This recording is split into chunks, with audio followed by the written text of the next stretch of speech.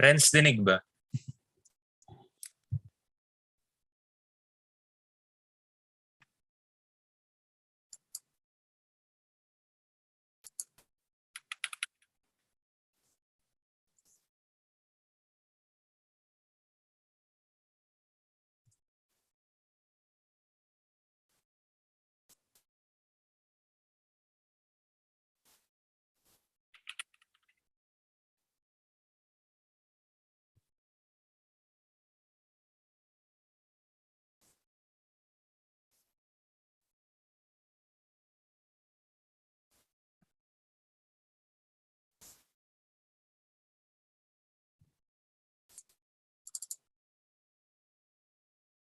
Dinig ako, Renz. Wait lang. Dinig ka po, kuya. Hi, sir. Ay, wait. Ko-host ko nga pala kayo.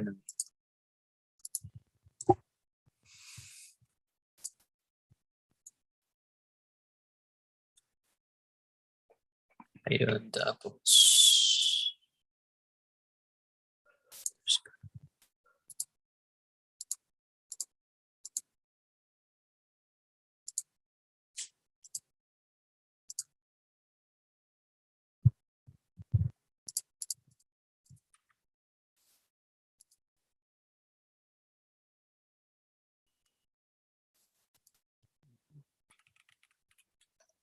So, via YouTube na tayo naka-live. Mm-mm. Okay. So, sa hindi makakapanood sa YouTube sila.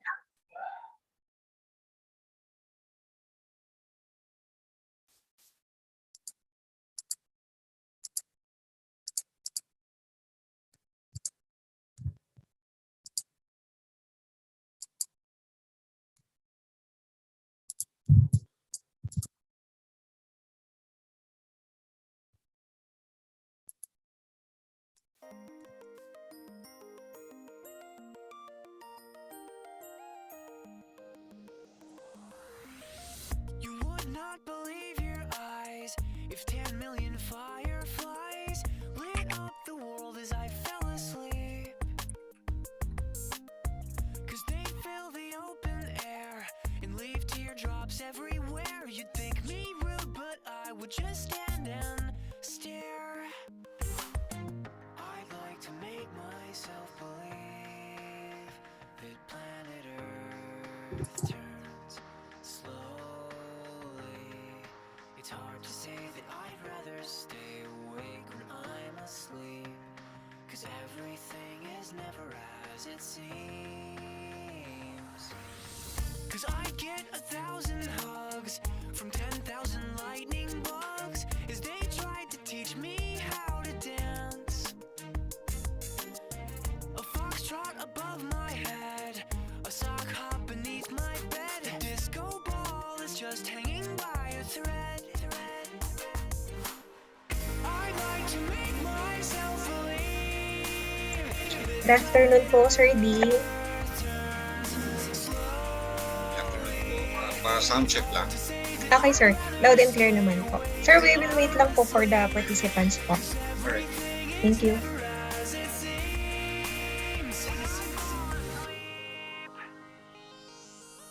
Leave my door open just a crack. Please take me away from here, 'cause I feel like such an insomniac.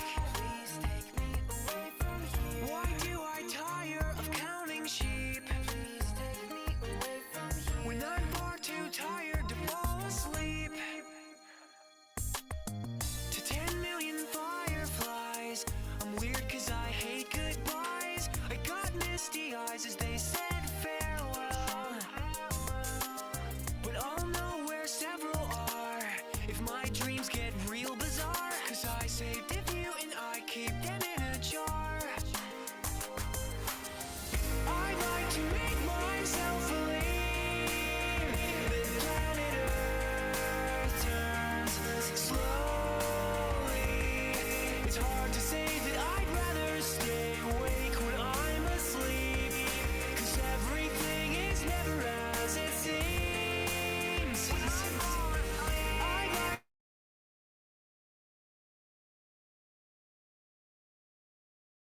The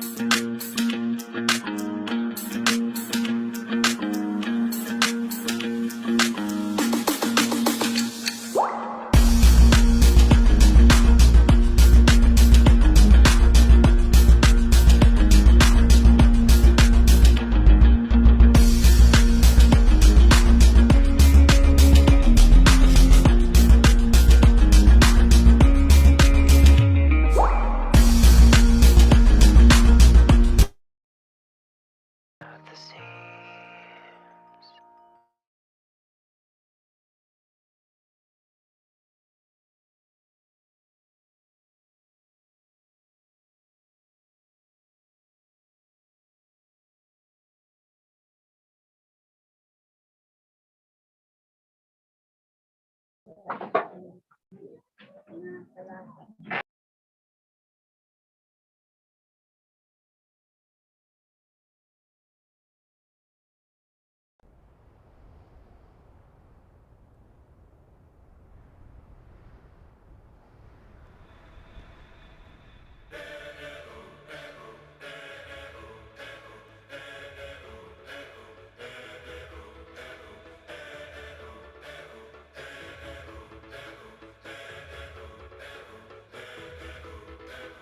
I was left to my own devices.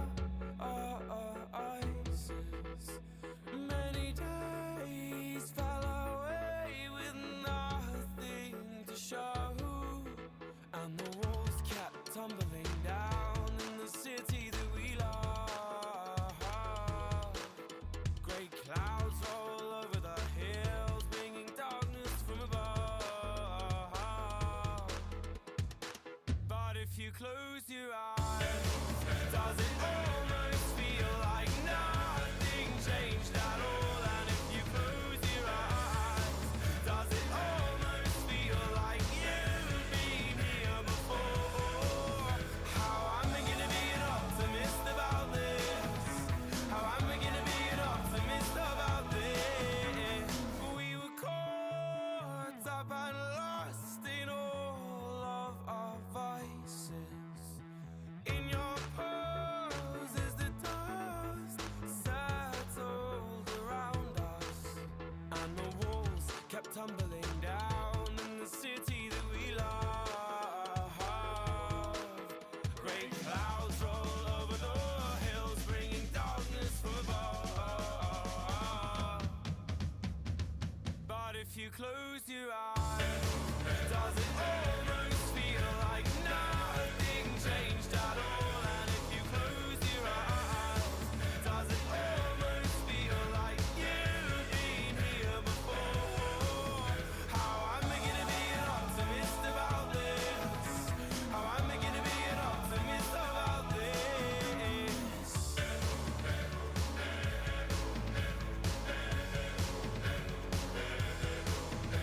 Oh, where do we begin? The rubble or our sins? Oh, where do we begin?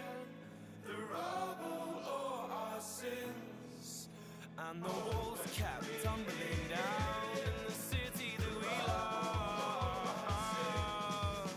Great clouds roll over the hills, bringing darkness from above. But if you close your eyes, does it almost feel like nothing changed at all? And if you close your eyes, does it almost feel like you've been here before? Oh, how am I gonna be an optimist about this? How am I gonna be an optimist about this? If you close your eyes, does it almost feel like nothing changed at all?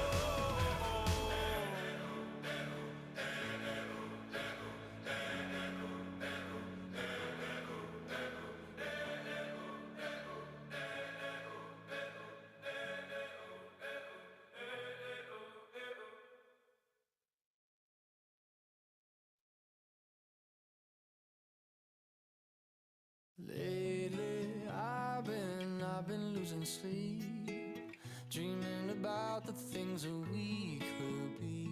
But baby, I praying hard.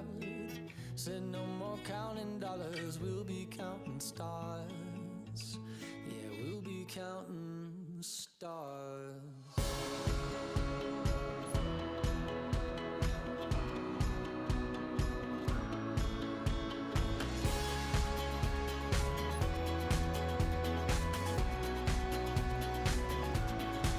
I see this life like a swinging vine, swing my heart across the line. In my face is flashing signs, seek it out and ye shall find. Old, but I'm not that old. Young, but I'm not that bold. And I don't think the world is sold. I'm just doing what we're told.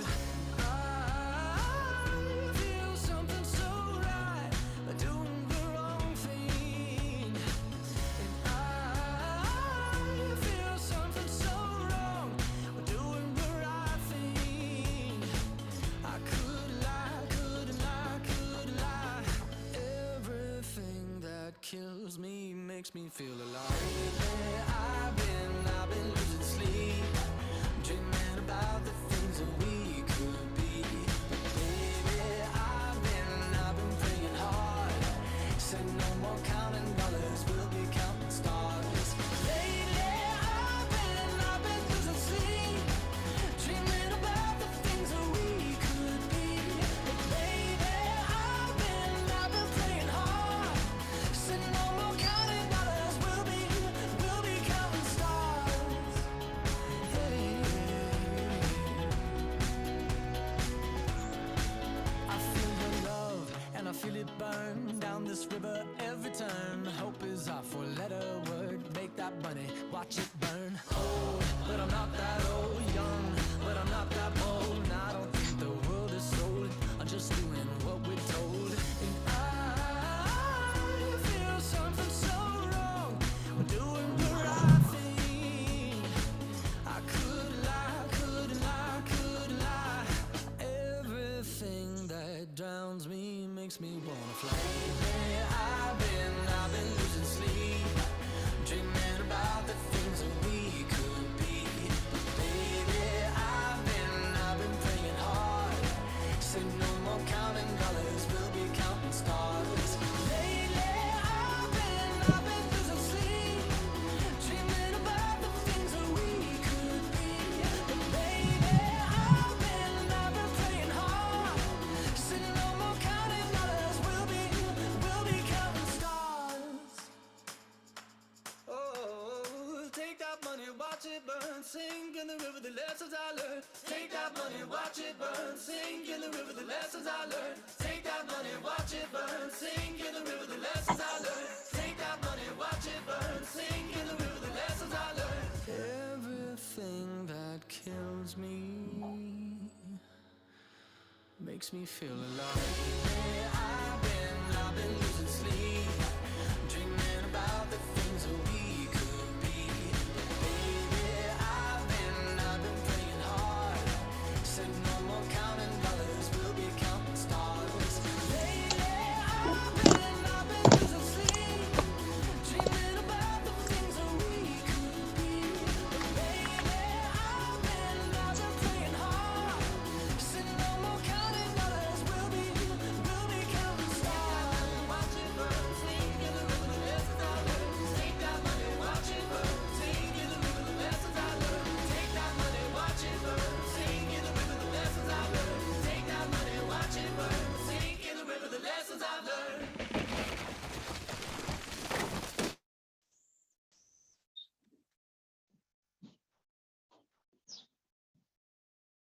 Okay po, good afternoon everyone. We will start po siguro in a few minutes. So I would like to acknowledge the presence po ng ating tatlong speakers, Sir Ding, Miss Elaine, and Sir Byron. Hello po, ma'am. Good afternoon po sa inyo po. Wait lang po natin, sir, ma'am, ang ibang participants po. Sige lang po. Thank you po. Maliligo muna ako.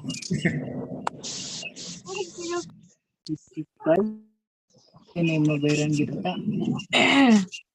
Otre, ato,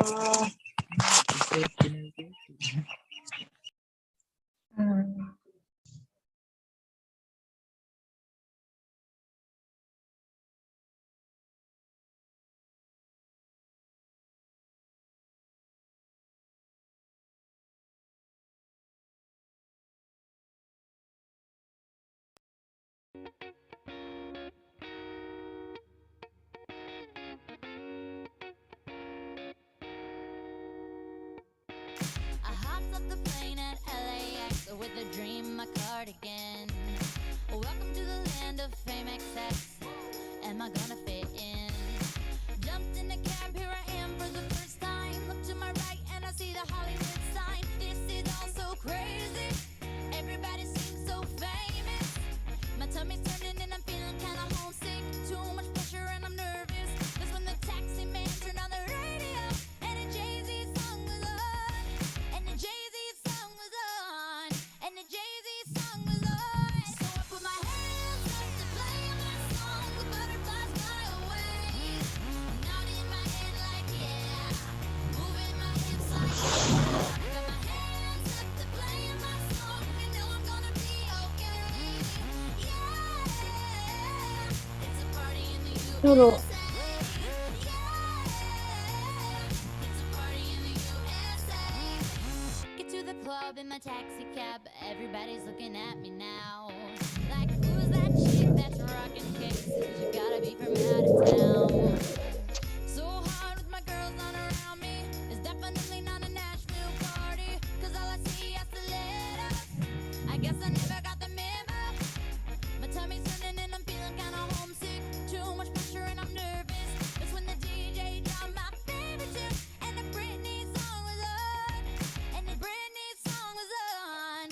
And the Britney song was on. So I put my hands up to play my song. The butterflies fly away. Nodding my head like yeah. Moving my hips like yeah. Got my hands up to play my song. You know I'm gonna be okay. Yeah. It's a party in the USA. Yeah. It's a party in the USA. Feel like I've been on a flight back to my hometown tonight. Something stops me every time. The DJ plays my song and I feel alright. So I put my hands up to play my song. The butterflies fly away. Nodding my head like yeah. Moving my hips like yeah. Got my hands up to play my song. You know I'm gonna be okay. Yeah. In the USA. Okay, we will start po at 2:10. Okay po, so we have 8 minutes to go. Thank you.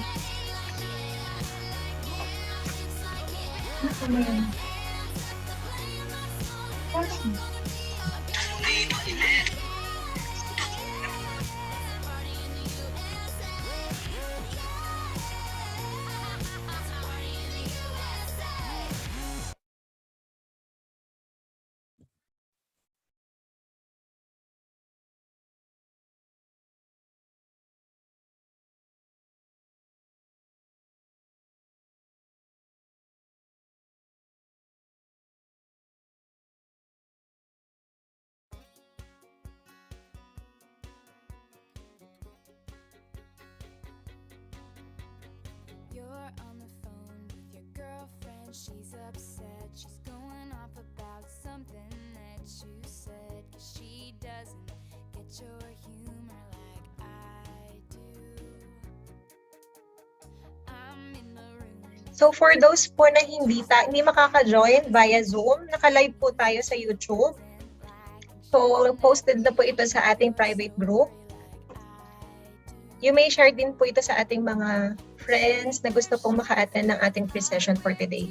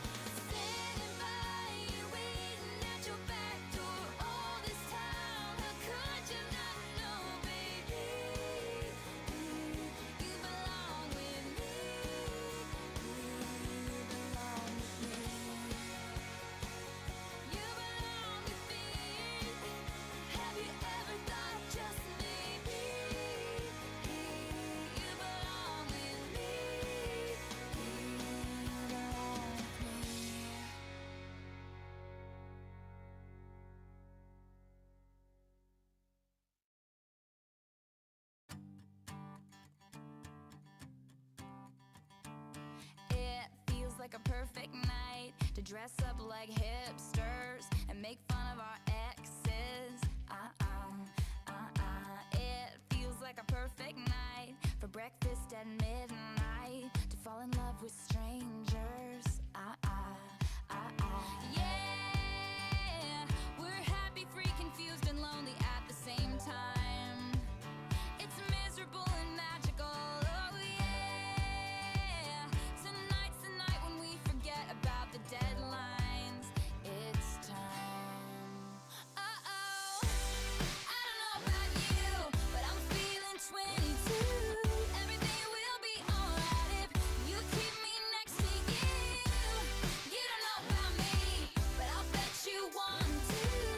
Everything will be alright if we just keep dancing like we're 22. 22.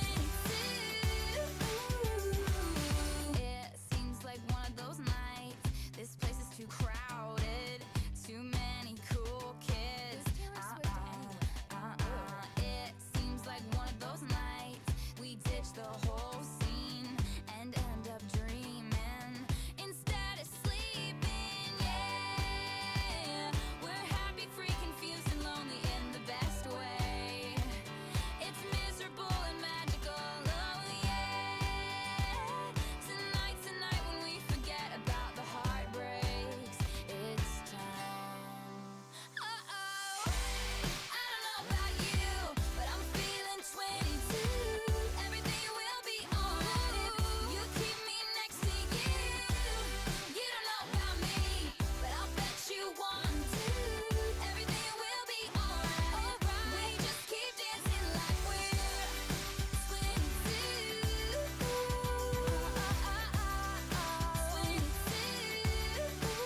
I don't know about you.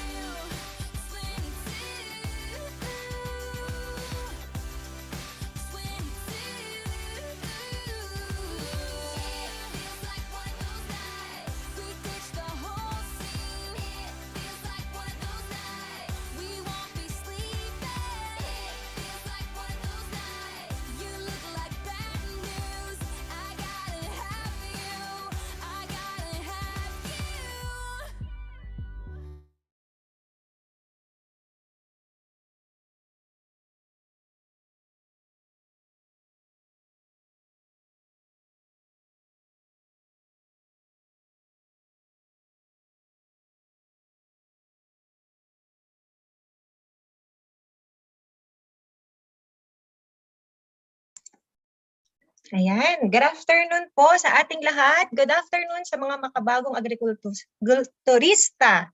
Ayan, kamusta po kayo? Rinig po ba ako? Ayan. Malinaw po ba? Ayan, thank you po. Okay, so nandito na po tayo sa ating 4th session ng free review para po sa ating mga future agriculturists. Okay, so again, maraming salamat po sa mga participants from different SUCs na nakijoin po sa ating mga session from first up to today. And then, gusto ko po i-congratulate ang ating top 10 at ang mga nagsagot po ng ating pre-test. So, sana po sa mga susunod po na pre-test na i-provide po ng ating organizer ay magsagot pa rin po tayo para ma-practice po tayo sa ating future exams. Ano po? Okay. So tayo po ay nagkaroon ng back-to-back na review. So yesterday, we had, unfortunately, nagkaroon na tayo ng isang session kahapon, isang review with Ma'am Jonna Mika Lagwa. So ang topics niya is genotype and environment interaction. Then, nagkaroon tayo ng online kamustahan. So, yung online kamustahan natin, malaking bagay siya kasi nagkaroon tayo ng chance para magkakilan-kilanlan. So, we have Team Luzon, Team Visayas, and Team Mindanao. So, doon ako naka-join sa Team Luzon. So, gusto kong, pwede bang mag-heart react nga po dito yung mga Team Luzon? Heart react naman po ang mga Team Luzon. Ayan. So check ko nga po kung nandito po Team Luzon. Next po, Team Visayas. Heart react naman po ang mga Team Visayas. Ayan. And next po sa Team Mindanao. Ayan. Thank you so much po. So kahapon po yung ating online tamustahan, malaking bagay kasi siya kasi nagkaroon tayo ng opportunity na makilala yung isa't isa. So isa lang naman yung goal natin, lahat ay makapasa. So sana at the end of the session, at the end of the free review session na ito, bukod sa nagkaroon tayo ng bagong mga kaibigan, ay syempre yung isa lang naman po yung goal natin ang makapasa. Bonus na lang na maging top tayo, pero ang mas mahalaga ay makapasa tayo. Di ba po? Ayan. Okay. So remind ko lang po ulit yung house rules natin. Habang may nagsasalita po, especially ang ating mga speakers, kindly turn our mic on mute. And then yung video din po para ma-avoid yung distractions. And kung may mga questions tayo, you can use our chat box para po ma-entertain natin ang questions later after the talk ng ating mga speakers. Okay.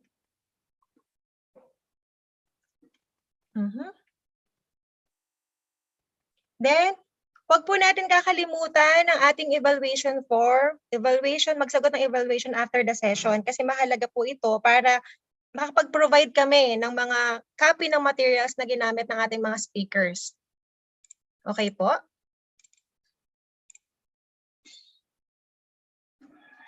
So today, we will be having 3 speakers and opportunity na rin po para mapakilala ang ating mga partner organization. So I will introduce myself din po pala. I'm Ms. Paula Ducusin, ang inyong moderator for today, together with Mr. Renz Kadukoy. So later po, he will introduce the partner organizations. Okay. So to start, let me introduce our first speaker.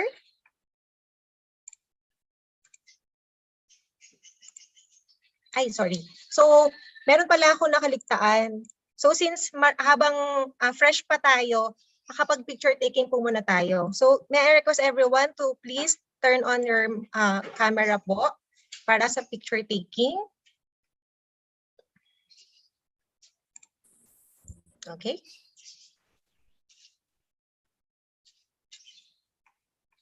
Sino pa po ang mga hindi naka-on ng camera? Ayan.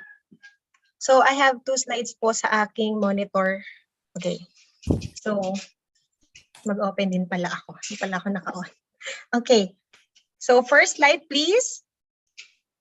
1, 2, 3, smile. Again, 1, 2, 3, smile. Next slide, please. 1, 2, 3. 1, 2, 3. Ayan. Thank you so much. Ayan. So, proceed na po tayo sa ating main program. Mapakilala ang ating first speaker. Okay.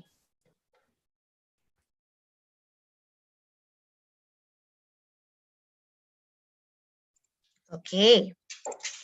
Our first speaker is a graduate of Bachelor of Arts in Pre-Divinity in Ateneo de Manila University. Then took his Master of Arts in Religious Studies in Loyola School of Theology in Ateneo. He has National Certificate 2 with a degree in Organic Agriculture Production and finished the Trainer's Methodology Level 1 and received Certificate of Competency in TESDA. Sorry, naglolo ko yung aking.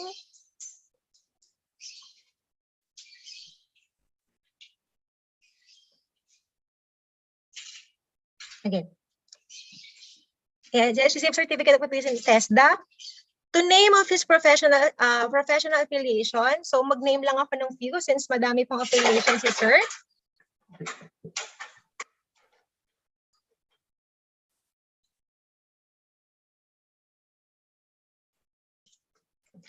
He is the president of the Calabarzon Organic Exchange, region-wide organic stakeholders, chairman ng Cavite Rural Organic Producers and Sellers, chairman ng Amadeo Organic Growers Association, trainer for Farm Business School of ATI Region 4A, consultant for organic agricultural entrepreneurship, and consultant or trainer for marketing and promotion ng DI4A.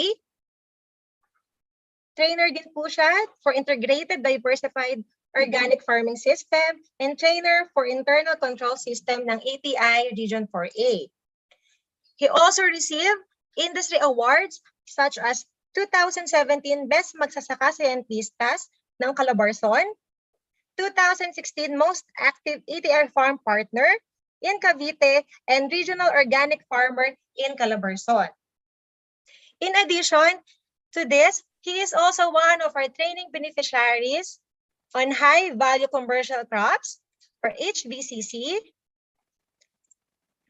held at Presbyterian Technological Seminar in Dasmariñas, Cavite, conducted by CVSU Extension Services and DA TechChed. Fast forward to now, he is a farmer, farm owner, manager, and chief operating officer and head trainer of Morningside Organic Farms in Barangay Pangil, Amadeo. So gusto ko pong bigyan natin ng warm virtual applause si Sir Roy Valente Polistico, fondly called Sir Ding and Tatay Ding sa kanyang mga students. Hello po, Sir Ding. Magandang hapon. Kumusta yung audio ko? Yes, sir. Loud and clear naman po. So, good afternoon po sa lahat. Can I proceed? Yes, sir. Sir, you will share your screen po. Ano po? Okay. Thank you, sir. Unahan ko lang kayo ha, maka-sumolve expectations. Hindi po ako agriculturist. I'm a farmer. So, hindi po ito yung linya ng trabaho ko dati. But when we came back to the Philippines, ito po yung pinili namin gawin. So, ever since naman, hindi ako, nag-aral ako kung paano gawin ito kasi ang kabuhayan namin. So, we've been sharing this from the very beginning. At I'm very glad na to be with you today. Kasi as always, I've always been saying this na ang buhay ng Pilipinas nakaangkla sa agrikultura, no? So that being said, I'm going to be talking today about organic agriculture. Medyo malawak masyado yung topic when we talk about organic agriculture. So for the 50 minutes na binigay sa akin today, I hope I ask for your patience and your understanding kasi medyo technical yung pag-uusapan natin pagdating sa organic. I'm pretty sure tawag dito, medyo nga ang ating pag-uusapan ngayon kasi we will have to go back to the standards. We will define what organic is all about. Nakikita na ba yung screen ko? Yes po, sir. Pa-slide view na lang po, sir. Thank you. Okay. So, I'll start with the simula dito. Nakalagay dito sa simula. The isang problem kasi sa organic is wala masyado kaming consumers. Palagi namin sinasabi, sa organic kasi laging may production, wala masyado ang consumer. So, consumer education talaga ang kulang. So, I've been saying this, that organic is good for nature, but it's also great for you. Define ko lang yung scope natin ngayong hapon. Hindi natin pag-uusapan yung kung ano si organic talaga, no? I'm not going to convince you to go into organic at this point. Hindi natin pag-uusapan na ligtas, that it's safe food we're producing, that it's masarap, no? Para sa akin talaga, bias man ako, hindi. Iba talaga yung lasa pag organic kasi marami siyang makukuha sa lupa, hindi lang siya NPK, no? Masustansya. There are already studies that I've always been using na ang organic talaga napakalaming mineral na makukuha and vitamins and minerals. At nagtatagal because it gets a lot of elements from the soil. Nagtatagal talaga. Matagal ang storage life niya. At obviously, makakalikasan ng organic. Pero hindi natin pag-uusapan. Hindi rin natin pag-uusapan na ang organic ay ligtas. No? The food you eat, it can be either the safest and most powerful form of medicine or the slowest form of poison. Hindi natin pag-uusapan ngayon yan. I'm not trying to convince you to go into organic. So, pati ito, ano naman ang lason ng pag-uusapan natin. Hindi natin pag-uusapan yan ngayon. No? I'm just showing you na these are some of the promotional materials na ginamit namin to actually educate our consumers or people, yung bayan natin kung ano talaga si organic. No? So, halimbawa, itong butas sa dahon, patunay na walang lasa. Kasi ang hirap pag nagbenta ka ng organic tapos may tama na ganyan, hindi nabebenta. Pero they don't really know na punong-puno, hitik yan sa sustansya. So balik tayo sa sinabi ni Hippocrates, the father of Western medicine, let your food be your medicine be your food. So kami, we're at the phase right now na patunayan. Kaya nang sinabi ko sa inyo, hindi ako agriculturist. So I'm a living proof, basically, na organic system of farming is viable. I've been doing this for more than almost 14 years na nag-organic kami. And nung una, we were actually challenged kasi sinasabi sa amin, pag organic daw, pang leafy lang kami. Yung hindi namin kaya yung mga vegetables, hindi namin kaya yung mga fruit trees. And we've been doing this from the very beginning, just to prove to ourselves. Sa amin muna na kaya yung organic. So we've been getting naman the yields. No? I've been in this business for so long, hindi naman siguro ako magtatagal dito kung hindi namin ito pinagkakitaan, hindi kami nabubuhay dito. Okay, so let me start with this. We are the only country in the world, tayo lang, ang Pilipinas lang ang may batas ng organic law. No? Anong batas pinag-uusapan natin? It's Republic Act 108. Anong nakalagay dito? This has been amended now. Pero tingnan lang natin yung declaration policy. It is hereby declared the policy of the state, pulisiya ng ating gobyerno, ng ating pamahalaan, ng ating bansa, na the policy of the state to promote, to propagate, develop further, and implement the practice of organic agriculture in the Philippines. In other words, batas yan. Pero, sadly, token lang ang acceptance ng organic. Diba? Kahit man lang sa schools ninyo, hindi man lang subject sa organic, kasama lang siya sa agricultural systems. Pero batas ito, nagsasaad na dapat organic ang nauuna. No?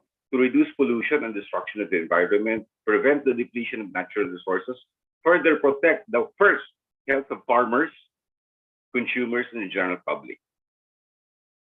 So batas. Na-amend na rin itong batas nito ngayon. No? It's an act. Meron ng Republic Act 11511 na naisabatas last year na na-amend ito. So naghihintay lang kami basically ngayon ng implementing rules and regulations ng batas. Pero malinaw sa batas na to, nire-recognize dito yung contributions ng small farmers dito, especially in terms of certification, kung ano talaga si organic, and then nagkaroon na ng PGS.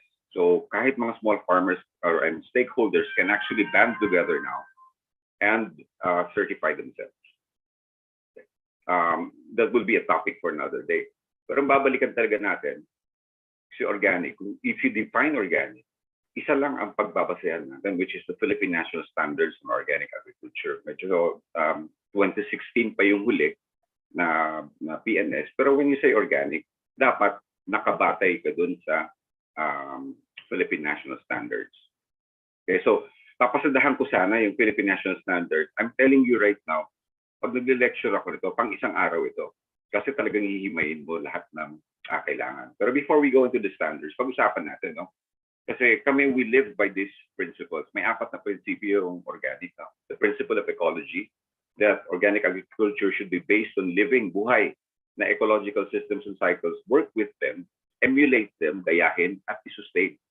So hindi lang ito environmentalist na pinag-uusapan. Tumitingin tayo, nag-o-observe tayo kung paano napapatubo ng nature, paano na-sustain ng nature. So basic na sinasabi ko, paano ba talaga magpataba ng lupa si nature? Naglalagay ba talaga tayo ng chemicals doon? So lagi namin sinasabi, mag-observe ka, tumingin ka. Paano mag-alaga ng mga hayop? No? You have to respect the part kung ano yung kanilang natural needs. No? Hindi lang basta for mass production and security tayo. You have to respect these are living, sentient, nakakasama ng mga beings. So how do we actually treat them kung natural ang pag-uusapan natin? Okay. Second principle is the principle of health. Marami nag-organic ngayon, naghahanap ng organic. Okay, I get it. No? Punong-puno ng sustansya yan. Pero look, it says organic agriculture should sustain and enhance the health of the first. Soil na pinag-uusapan. No? Soil, the plant, the animal, humans, and the planet. Ibig sabihin, we are all linked. Itong pinagsasabi natin na health. So in other words, what you're eating right now would depend on the health soil that it's coming from, on the animals that eat whatever the product of the soil is. So, pinag-uusapan ito. So, ibig sabihin, hindi pwede na health mo lang pinag-uusapan. Nanggagaling dapat yan sa soil, sa plant, and the whole plant. The next principle, I think, for me, is very significant. No, it's the principle of fairness. It should build relationships that ensure fairness. Part to the common, pare-pareho tayo. Isa lang environment natin ang mga oportunidad natin. So, this is a principle of fairness. Kung titingnan ninyo, para sa akin, mahalaga ito. Kasi nakita ko na yung part na bakit yung farmer ang palaging hindi pagdating sa negosyo. Bakit ang farmer lagi hindi kumikita? So, lagi lang pinag-usapan natin dito sa amin, ang guyabano, 20 lang pag kinuha sa farm gate. Pero pag binenta ng bayan, nasa 50 na, 75 na. Pag dumating na Manila, 200 na per kilo. So, sino talaga? In terms of fairness, no? Is it fair?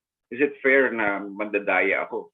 Lalasunin ko yung gulay ko, palalakihin ko na maganda, lalasunin ko, and then I claim it to be natural and organic. Is it fair for those who will consume it? Is it fair, for example, na yung baboy ko, maganda-ganda yung bahay, maganda yung pagkakaalaga sa kanila, pero yung sweldo ng mga tao ko ay minimum lang. So, palagi namin ina-apply yung fairness na part. If you don't do this, kasi we do this for the right reasons, kung ano si organic. And let me remind you, kasi mahirap kasi pag sinabi ng organic, lagi nilang sinasabi, mahina yan, mabagal yan. I've been doing this for so long, and we've been producing it. So, my proof of concept, nakikita namin. No? So, when you have organic, ang last principle na pag-usapan natin is the principle of care. So when you say principle of care, it should be managed and with a precautionary. It should be managed in a precautionary and responsible care to protect the health and well-being of current and future generations and the environment.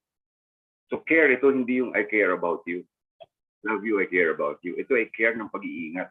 So lagi yan pag organic, nag-iingat tayo. No, hindi lang para protektahan yung health mo ngayon, pati yung future generations. Kaya pag sinabing organic, hindi pwede ang GMO. Malinaw yan sa Philippine National Standards kasi bago lang siya. Hindi natin alam kung mag-e-epekto natin. Dito. So we would rather err on the side of caution. Dapat magkamali tayo ngayon. Kung masabihin nila, pero nag-ingat tayo. The same thing with tawag dito, yung lupa, no? Sisirain natin talaga siya para lang makapag-produce tayo. So yung ba talaga gusto natin mangyari? We have to be careful kung ano ating nilalagay. Okay? So punta na ako sa organic. Ano ba talaga yung concept kung sinabi niya organic? Para sa amin, it's grown with nature. So kung titingnan mo siya, you observe nature, tingnan mo kung paano siya gumagalaw. So ano pa? So organic, walang pesticidyo. I don't feed plant. Walang poison. I call it lason. No? Kasi pinapatay mo para sa amin. No? So, tama ba talaga na we grow our crops this way? Tama ba talaga na ganyan ang itsura? So, I'm not trying to convince you, pero I'm telling you, organic, ito yun. Walang pesticidyo, walang synthetic na gagamitin ka. At sa organic, nabanggit ko na, no to GMOs. And then, ito ang hindi masyadong na-emphasize. We would like this to be the talking point. Kasi pag organic talaga, pag maganda yung lupa mo, kasi inorganic, ang lupa ang dinedevelop mo. Pinapaganda mo, you sustain it, you ameliorate, you actually enhance the soil. So kung maganda yung lupa, mas maraming elements na makukuha dun sa lupa ang inyong mga tinatanim. So it's really packed with nutrition. So I don't know if you've heard of, let's say, nagsasabi nila, let your food be your medicine. We're living proof to that sana. Because I believe that our bodies can actually heal itself. Marami na po akong mga kliyente, mga kilala, mga customer, na kinukonsumo lang nila organic. And then they've healed their bodies out of the chronic diseases na meron. Because punong-puno ng nutrition. Okay? So let me start the introduction there. Punta na ako sa Philippine National Standards. So I'm sorry, but we will have to be very technical about this. And I'm telling you, medyo hindi biro na pag-usapan siya in just 50 minutes or less. So, minimum requirement. Babalik tayo sa Philippine National Standards. Ano sinasabi ng minimum requirement? Simple lang to. These are actually texts from the standards na nalagay ko, pero I'll just explain. So, So, madali lang to. So, dapat daw, pag ikaw mag-certify na organic, dapat nakabatay ka sa standards. No? At yung standards ito, nagsasabi, there's a law that says, yung IRR ng batas natin, nagsasabi na to be certified organic, kailangan organic ka, kailangan mapa-certify ka. So magkalinawan tayo doon. Dapat napapa-inspection. Marami kasi nag-claim yun na organic, which is good, which is fine para sa akin. Pero to actually claim and label your product as organic, kailangan na inspect ka, kailangan na certify ka. Okay, so yun yung medyo mahirap talaga pagdating sa pag-organic. Kasi kami pa ngayon ang kailangan pang magpatunay na kami ay totoong organic. So, ang point lang ng deck ng slide nito ay basically, kailangan ma-inspect ka. Doon nagsisimula ang mga requirements nyo para tawagin na ang produkto ninyo ay organic. Let me be very clear. Pagdating sa organic, ang sin-certify ay yung produkto ninyo, hindi yung farm ninyo. The farm lang, inspection ninyo yung proseso, paano kayo nagawa ng produkto, pero yung products ninyo. It was a discussion kahapon when I had my online class. Pinag-usapan namin yan kasi somebody can claim, let's say, Ding's organic farm, pero hindi naman pala organic lahat yun.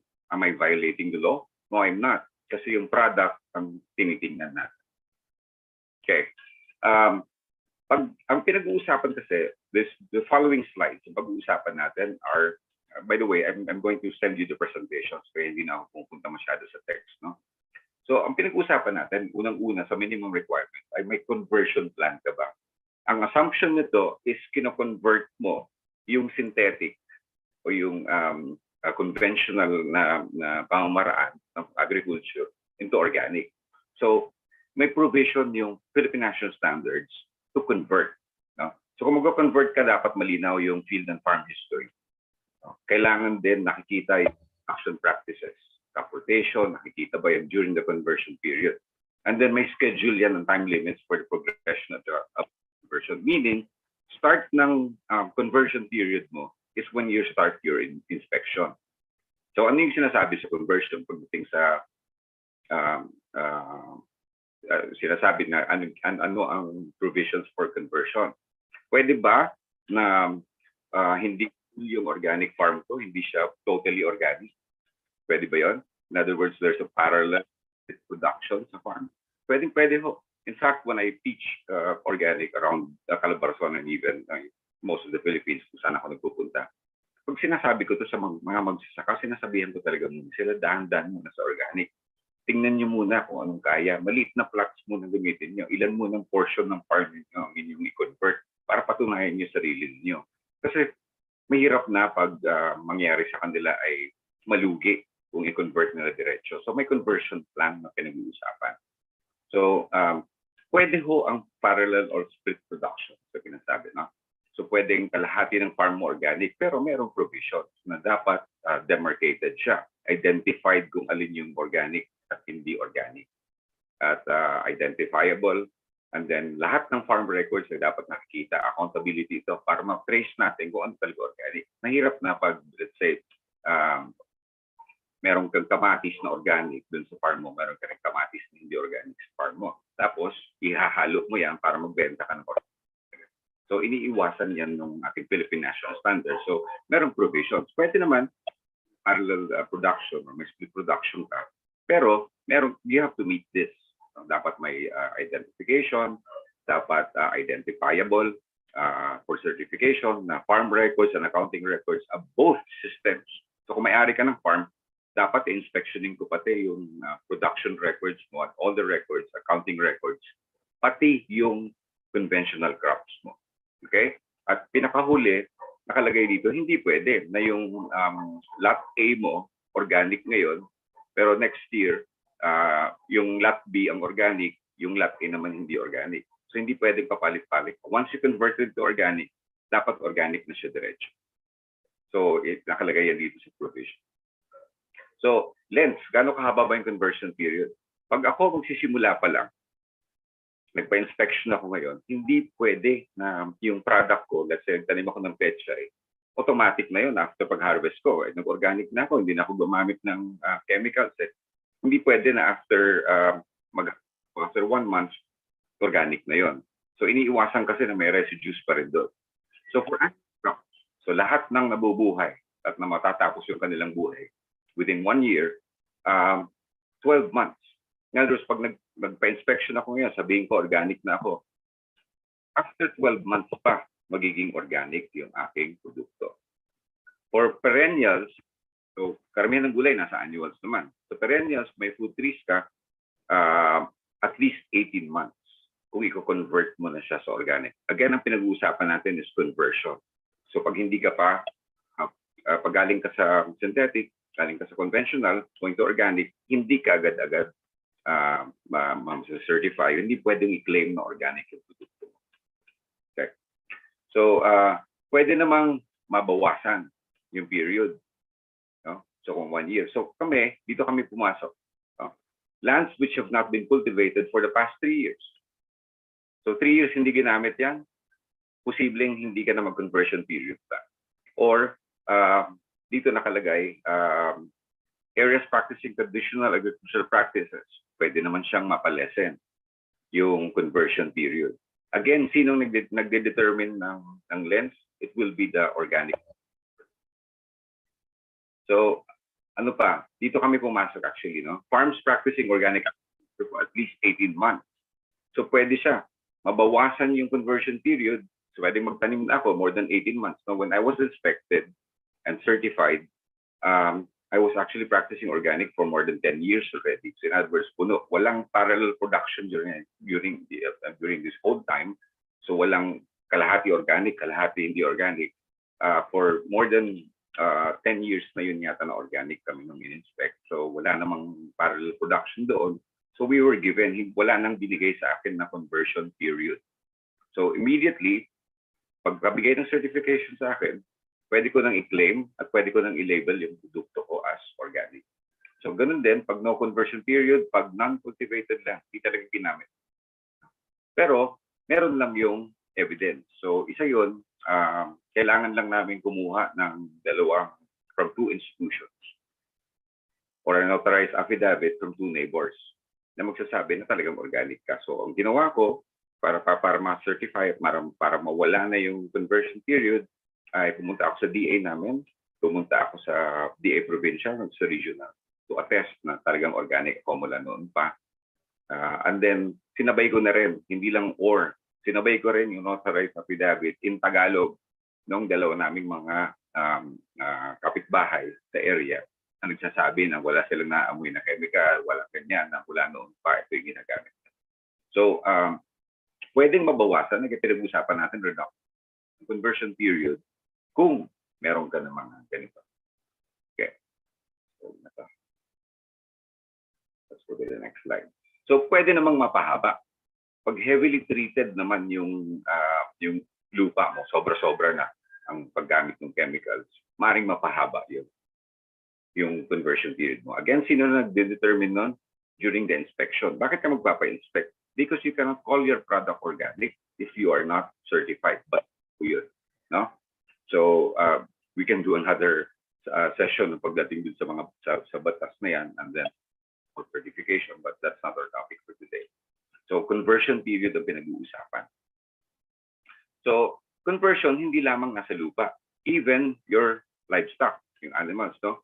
So basahin lang natin, for example, if it's milk products, pwede pala na kumuha ka ng baka ngayon. Pero yung baka na nagda-lactate na, naggagatas na kinuha mo galing sa hindi naman pure organic yung sistema, basically nagpapakain pa rin ng concentrate at kung ano pang o kaya na antibiotics pa rin sila pag nagkakasakit, pero binili mo, organic ka. So kung organic ka, hindi pwede ka agad-agad na pag dinala yung baka sa farm mo, organic na kaagad yung gatas nun. So nakalagay dito, may provision, pag milk products yan, coming from baka and kalabaw, it has to be 90 days after organic rearing. Ibig sabihin, dumating sa farm mo, pinakain mo na siya ng pure organic na siya, you meet the provisions on yung pasture, then after 90 days lang, pwede mong tawagin na organic na yung gatas nun. So ganun din meron siya dito, kung karne naman ng baka, at least 360 days. Again, pinag-uusapan natin conversion, no? Hindi natin pag-uusapan dito, paano kung day 1 pa lang yung baka ko organic na? So wala tayong conversion na gagawin. So kung yung tawag dito, yung baboy ko day 1 pa lang organic na, o yung manok ko day 1 pa lang organic na, o kaya na-meet ko yung minimum ng standards, then hindi ko na kailangan siyang i-convert. So tingnan lang natin. So pag itlog ng manok, for example, a layer should be organically reared 42 days before laying. Ibig sabihin, pag bumili din ako ng layers, ready to lay, 6 months old or 5 months old na manok, at gusto ko product ay itlog, so dinala ko sa farm, hindi pwedeng kaagad-agad yung kanyang itlog ay organic. So kakainin ko yan, wala ang problema no? But I will not be selling it. Kung tapat ako dun sa principle of fairness, kung tapat ako dun sa principle of ecology, na kung ano yung paninindigan ko, hindi ko ibebenta yun as organic. Pwede ko pa rin naman ibenta, walang kaso, pero hindi ko siya i-claim na organic yun until I get the 42 days. Yung sinasabi na conversion period. O yung baboy, 120 days. Conversion period. So let me just proceed to the next one naman. So yun ang minimum requirements to my conversion period. Again, kung hindi ka naman dumaan, hindi ka naman, kumbaga may provisions naman to lessen, or kung day 1 pa lang, organic ka na, then you don't have a problem pagdating din sa conversion period. So like I said, kung yung hayop mo ay day 1 pa lang organic, then you don't have to convert. Pero may provision na kung kukuha ka galing sa labas ng hayop and then you breed it organically, hindi ka agad-agad. Or yung lupa na nabili mo para mag-organic ka, ay ginamit dati sa chemical, i-convert mo muna yun before you can claim it. Claim ha, hindi biro ang claim. Kasi batas ito, there's a law, pati sanctions may kasama ito. May penalties, may imprisonment na nakalagay if you actually label or claim your products to be organic. Kaya medyo mahirap din pagdating sa amin kung ano talaga si organic.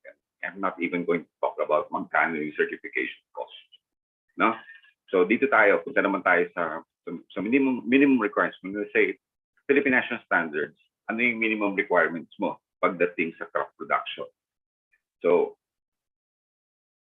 kailangan pagdating sa choice of crops and varieties, seeds and planting materials shall be of high quality. Hindi pwede yung basta-basta na lang. And certified organic. Pero kung may nakalagay, comma, when available.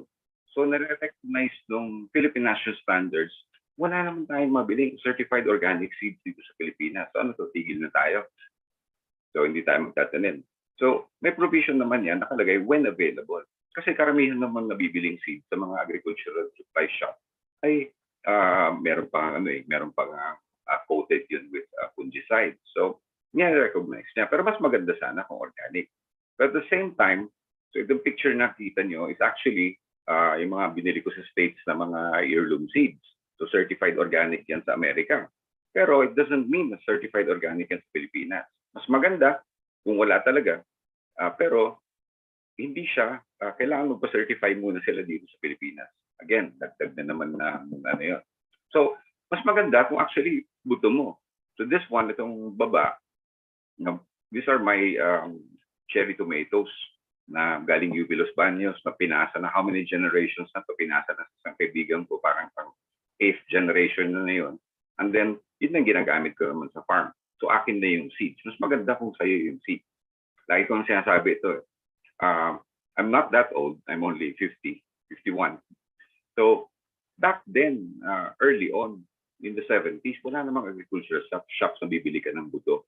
Kasi seed saving lang talaga ang meron nun, or exchange ng seeds nangyayari.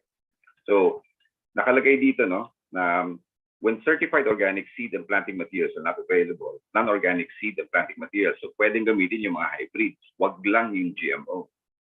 Kasi nga, medyo mainit si organic pagdating sa GMO. So, pwede naman yung hybrid seeds. Basta daw hindi treated. Ang problema, saan kahanap ng hindi treated na seeds na bibili? Karamihan ay treated naman. So, sa inspection, inaalaw na rin nila, although wala sa standards, na kahit man lang mababad man lang yung seeds mo para man lang matanggal yung mga fungicides na meron doon. So, dito na may provision sa natural-based fungicides. Pwede naman yun. So kami sa organic, normally, hindi lang yun. Ginagamitan namin yung microbes, yung babad, para at least mabawasan man lang yung chemicals dun pa lang sa seeds. Okay. By the way, I keep telling people this. Ang hirap kasi pag sinabing organic kasi natural lang, gawa-gawa ka lang. I really defer to you, kayo na mga nag-aral.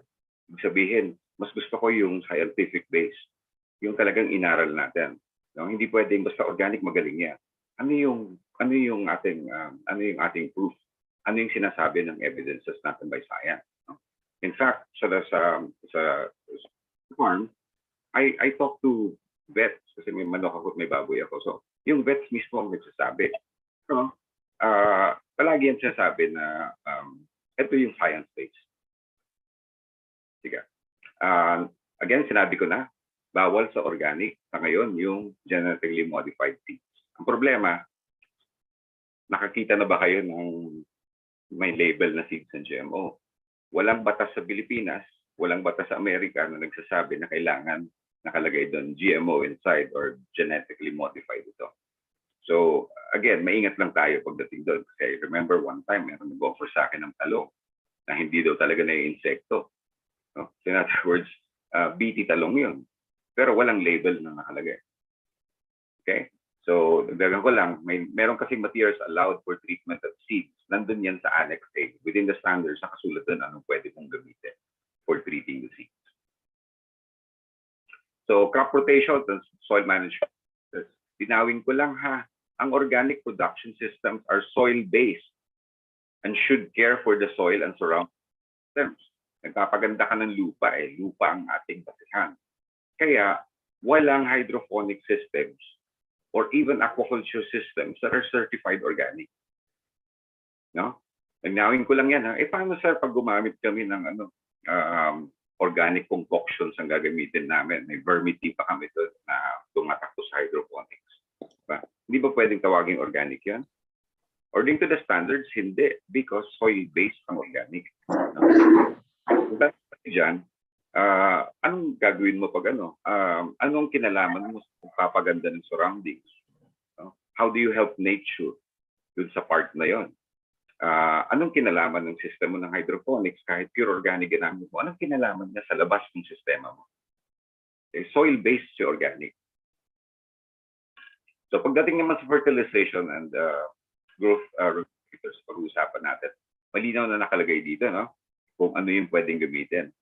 So, maaring green manuring yan, gamitin, or incorporation of organic material into the soil. So, palagi naman natin sinasabi, you who did your soil science, na ang talagang crucial for soil fertility is actually organic matter. So, palaging incorporating organic material into the soil. So, pwede kang gumamit naman ng byproducts of animal production such as farmyard manure or farms na in accordance naman with the standards. So kami sa farm, hindi lang kami basta naglalagay ng concoctions. No? Lahat, wala kami sinusunog. Bawal magsunog sa mga farms. Alam niyo naman yun pagdating sa organic. Or bawal talaga because we have the Clean Air Act. Kahit nga sa backyard mo, hindi pwede magsunog. Para sa amin kasi sayang sinusunog mo pa. Pwede naman sana ma-convert mo na pampataba ng lupa. So, isa yun. And then, dito, sa isang organic farm, hanapan ka talaga ng legumes or green manures. So, kung dapat, within your production system, dapat sa ikot, dapat nakikita yung pagtatanim mo ng legumes para mapanumbalik yung ganda ng lupa. So, maraming pwedeng gamitin. Ang malinaw lang, hindi pwede yung synthetic. And then you would always, pagdating sa practices, you would always look for runoff diversions para ma-prevent yung contamination. Paulit-ulit to si organic, mamaya papapasadahan natin yan pagdating. So, lagi yung contamination, iiwasan mo. So, even the contamination that can come from raw or undecomposed manure. So, bawal po sa organic yung raw manure. Mayroon kasi mag-claim na pag nilagyan mo na ng manure yan at wala ka nang ginamit na synthetic fertilizers organic na yan. Malinaw po nakalagay dito, it has to be processed. Bawal po ang undecomposed or raw manure ang gamitin. So ito ay isang sistema namin sa farm na para mapabilis yung processing niya, microbes ang ginagamit namin. Pero we actually tawag dito, we actually bury it in the ground. Kasi mas maraming beneficial microbes na tutulong doon sa decomposition. Because before, meron kami dating lalagyan talaga ng semento, pa isang taon na kahit anong lagay mo ng microbes, matagal. Pero we bury it to the ground. After 1 month, wala na siyang amoy. And then soil-like na yung kanyang texture. So, isang sistema lang. Marami pa yung paraan sa paggagawa. Pero sa farm, pag meron kami ginagamit na manures galing sa aming manok, baboy, ay amin yung binabaon at we use a lot of good microbes para mapabilis yung decomposition. At yun ang gagamitin namin. Either we feed it to our vermicast, ANCs para may vermicast kami, or we apply it direct to soil. Pero hindi pwede na raw. And ako mismo, by experience, ako mismo nagdala ng sakit when I started out. Wala akong kaalam-alam, no? Kayo, mas mabuti nga kayo, pinaral nito. Ako mismo nagdala ng bacterial wilt sa farm. Yung kumuha ako ng napakaraming truck ng manure at yun ang trinaktora namin sa loob ng farm after siyang patuyuin ng 1 month. Sabi kasi nila, pwede na after 1 month. No?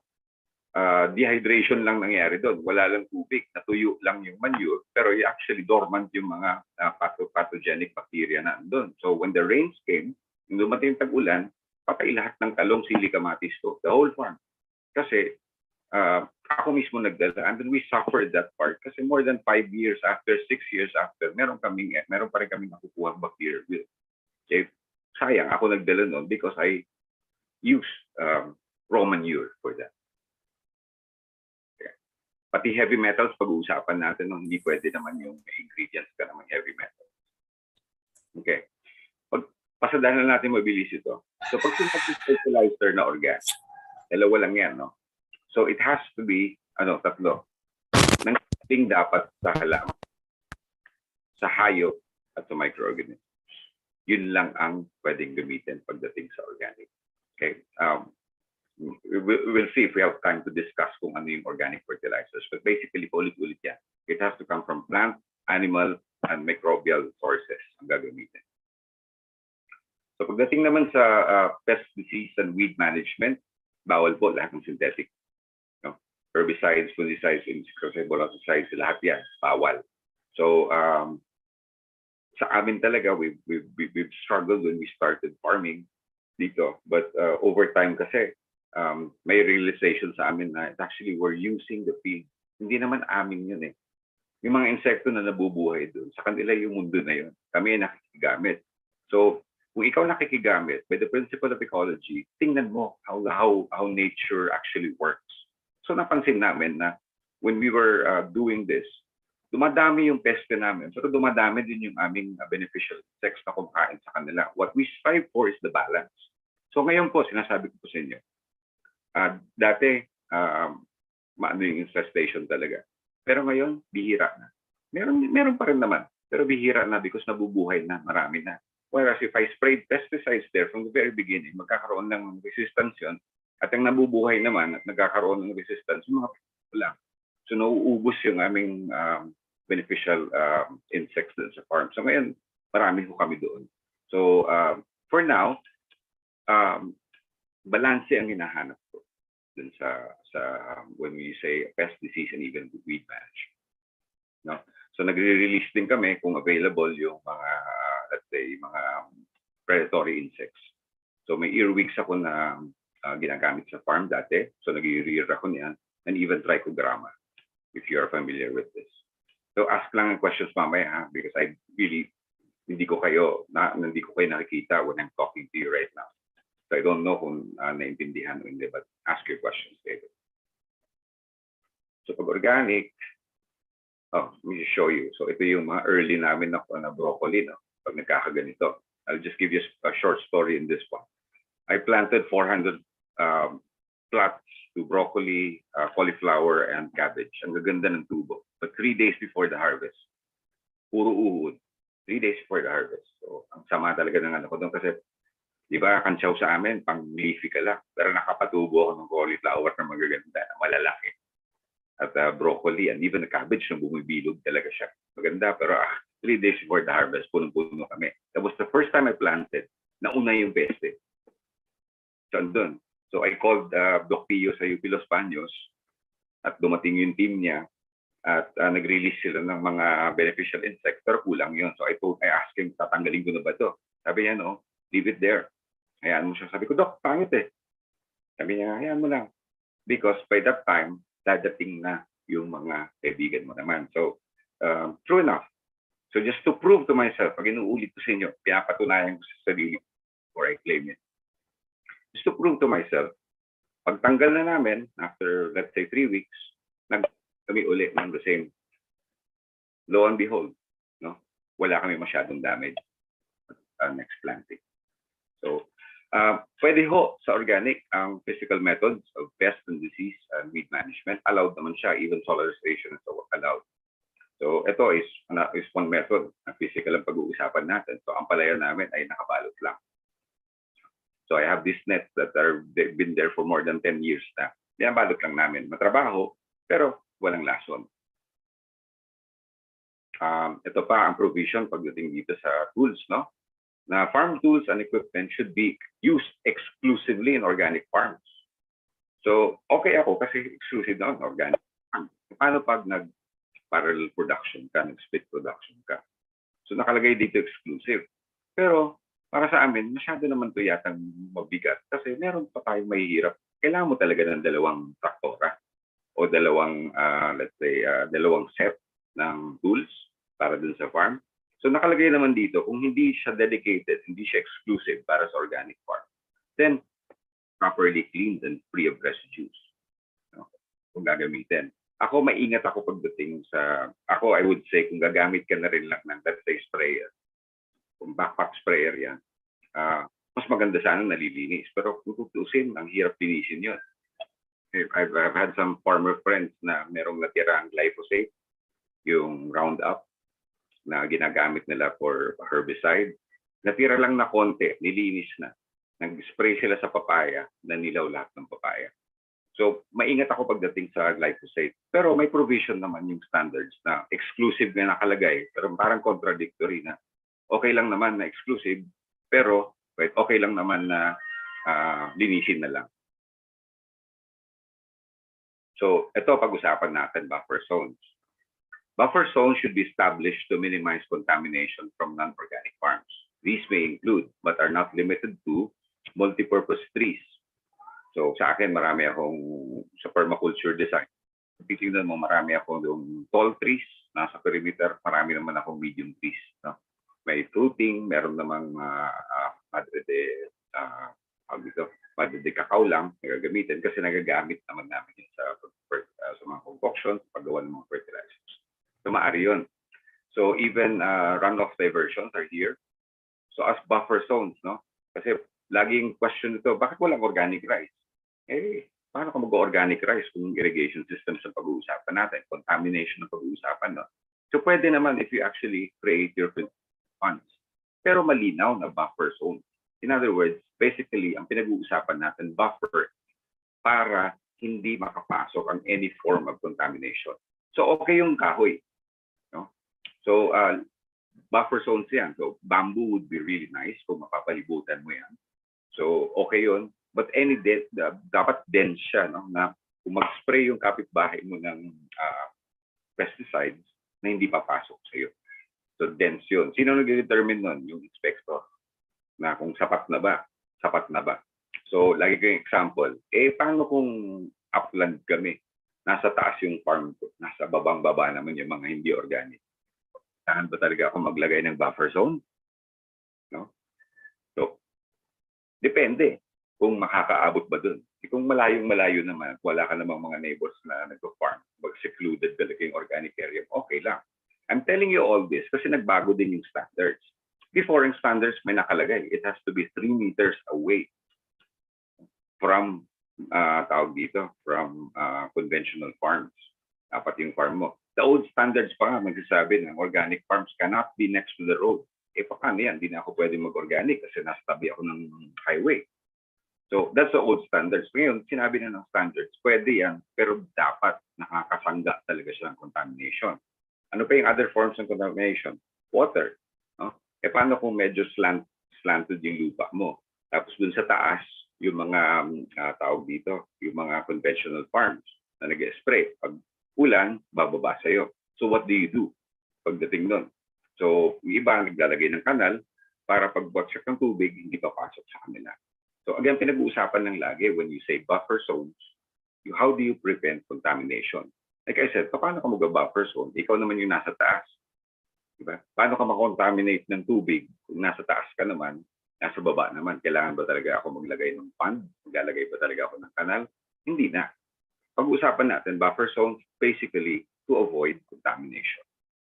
So, ngayon, meron din gumagamit na buffer zone. Eh, sir, sayang naman. Yung iba buffer zone namin, puno lang. Pwede bang, let's say, sitaw? Doon namin tatanim mga sitaw namin para dense naman siya, mataas naman siya, para hindi makapasok. Okay yun. Or fruit trees, pwede yun. Pero may provision dito na products from buffer zones must not be sold as organic. Okay? Benta nyo pa rin. Pero huwag nyo i-claim, huwag nyo i-label as organic. Kasi pansangga mo na siya. Okay. Organic, highly encourage yung biodiversified cropping system. So these are photos from the farm na nag-iiba-iba kami. So before kasi, una naming concept, yung market kasi namin, lettuce.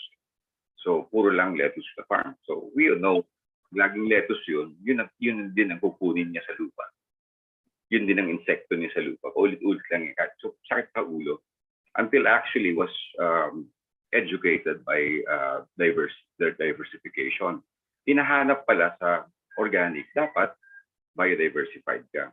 So even tong kamatis namin, yung ilalim yan ay merong bok choy, for example, or may lettuce yan while it's growing, na may herb yan na nasa gitna, merong basil yung kamatis, for example, that will enhance the taste of the kamatis na magagamit din namin as herb. Ang dulo nito merong tanglad or merong amarillo, whatever can repel pests naman. Kasi ang idea is, kung maraming naaamoy doon, naghahalo-halo, you can hide the smell of your main crops against the insects that will come. So the biodiversity, and we can talk biodiversity all day. Yung sinasabi ng standards, dapat biodiversified siya. Ito yung bago. Nung una nakalagay kung ilang percent yung dapat biodiversified yung farm. Pero sa ngayon, nakalagay lang encourage ang biodiversified system. Kung organic farmer ka naman talaga, alam mo na, ang hirap kung monocropping lang. No?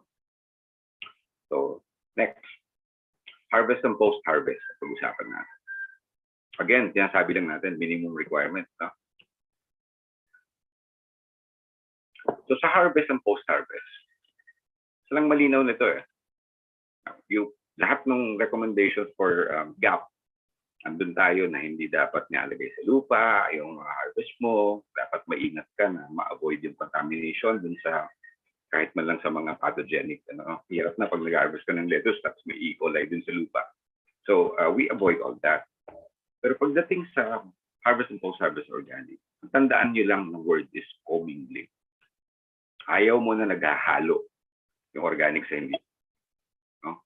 Sa amin na pure organic farms talaga, yung system namin, wala kang problema doon. Pero may provision kasi na pwede naman ng parallel production, pwede naman split production, pero dapat malinaw, identifiable yung alin yung organic na harvest, alin yung hindi. So dapat kung may isang lugar ka lang, paano maliit akong farmer, isa lang yung post-harvest facility ko, isang maliit lang na kubo. Kailangan ba talaga magpagawa pa ako ng isa pa? Hindi naman. Malinaw lang doon, dapat ihiwalay mo kung saan mo siya pre-process at saan mo siya in-store. Dapat hiwalay yung organic and then labeled kung alin yung organic para hindi ka malito. Baka isang araw na to, nasa kanan yung organic, nasa kaliwang hindi organic, tapos kinabukasan malito ka na. So dapat identifiable, alin din yung organic na in-harvest. Hindi. No? So pag sinabing harvest and post-harvest, yung iiwasan mo. Even the tools used. Sana. Tingnan natin. So organic produce shall neither be mixed nor switched with non-organic produce. Hunters and processors shall not commingle. Ito yung sinasabi ng commingling. Organic products with non-organic products. So iwasan mo na yun.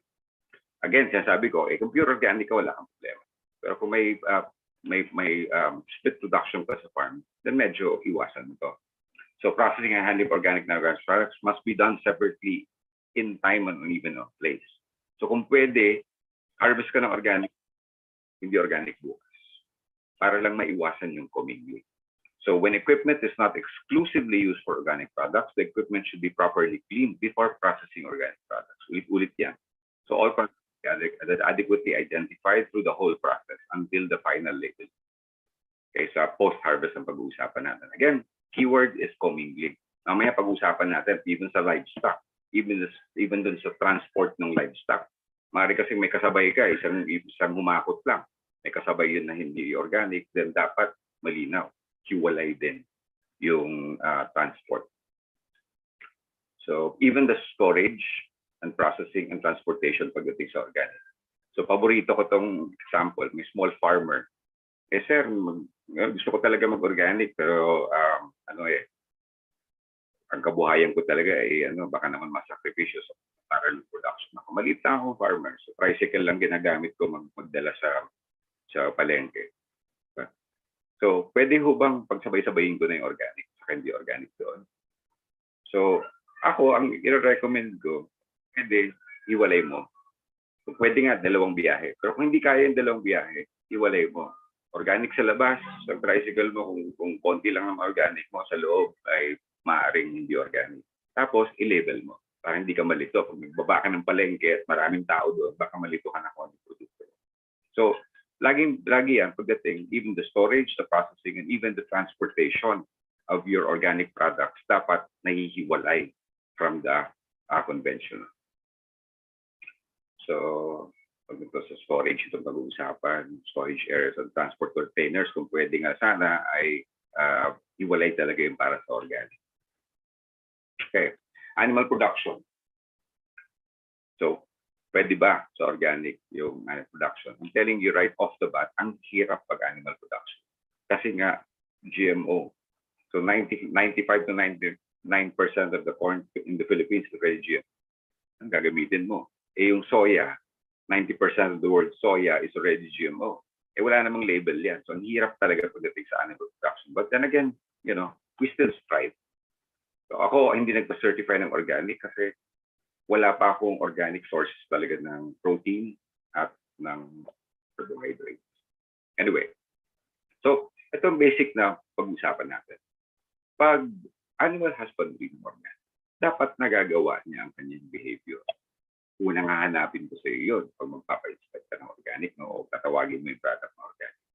So hindi pwede na yung manok ko, pinakain ko ng sige, kung palagay mo may pure organic ka talaga na feeds na formulate. Pero nakalagay naman sa kulungan na kawayan. Paano niya magagawa ang kanyang behavioral needs na kumahig at tumuka? So nagkakumakahig yung manok, anong makakahig dito sa kawayan? Or sa conventional, tawagin natin na sa plastic na mga pallets ang kanilang yung mga tunnel beds. So, paano niya nagagawa yun? So again, babalik ako sa principle of ecology, nature. Paano niya nagagawa yun? So dapat may sufficient yung baboy, for example, ay behavioral need niya ay may budod. Tawagin sa English ay rooting. Diba palagi yung nagdidig, ginagamit niya yung kanyang snout. That's where he gets his vitamins and minerals. Behavior niya talaga yun. So, paano mo gagawin yun? Hindi pwede sa organic na yung bahay ng baboy mo or the way your system goes in the farm, yung sementado ang kanilang tirahan. You'll be causing stress on the animal. The stress will lead to health problems later and even pangangamoy. Sa amin kasi we provide all this, hindi naangamoy yung baboy namin. Kasi hindi sila stress, hindi maingay. Sa organic, you have to meet, ito muna tingnan natin, behavioral needs. Ano yung kailangan nila? So, baka ba kailangan nasa loob lang? Nature nila to actually be pastured. So, hindi dapat nakikita ko yun.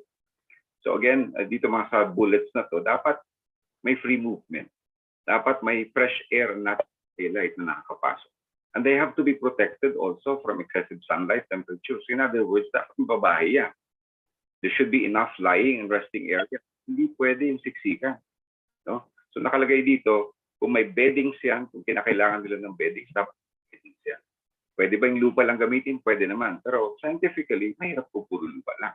So mas maganda kung may beddings yan. So they have to have free access to fresh water and feeds. No? Again, pag-usapan pagdating sa, in terms of principle, mangunguna palagi ang animal welfare. So, hindi lang yung basta nakapagpakain ka. So, In fact, itong standards na to nakalagay, sinunod pa rin yung standards ng GAHAP, which is basically sa manok, for example, sa 1 square meter na manok, 11 ang mapapasok mo. Okay yun sa conventional systems. No? Pero sa organic, hindi dapat. Kasi hindi sila makakagalaw doon. Hindi sila makakakilos ayon sa kanilang behavioral needs. Okay? So ano pa? Landless animal husbandry systems or complete confinement of animal systems ay prohibited. Hindi pwede sa organic. Tapos herd animals should not be kept individually. No? Again, we're going back to nature, yung kanilang natural abilities or natural behaviors. Tapos, syempre naman, pag manganganak yan, ihiwalay mo na. No? Kasama pa rin, pag magkasakit yan, ihiwalay mo na. So, biosecurity measures, sick, injured, or disabled animals should be separated. Diba? It's common sense na andun. Pag sa organic pa, allowed ba yung mutilations? Prohibited siya nakalagay. However, the following methods, again, this text from the action standards. However, the following exceptions in specific cases that these can improve the welfare, health, or hygiene of the animals for safety reasons. So, pwedeng castration pa rin, trimming of beaks, and nandito, dehorning. Kung may aggressive ka na kalabaw o baka, maaaring masaktan ka. So, maaaring i-allow naman yun. Pero as much as possible, wag mong gawin. Allowed siya, makakapasa ka, pero case-to-case basis ang pag-usapan natin. No? Like ko itong example, yung tare ng manok, yung mga rooster, meron silang sharp na parang for lack of a better word, yung kanilang daliri na may ginagamit sa pagsabong, di ba? So magpulis yun eh. So magkakasugatan talaga yun pag nagsasabong when they determine their social structure dun sa loob. Diba? Pero that's also their protection against predators. So pag tinanggal mo yan at naka-range at yan merong kalaban, may daga doon na kanila. Kung tinanggal mo siya just for the sake na tatanggalin mo lang siya, magkakaproblema yun. Wala siyang panlaban. So yun ang tinitingnan natin. Allowed naman siya, but for welfare, health, and hygiene of the animals. So for safety reasons. Ano pa? Mutilations ito ang pinag-uusapan natin. Even trimming of the beaks. Hindi kami nag-trim ng beaks ng mga manok na. Because baka kailanganin nila later. Yun ang natural state nila. Ano pa? Identification naman. Pwede ba yung tattoo?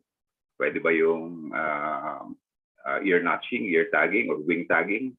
Ina-allow naman sa organic. No? Pero palagi yan, whether it's mutilation or identification, that it shall not cause suffering or comply with existing requirements by the competent authority. Meaning, dapat hindi nagdudusa sa ginagawa mo. At pangalawa, nakalagay din dito somewhere here, I think it's in the na tawag dito, at least trained or competent yung naggumagawa nito na hindi yung adding extra suffering din sa hayop. No? Maaaring dehorning mo na ginamit ay talagang ang purul. No? Mas mahirap. O kaya ginamit mo sa kanya, pag-castrate sa kanya, yung blade na ginamit na may rust na. So dapat maayos na you're not causing extra injury or suffering to the animal. Ulitin ko lang to ha, kasi may concept talaga pag organic. May mga farmers talaga kami na, meron din sa amin na mga right wing talaga na organic na parang mamatay na lang hayop na yan, basta hindi ko yung pag-gagamutin. Hindi ko gagawin yan, basta kasi organic ako. Uulitin ko ha, animal welfare takes precedence. Una muna yung hayop. No? You should not be causing pain and suffering to your animal. Kung may sakit, gamutin na kaagad yan.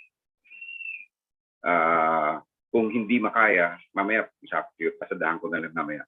Pero pag pinag-uusapan yung mga sakit-sakit, kung may nakita kang sakit, ihiwalay mo na. Gamutin mo na kaagad. Ang preference palagi is natural muna tayo. So kung yan ay nagtatae, for example, na baboy, marami kang pwedeng ipakain dyan. No? May saging na pwedeng gamitin. May CRH, pwedeng, kahit anong uling, pwede yan. No? So, yun muna.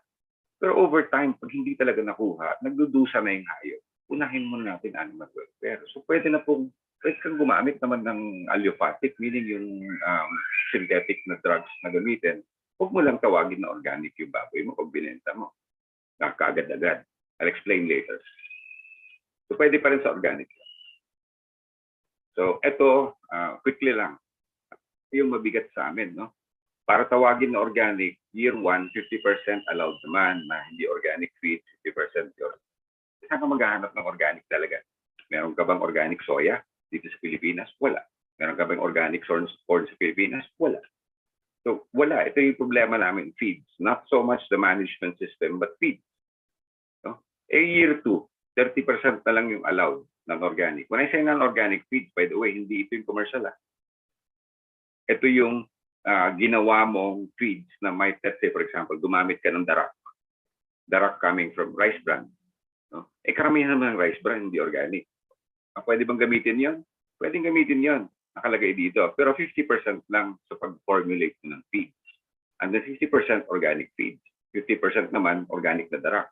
Again, problema namin, this is why you don't see certified organic livestock sa Pilipinas. Kasi kulang talaga. And then may provision pa that the next year, mas konti na lang yung non-organic. By year 3, 10% na lang pwedeng gamitin. 90% organic feed. Saan ka nga maghahanap? No? By year 4, dapat 100% organic feeds ka na. Saan ka maghahanap? No? So I'll give you an example. Sa Leyte ngayon, meron akong farm din doon sa amin. I'm trying to find sources for my organic free-range chicken doon. So ngayon, ang hirap pa siya. Pero meron na kaming darak na makukuha na pwede na namin i-ferment yan sa mamimit ko yun. Ano yung protein? Walang soya doon. Yung taho kasi dito lang yun sa may Luzon area, hindi masyadong taho doon. So wala kami makukuha doon. And then taho, by the way, karamihan yan, GMO naman yun.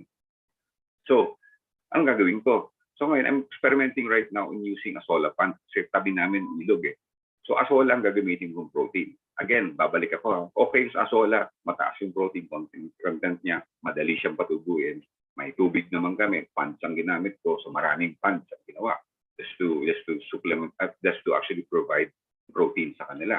Pero before I do that, when I say scientific, tingnan muna natin kung sapat na ba yung protein because you might be causing undue stress to the health of the animal. No? Nakita ko na po na minsan na kulang talaga yung minerals na binibigay ng organic na baboy. Payat naman masyado. Hindi na nakakakain, hindi na nakatayo because kulang yung binigay sa kanya. Again, babalik ako. Okay yung natural sources, okay yung organic sources kung pwede, pero aralin muna natin. Tama ba? Ibibigay ba natin yung tama sa hayop? Because, again, animal welfare takes precedence. Hindi pwede na sabihin mo lang, organic ako, hindi pwede. Payat-payat na ng baboy. Diba?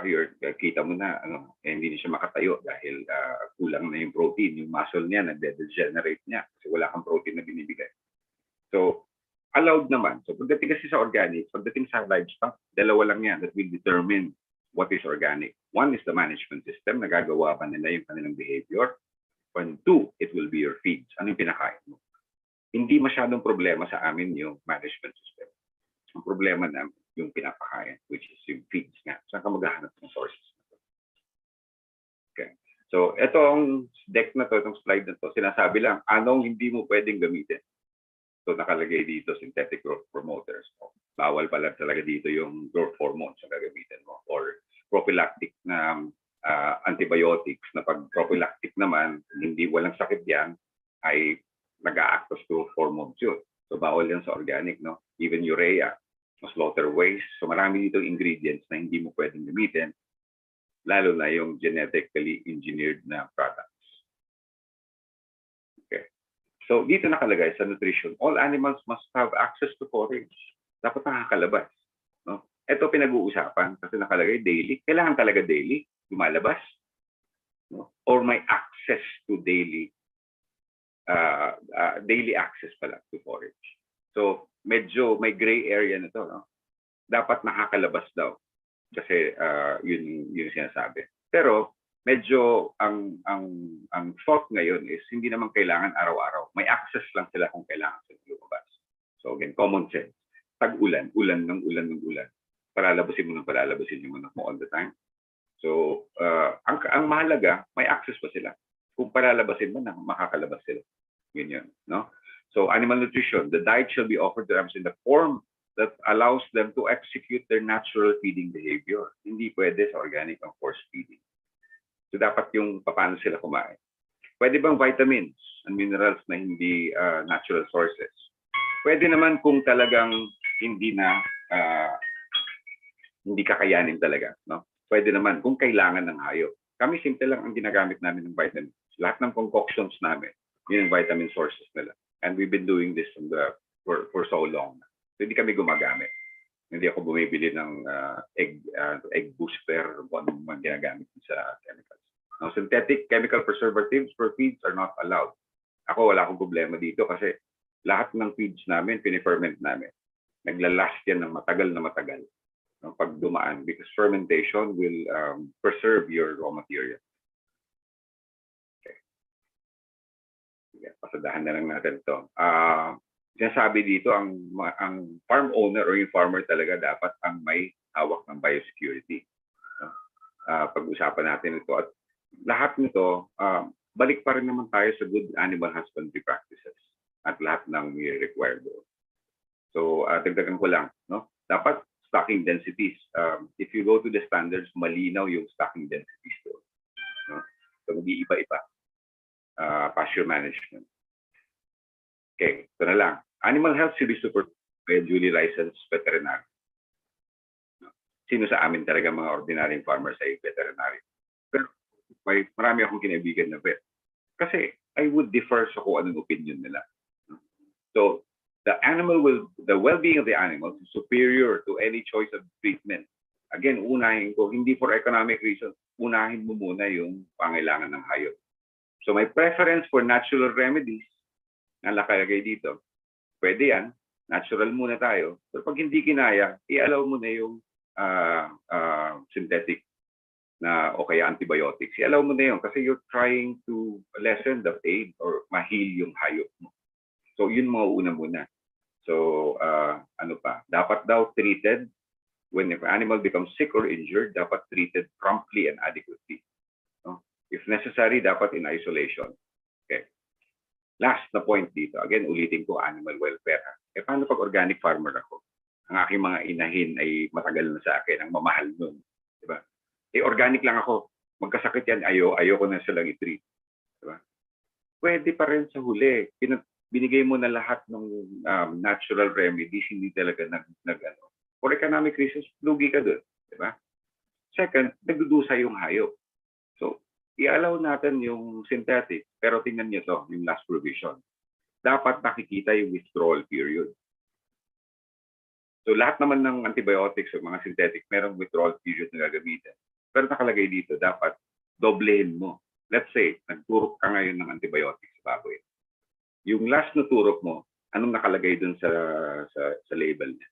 Nakalagay doon, 7 days yung withdrawal period. Meaning withdrawal period, wala na dapat yun sa system niya yung antibiotics after 7 days. Sinasabi ni organic, doblehin mo.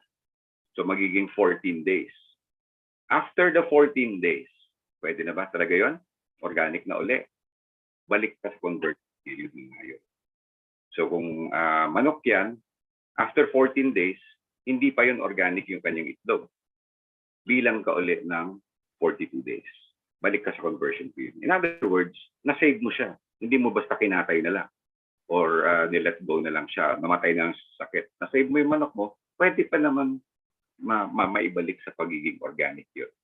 Pero nakalagay dito, meat, eggs, and milk from cattle, meat, milk, must not be sold as organic during the drug administration and withdrawal period.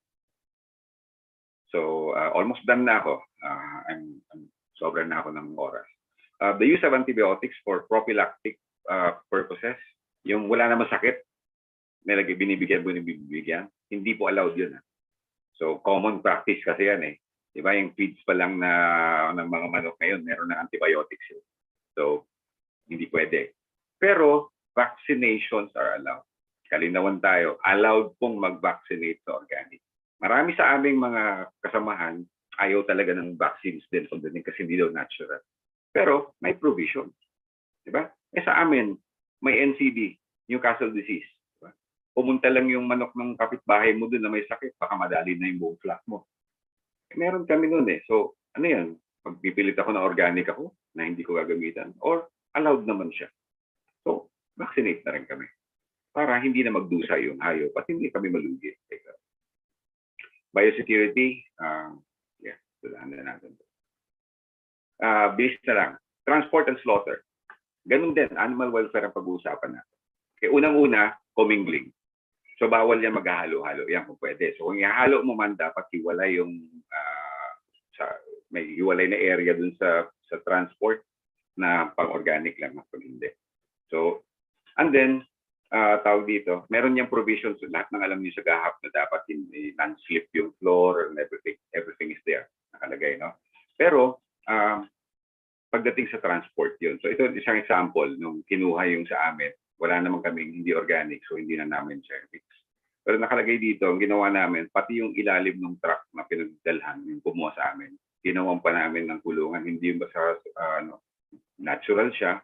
And then, yung ilalim nito, naglagay pa kami ng rice hull para komportable yung mga baboy namin during transport.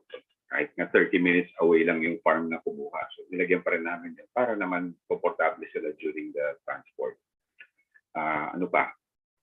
Pati daw tools kung pwede. No? Kung meron kasi gumagamit ng ibang tools sa electric rods, for example, kung pwede, huwag mong gamitin. Last na. Manure management, pinag-uusapan pa rin. Kung mayroong manure na gagamitin ka from your organic farms, from your livestock, again, dapat hindi nakakontaminate sa ground or sa surface water. So, dapat maayos yung paggawa mo. Hahanapin ko yan. No? If you say na system mo, hahanapin ko yan. Papacertify ka sa akin ng livestock. Kaakibat na tanong doon is, anong gagawin mo sa manure? Tinapong ko sa ilog, tapos ka na. Hindi ka pwede. No? Or yung nakalagay ko sa lupa. Pero dun sa lupa, wala kang protection na yan ay mag-leach pababa. Meron kang ilog sa farm namin, meron kaming ilog na katabi. So, dapat protektado yan.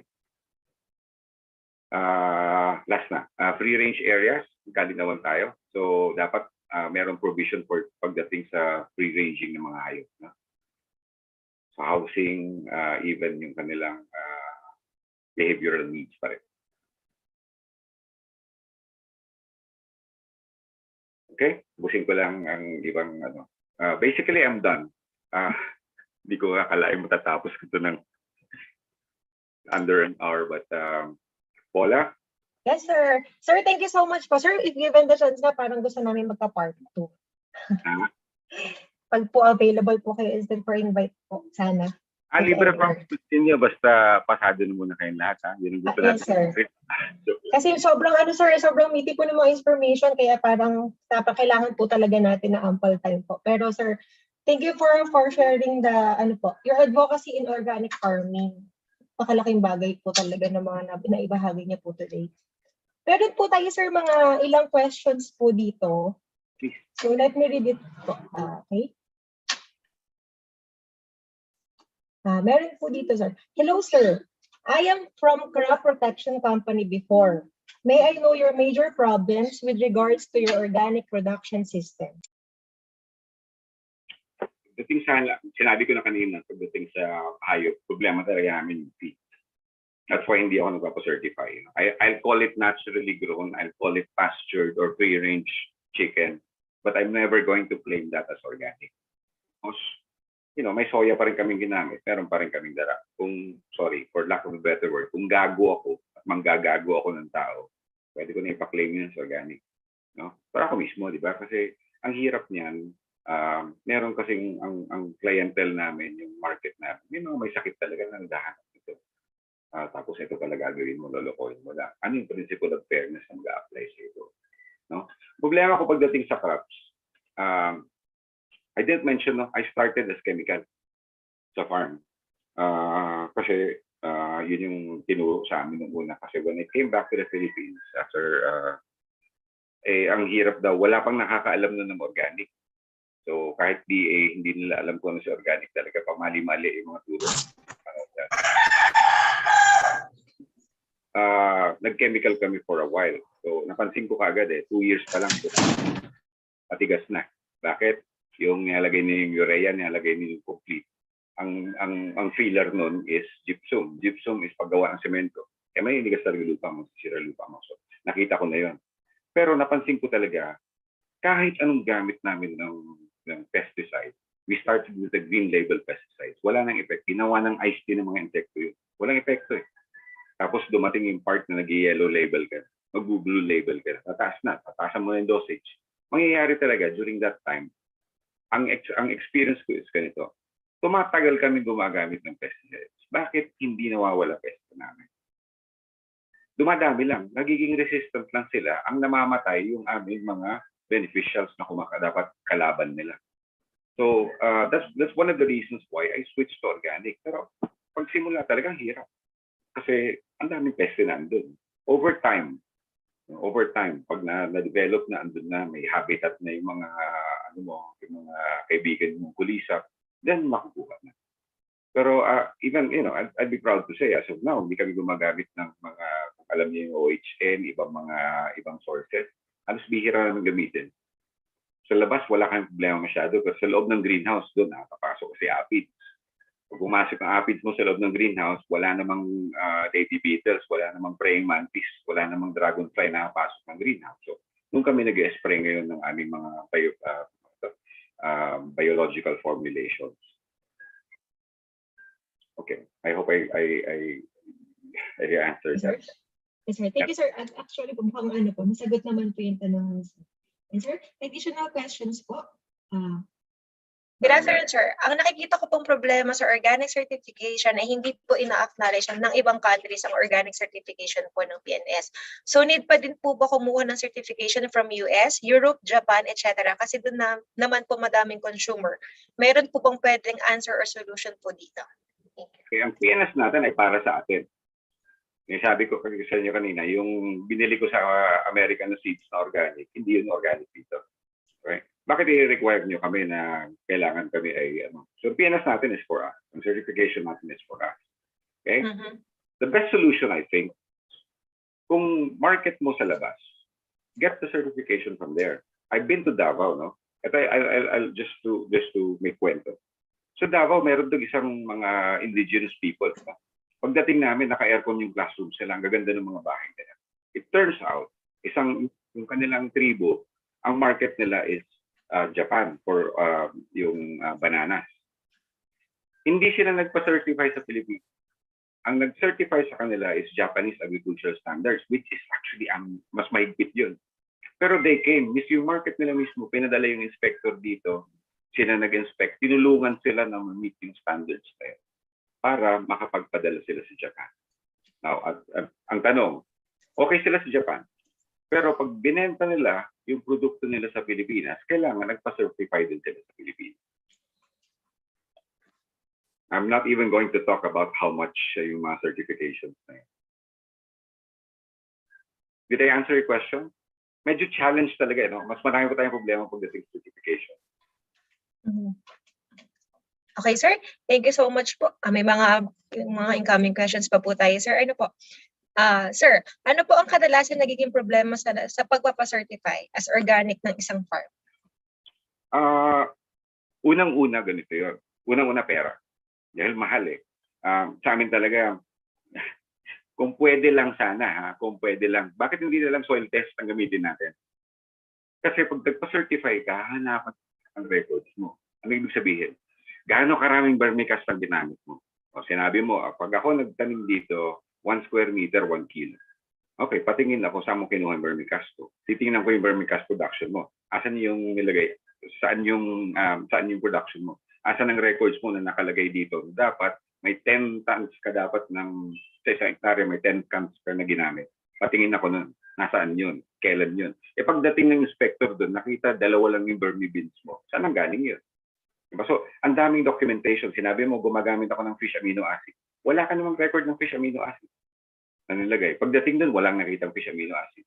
So, all of that, katituro na, pag nagkaka-certify, ngayon pa lang, gumawa ka na ng records. Yun ang pinakamahirap na part. Kaya sinasabi namin, pa-soil test yun na lang kaya. Para yun na yun. Pag wala kayo nakitang residue, organic yun na.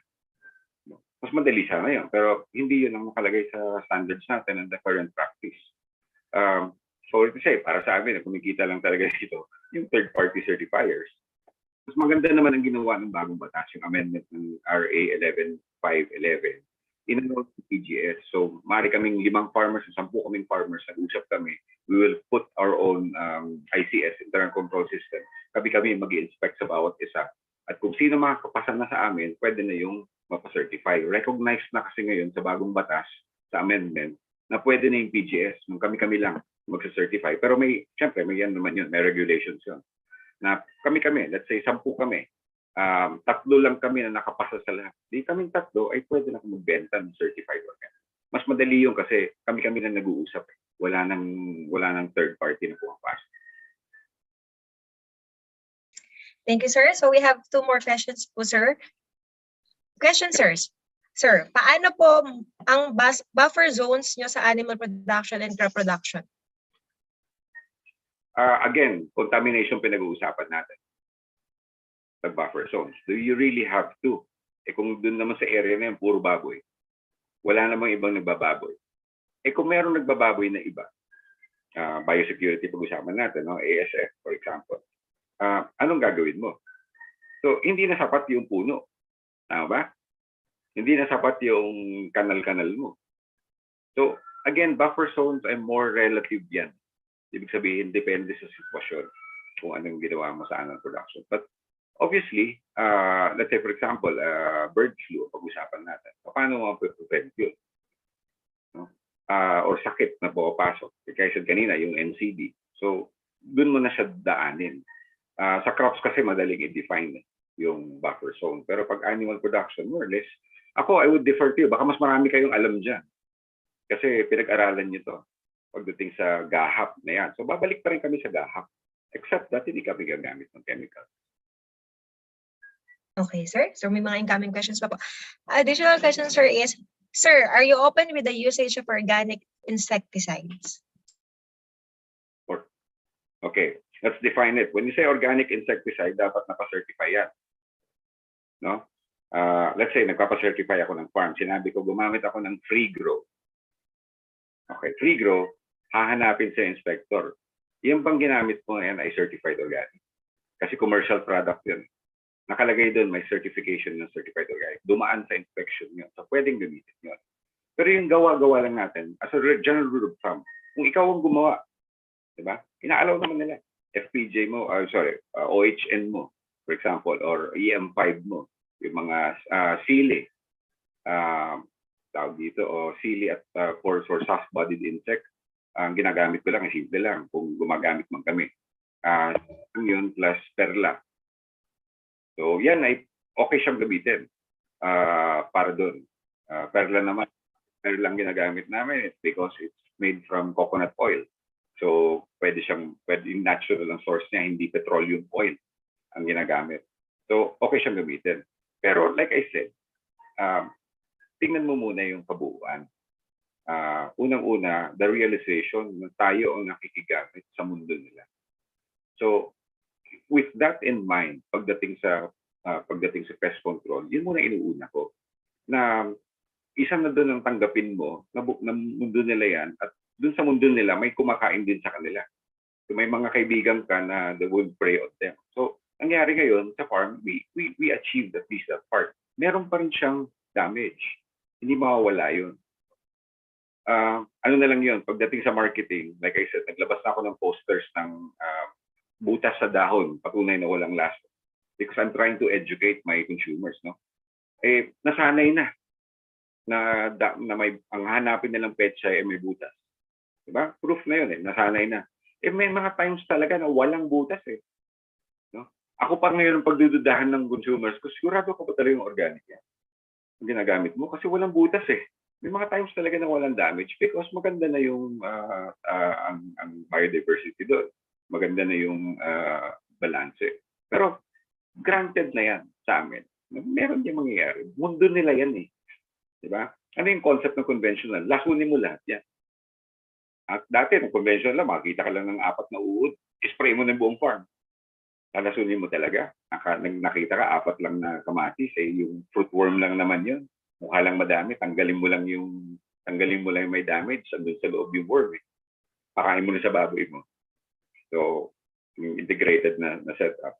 Hindi ko na kailangan lasunin yung feed. Okay. Okay, sir. Ito po, last to na lang talaga, sir. Sir, ito naman po ay, kasi nabanggit nyo nga daw po sa, ang organic ay soil-based. So, kung galing ka po ng inorganic farming, ilang years po ba magiging certified na organic na ang yung soil? At ano po ang pwedeng gawin para maging organic ang ating lupa? That's the first discussion I had, conversion period. So, sinabi conversion period, kasi galing sa hindi. So, kung ikaw magpapa-convert sa organic, the first step, no, kung talagang first step is magpapa-inspection ka. Doctor will tell you, papakita mo sa kanya kung yan ay gaano may history yan eh. Farm history, titingnan. So kung chemicals yan, for example, no, at hindi naman heavily treated, hindi sobra-sobrang gamit, galing lang yan sa chemicals, i-convert mo yan. Pag annual crops ang pinag-uusapan natin, at ng gulay halos, hindi mo pa siya pwedeng ibenta. Again, ang pinag-uusapan natin, hindi yung lupa ang pinapa-certify mo, yung produkto.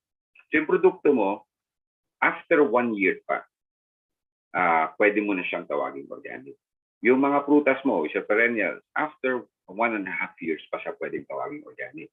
Like I said, kung hindi mo naman kailangan i-convert o kaya matagal siya, 3 years siya, or more than 3 years siyang hindi ginamit, hindi mo na kailangan ng conversion nun. Or uncultivated.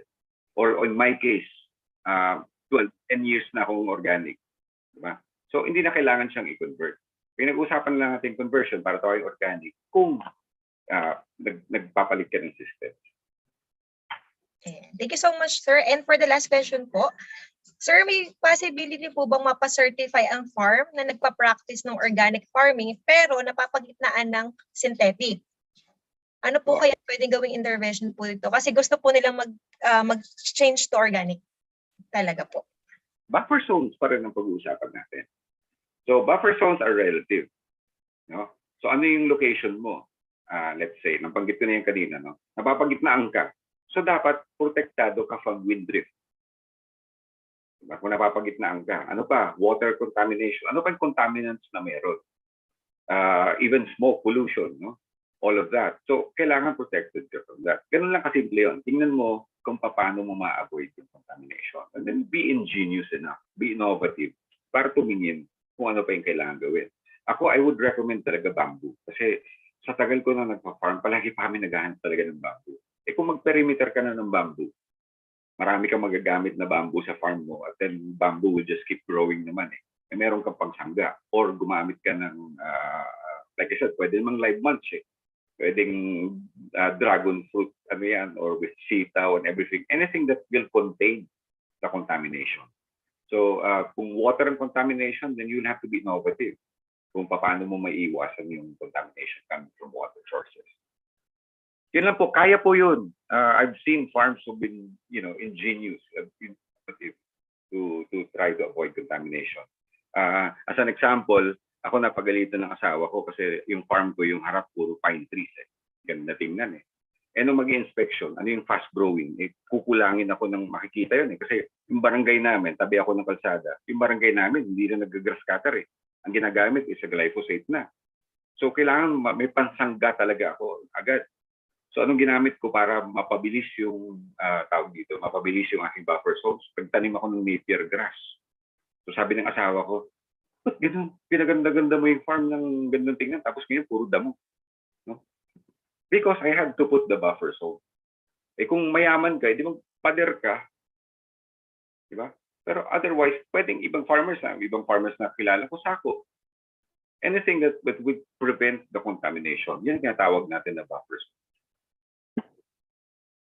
Okay, sir. Sir, thank you so much po. Sir, entertainin ko lang po yung isang participant po natin na nag-raise po ng hand, si Sir Nico. Yes, Sir Nico? Hello po, sir. Yes po. Sir, previously nag-work ako sa organic matters party. And currently po, working ako in Sorry, Sir Nico, medyo choppy po yung line nyo. Hello? Sir? Medyo choppy po ang line niyo, sir. Okay na. Hello po. Okay, sir. Go po. So, bali lang tanong ko would be, nakita ko po na yung price for organic certification, sabi niyo nga kanina, madaming documentation, kailangan lahat din ng input ay certified as organic. Given po na yung Philippines ay dominated by smallholder farmers, paano po kaya yung, although maganda po siya sa environment, soil, parang hindi po yata viable yung organic certification for everyone. Paano po kaya? Okay. Balik tayo sa certification. Tama ba? Pag-usapan natin. Ang certification kasi, again, I'm telling you this, no? This is for another topic. Pero certification is about trust. Okay. So, meron kasing first party certification. Example ako, kailangan ko ba talaga ng papel kung yung market ko naman ay may tiwala sa akin? You know, yung market ko kasi mostly retail eh. So, pumunta ka sa farm ko, libre. You want to tumambay, tumingin ka kasi malapit kami sa Tagaytay. So, pumunta kang Tagaytay, pupunta ka sa farm ko, libre. Then find out kung ano yung anong ginagamit ko. How natural am I? How do we produce? So, nakikita yon, that's your first party certification. Okay? So, kilala nila ako. This is about trust. So, maring second party, meaning, grupo kami. Group of farmers kami. Kami mismo nag-inspect sa isa't isa. Kami pinag-uusapan namin how we grow things and all that. Andun na tayo dun andun na tayo sa health, andun na tayo sa environment and everything. Pero hindi ako kilala, nagpunta sa farm ko. Ang tinanong, kasamahan ko. So ni-recommend nila ako, sinasabi nila organic talaga yan, hindi kasi ito ginagawa-gawa ko, ganyan. At kagrupo namin yan. That's your second party certification, more or less. Paano pag dinala yung produkto ko sa Davao? Galing ako dito sa Cavite. Sino mag-certify sa akin doon? Wala namang nakakilala sa akin doon. So that's your third party certification. There's a third party, ibang kumpanya to, there are 3 I think right now that will do that. Sila ngayon ang i-inspection sa'yo. And then, pag nabigyan ka ng third party certification, that tells the consumer in Davao na talagang certified organic ito. Okay? Ang problema natin ganito, sinasabi ng batas na kailangan third party certified lang ang tatawagin ng organic. No, so yun ang problema natin pagdating sa certification. On top of that, negosyo ito eh. So ibig sabihin, kailangan bayaran mo yung certification. So meron namang tulong yung gobyerno. So ako, for example, tinulungan ako para mapa-certify. Merong pero kaso ako lang mabibigyan nun. Can you imagine yung Calabarzon? Ang budget nila for that year was only 1.2 million. 150,000 na kaagad yung akin pa lang. So, di ba, konti lang kami, 6-7 lang kami na mapapa-certify. Paano pag hindi pa na-certify yung iba? Binadgetan pa rin ng gobyerno. So, this is, I think, where PGS comes in. Yung tayo mga farmers, we will actually talk about the standards, pag-uusapan natin, ano yung bawal sa atin, anong hindi ba. For example, plastic mulch is allowed in organic farming. Pero alam natin na meron din naman siyang masamang epekto sa lupa. Masosolarize ang lupa mo, so matatagalan. So, i-allow ba namin as farmers? Kung hindi namin, na-allow namin siya, na-meet namin yung minimum requirements ng standards. Sa grupo namin, sinabi namin na bawal yung plastic mulch sa atin. Kailangan talaga live, dayami, mga gamit mo, damo-damo, kogon, bitin mo pang mulch. Okay yun. Diba? You're going above the standards. Pasok yun. Kayo magsiset, but yung minimum requirements ng standards sa patag-meet. Gaano kabilis yung PGS, no? Naghihintay lang po ako ngayon ng wala pa kasi yung IRR. In other words, sino mag-regulate ng PGS? Diba? Alam nga naman kami lang yun. At biglaan na lang, okay na siya, di okay na, may ano ka na. So dapat yun mag-regulate, nat-train din kung paano. Nag-training kasi ako, nagtuturo din kasi ako ng certification. So, pwedeng yun, madali eh. Let's say sa bayan nyo, meron kayong at least 5 ang nakalagay. 5 na stakeholders, not necessarily farmers. 5 na stakeholders sa bayan ninyo, including yung marketers ninyo, processors ninyo, even advocates ng farming. Pwede yan 5 kayo, at least 5, kayo mismo mag-inspection. Kayo mag-set, kayo. So, mapapabilis kayo, more or less, kasi malalapit lang, o nasa isang bayan ka lang, o isang probinsya lang kayo na mag-certify, mapapabilis yung certification, and then kayo nakakilala sa systems na dadalaw nyo talaga, nakikita nyo. Because, at the end of it all, kahit third-party certification yan, or PGS yan, ang pinoprotektahan natin yung integrity ng product. So kung matino ka na organic farmer, dapat yung integrity ng product pinag-uusapan.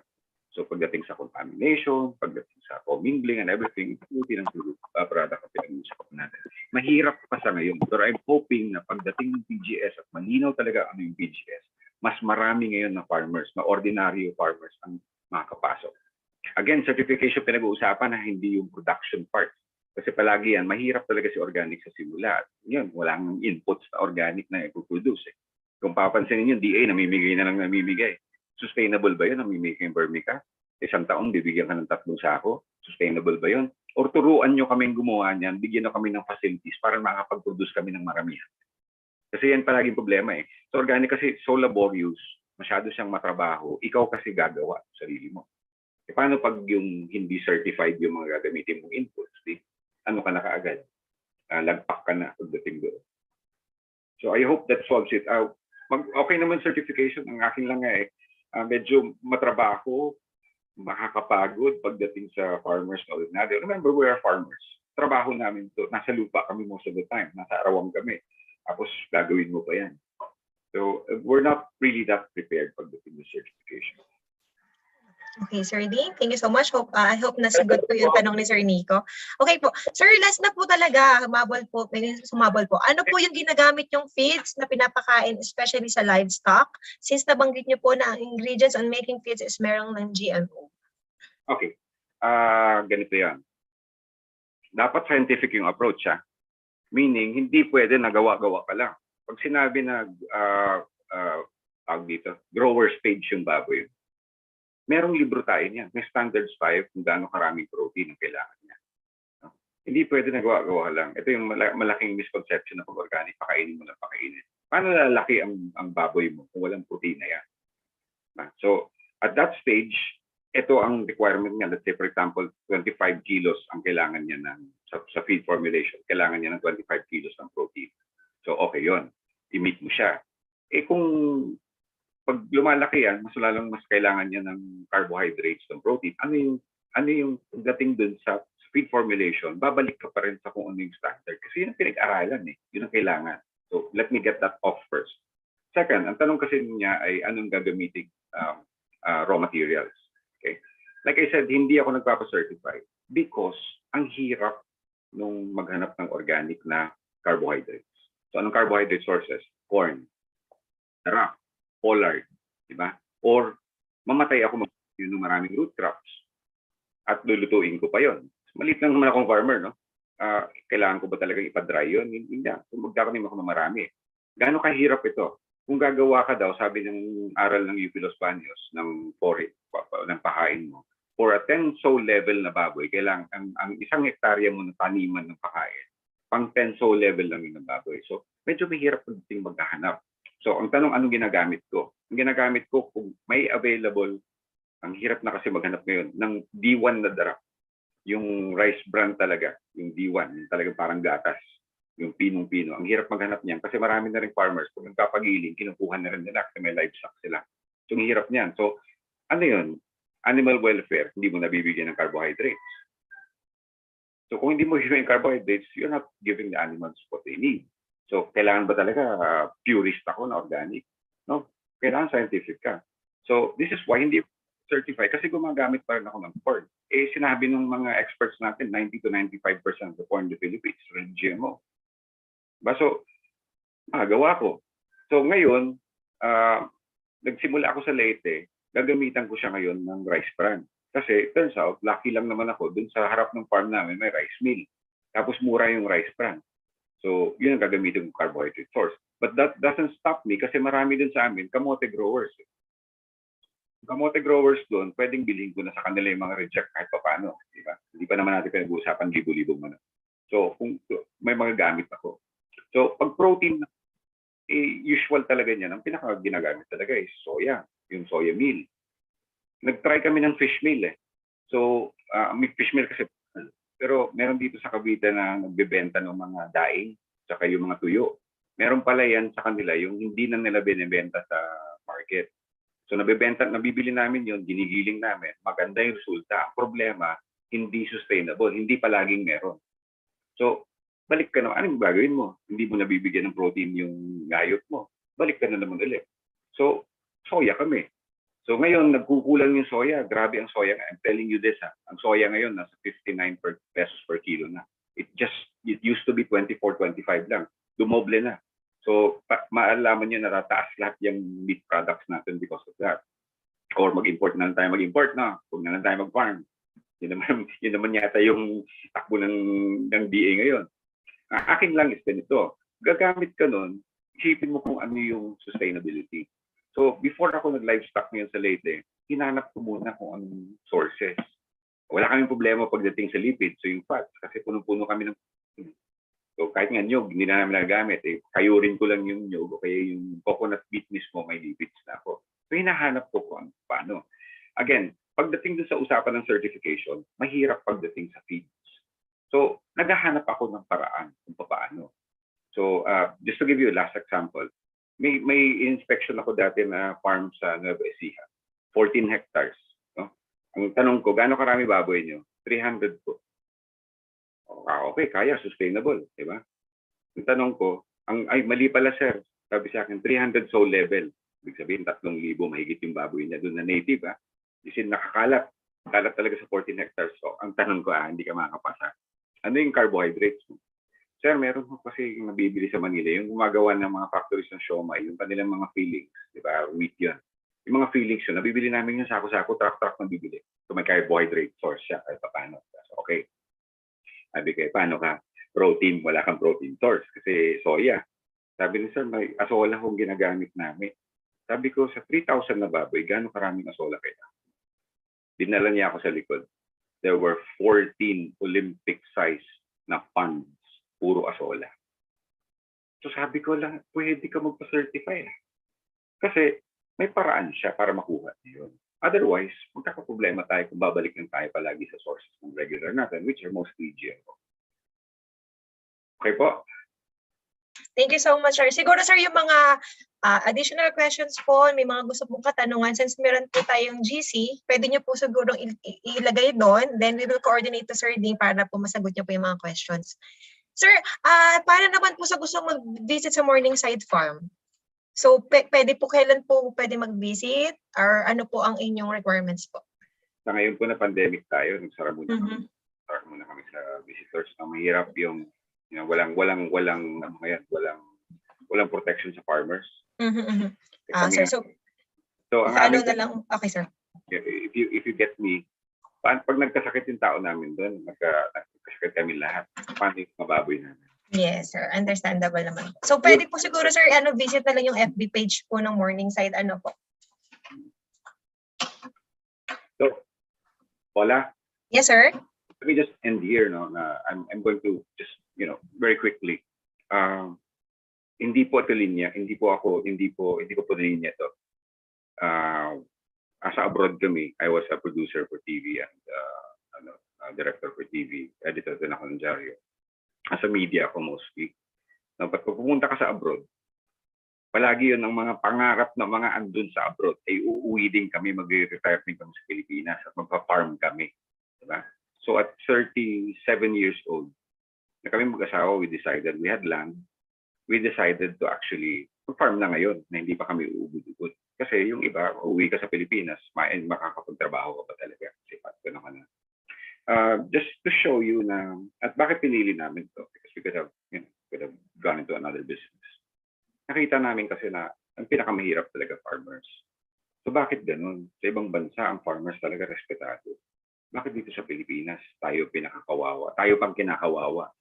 At the same time, pansinin din yung sa lahat ng developed countries, ang number one na developed nila is agriculture.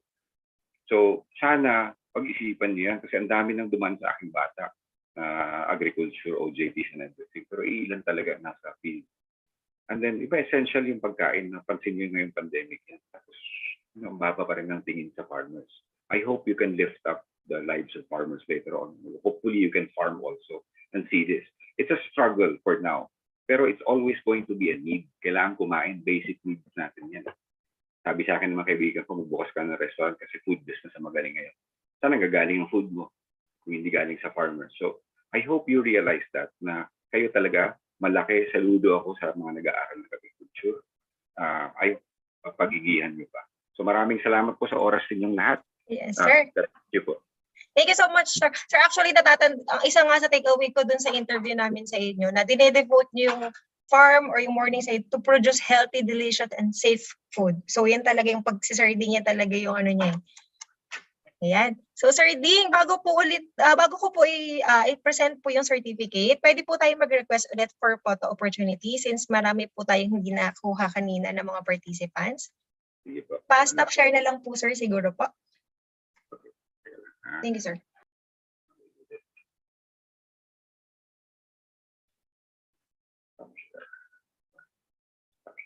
Okay. So, before po tayo magbigay ng certificate, sir, open po muna ulit natin ang ating mga camera para sa ating photo op. So, kanina 2 slides lang tayo, ngayon 3 na. So, ayan. Nakakatuwa naman na marami tayong umattend today. Okay po? First slide first.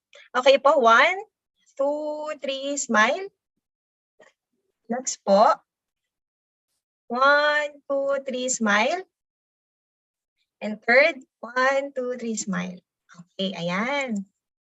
Thank you so much po, Sir Ding, sa inyo pong generous response, reply sa mga advices. So, for the certificate of appreciation po, virtually lang to, sir. And sir, hopefully makavisit po ulit kami sa morning site. Ayan. So, let me read the citation. Hiraya Manawari Padayon, Certificate of Appreciation proudly presented to Sir Rui Valente Polistico in recognition of his outstanding contribution as a volunteer for sharing knowledge during Padayon Hiraya Manawari Free Leia Review Sessions on February 20, 2022. Signed, Renz J. Caducoy, organizer, Felix Valdez, organizer, and the heart organizer, Sir Brian Angeles Estrina. Okay, virtual applause po kay sir. Thank you po. Hindi ko mahihindihan si Brian eh. Yeah. Oo nga po, sir. Thank you so much po, sir. Okay, thank you po. Okay po. Can I stay behind? Can I listen to the other lectures? Yes, sir. Opo, sir. Opo naman po, sir. Thank you so much po. So, para ipakilala naman ng ating mga partner organization, let me call Sir Renz Caducoy. Sir? Hello po. Good afternoon sa ating lahat. Ayan. So, ngayon po ay magkakaroon po muna tayo ng meet and greet with our partner organization dahil kasama po natin sila sa adhikain na i-share ang ating mga knowledge sa lahat ng pwedeng makatanggap, syempre. Of course, our first org is from the College of Agriculture, Food Environment, and Natural Resources. So, Ma'am Zaira Mare Soriano, nandyan po ba kayo? Ipakilala. Ano? Hi, Renz. Napakigalaw naman pang... Sinend ko yung ABP sa'yo kanina. Ay! AVP ba? Sorry. AVP pala. Sige, wait lang po.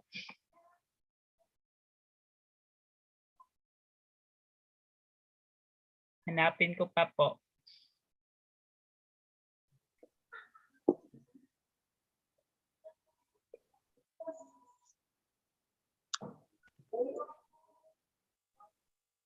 Everyone, please excuse the noise that you hear in the background as I'm not currently at home.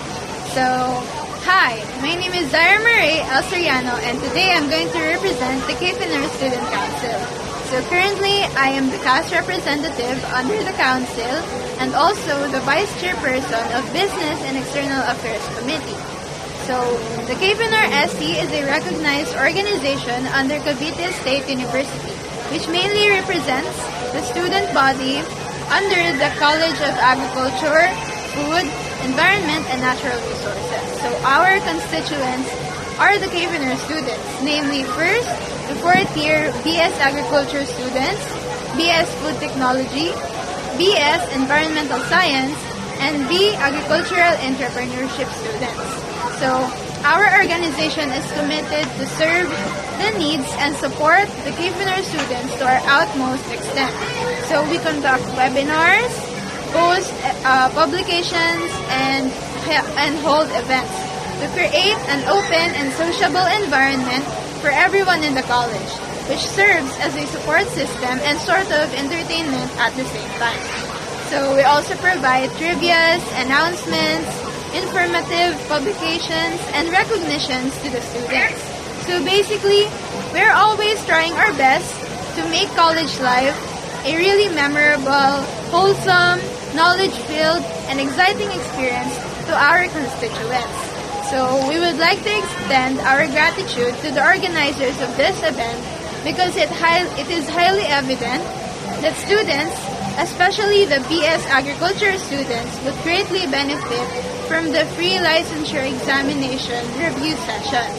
And not only for the upcoming LEA, but also to simplifying and summarizing the most important concepts and topics in the profession of being an agriculturist.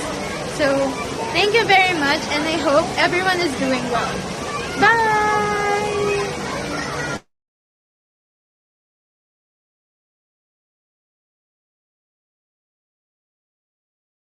Ayun, yun po ang College of Agriculture, Food, Environment, and Natural Resources.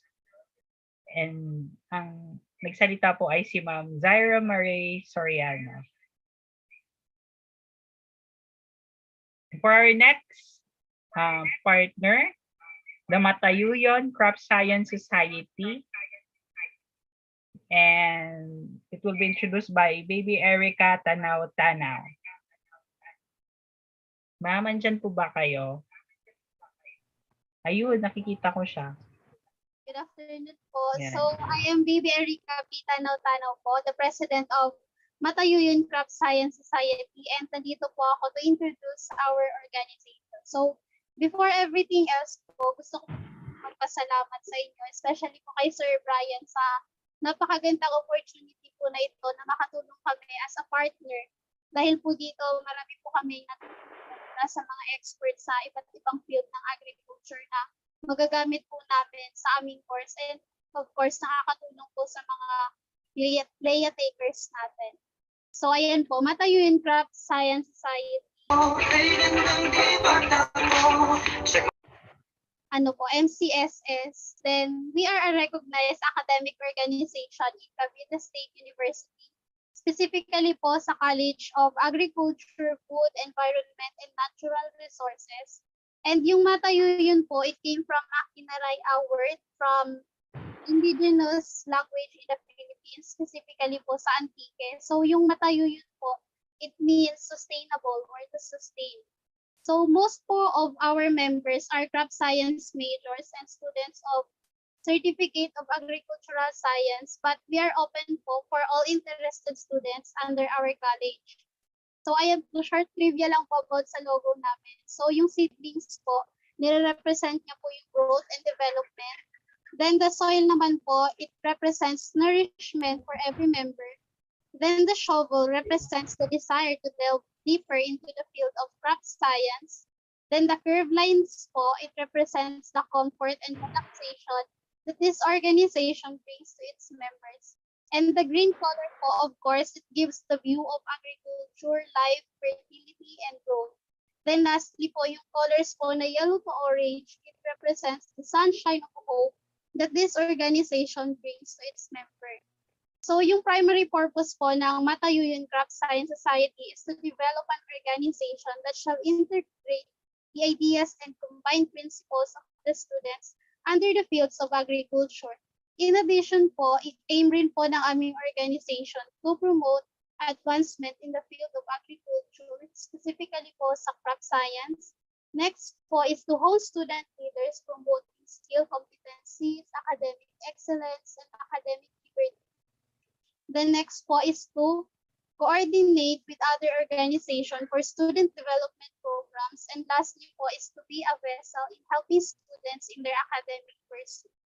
So that's all po. Thank you po ulit sa pag-invite sa akin. Thank you po. Yan, maraming salamat, Matayuyon Crop Science Society. Of course, we are happy and we are very blessed na kasama namin kayo sa aming adhikain. Now, let's move on to our next partner, the UP Agricultural Society. And may I ask Mr. Christian Nicola Sora to introduce your society po. Ayun, good afternoon po everyone. I am Christian James Nicolasor, the current logistics committee head of the UP Agricultural Society. And first of all, ayun, we'd like to commend the organizers of this event. Kasi ayun, we recognize that these kinds of events will really help agriculture students across our country. And ayun, aligned naman ito sa objectives ng aming org, which is to uplift academic excellence among students of agriculture and other related sciences. So let me introduce to you the UP Agricultural Society. So I'll be sharing my slides lang. Ayan. So excuse na lang yung beach aesthetic kasi yung last orientation namin, which was held last semester, ay solar power team. So ayan. So the UP Agricultural Society, or UPAS, or UP AgriSoc for short, was established on August 10th, 1986.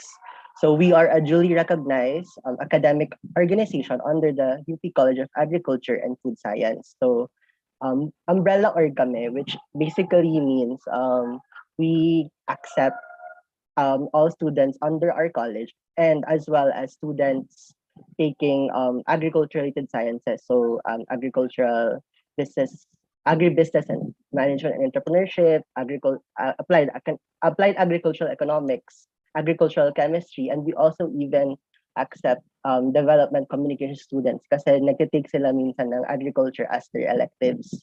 So ayun, ang requirement lang naman din talaga is you have to take at least 6 units na offered ng aming college. So ayan. So ito yung objectives namin. So nabanggit ko na is ayun nga, to uplift academic excellence among students of agriculture and other related fields, promote unity among students of agriculture and other related fields, to serve as an information center for developments and researches in agriculture, serve as a channel of agricultural extension, and to promote active participation in different agricultural and other development programs. So, ayan, this is just to highlight that we really cater to all fields under agriculture. So, and this is actually one of the publications that we released last year during our Prominente Week, which is basically our flagship event. So, ayan. And then these are some of our major activities lang. So we hold educational discussions, quiz contests, and fundraising events. And then hopefully pag nag-F to F na ulit sa UPLB and everywhere else, ayun, bumalik ulit yung pag-handle ng AgriSoc sa Carnival during yung February fair. And then ayan, yung orientations and internal events. And then, ayan, so actually ito, gusto ko i-highlight itong co-cooperation, which is a extension project by organization. So basically, this was conceived to, it's basically a coconut tree planting activity, which was conceived because of the, in response siya dun sa coconut scale insect infestation a few years back. And then, ayan, we also, itong Plaza sa Liksik, part siya nung Prominente month namin, which we just recently held on November. So, ayan, webinar siya for high school student researchers. So, ayun lang. So, thank you ulit for listening. And ayun, shout out po sa mga broads and sisters ko na nandito sa Zoom. Si Ate Elaine, si Kuya Nico, si Kuya Erna, and then ayan, si Kuya Brian. Thank you po. Thank you very much. Ayun, dami nating mga partners, and we hope that patuloy nyo kaming suportahan sa aming adhikain, and patuloy tayo magsama-sama upang maitaas ang sektor ng agrikultura. So ngayon po ay susunod na ang ating next lecture. Ayun. Renz, may sinanda ko sa GC. May sinend ba? Ayan. Wait lang.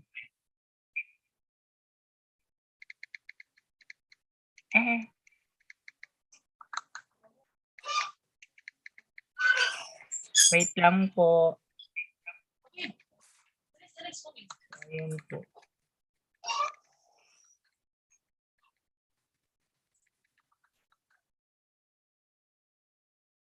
So, kumusta po ang araw ninyo?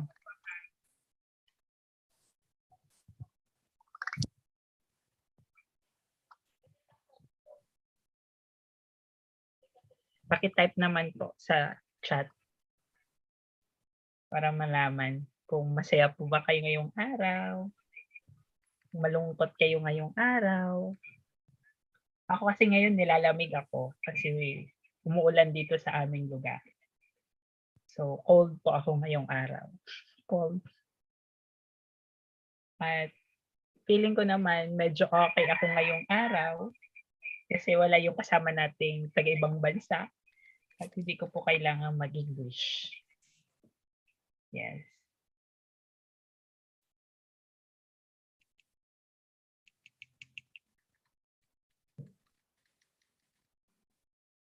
Ayun. Okay lang naman yun.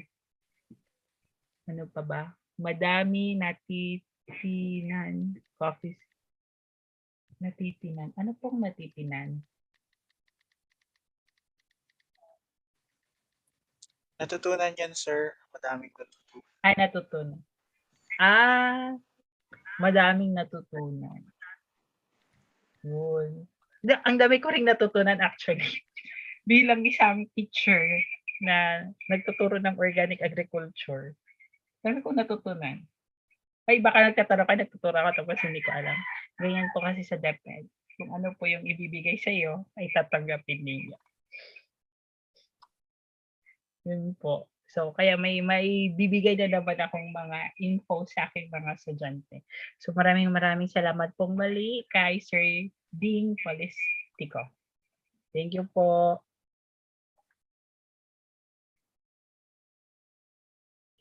Ate Pao. Yes po. Ayan. Proceed na po tayo sa ano, sir. Ayan. So I think ready na po ang ating second speaker for today.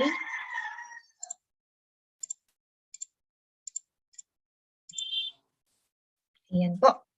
So again, thank you so much po kay Sir Ding. And sa ating tatlong, sa first three organization po na ipinakilala po ni Sir Ren. So later on po, after ulit po ng ating speaker, babalik po si Sir Ren para po ulit ipakilala ang mga partner organizations po natin. Okay po. For our second speaker, she is a graduate from the University of the Philippines, Los Baños, with a degree of BS Agriculture, major in Agronomy, Seed Science and Technology. She was able to work as a president and vice president of a student academic organization, which is the UP AgriSoc. Ayan. So siya po ay nag-work as University Research Associate sa National Crop Protection Center ng UPLB from year 2020 up to 2021, and currently she is a research associate sa Department of Agriculture, RARES, Bureau of Land Industry, Los Baños, Laguna. So give us a welcome applause to Ma'am Elaine Navasero. Hello po, ma'am. Hello po. Thank you po, Ma'am Pao. Good afternoon po sa ating lahat. So, ayun po, napakilala naman po ako ni Ma'am. So, proceed po agad tayo sa ating lesson. Ang lesson po natin ngayong session ay cropping systems. Though ito pong cropping systems is mabilis lang po talaga siya, siguro wala pang 1 hour or kahit 30 minutes po maaaral po natin ito. Kasi ang cropping systems po na topic ay more on, I think memorization siya for me. More on ano kasi siya eh, parang terms and definitions, wala siyang masyadong technical or any parang complex na concepts pagdating sa cropping systems. Ayun po. So, bale, share ko lang po yung screen ko. Bago po pala ako mag-start sa lesson, nag-prepare po ako ng 5-item quiz. Actually, 4 item lang po siya, and the last item will be a bonus question. So, ang magiging quiz po natin, kita po ba? Yes, ma'am. Opo. So, may pre-test po tayo. It's composed of 4 questions lang po. Of course, about siya sa cropping systems. And then, chat na lang po dun sa GC natin. Dito po sa chat box natin yung mga answers. Tapos titingnan po natin kung may makakakuha po ng tamang sagot. Though hindi naman po ito graded. Parang icebreaker lang bago tayo mag-start sa ating topic. So, proceed tayo sa ating first question. Ayan po. So, ang first question po natin ay this refers to the crops, crop sequences, and management techniques used in a particular field. So, letter A po natin ay cropping pattern. Letter B, cropping system. Letter C, cropping sequence. And letter D, cropping assessment. Okay.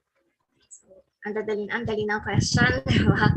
Yan. Thank you po sa mga sumagot. And nakikita ko naman po on almost lahat po. Lahat naman po ay tama yung naging sagot. So, ang correct answer po dito po sa first question natin ay letter B, which is cropping system. So, ito po ay pahapyaw na definition of what a cropping system is. So, proceed naman po tayo sa ating second question. So, yan po. Ang second question po natin ay it is the growing of crops with different habitat types and will have zero competition. So, ang kulo po ito, ang sagot po dito ay isang type ng intercropping. So, letter A, companion cropping. Letter B, multi-level cropping. Letter C, parallel cropping. And D, synergetic cropping. So, ayan, nakikita ko po yung answers. May letter B, may letter D.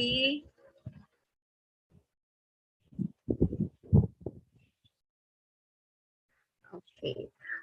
So far, wala po ako nakitang tamang answer. Bale, ito po ay definition ng companion cropping. So, later i-discuss natin on what companion cropping is. Ay, ayan, may tamang sagot. Thank you very much. Okay. So, next naman po tayo sa ating third question. So, ito naman ay true or false. So, true or false, intercropping is denoted by a plus sign.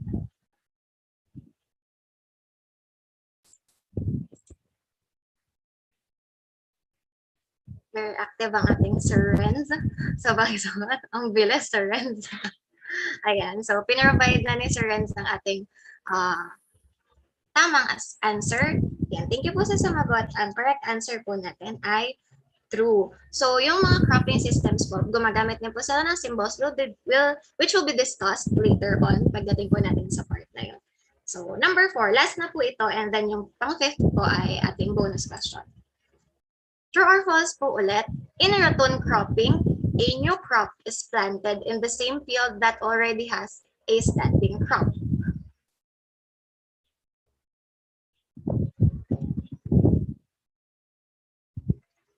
Ayan. So, may mga sumagot naman na po ng tamang answer which is false. So, mamaya i-discuss din po natin kung bakit false yung sagot dito. And then, for our bonus question, this refers to the detrimental or beneficial chemical effects of one crop species to another. So, clue po, it is a subdiscipline of... Si Sir Renz, parang ayaw niya nang bigyan ng chance na sumagot yung ating mga reviewers. Huwag ka mag-alala, ma'am. Direct message naman. Ay, sorry, hindi ko napansin. Hindi nila mababasa na. Nakikita nila, ayun. So, pinrovide ni Sir Ren sa akin ang tamang answer. Sorry, akala ko sa GC mo talaga sinanswer. So, ayan. Wala pa pong ulit sumasagot ng answer. Hintay pa tayo ng ilang seconds pa. Tapos si Sir Renz ang pagsasabihin natin kung ano ba yung tamang sagot dito.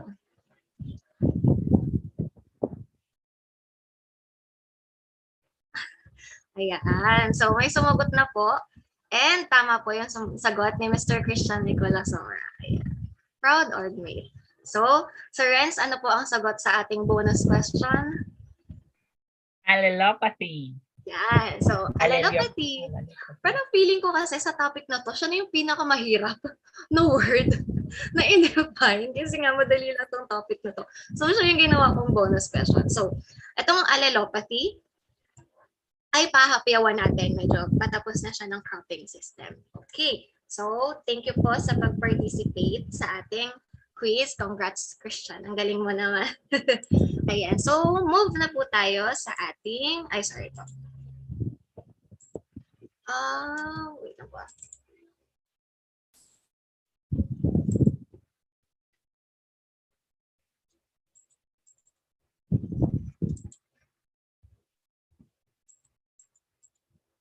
Okay. Sorry po.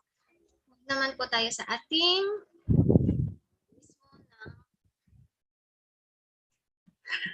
sorry, kinakain ako ng Zoom. Ayan. So, mag-start na tayo sa ating topic for today. So, ayan. As I said po, ang topic po natin for today ay cropping systems. So, ano nga po ba ang cropping system? So, ang cropping system po is, it refers to the kind and sequence of crops as well as the given practices used in growing them over a given period of time on a specific given area of soil. So ito, pwede siyang maging patterns of regular rotation ng iba't ibang crops and pwede rin isang crops din. Isang crop lang. So, ang ito, nilagay ko sa slide natin is yung parang pinaka-simple na definition ng cropping system. A cropping system is the pattern or arrangement of crops in a given time and area, as well as the processes and practices of growing them. So dito po, malinaw na ang cropping system is hindi lang siya basta yung pattern kung paano itinanim yung mga crops or kung ano ba yung sequence nila sa pagkakatanim nila dun sa field.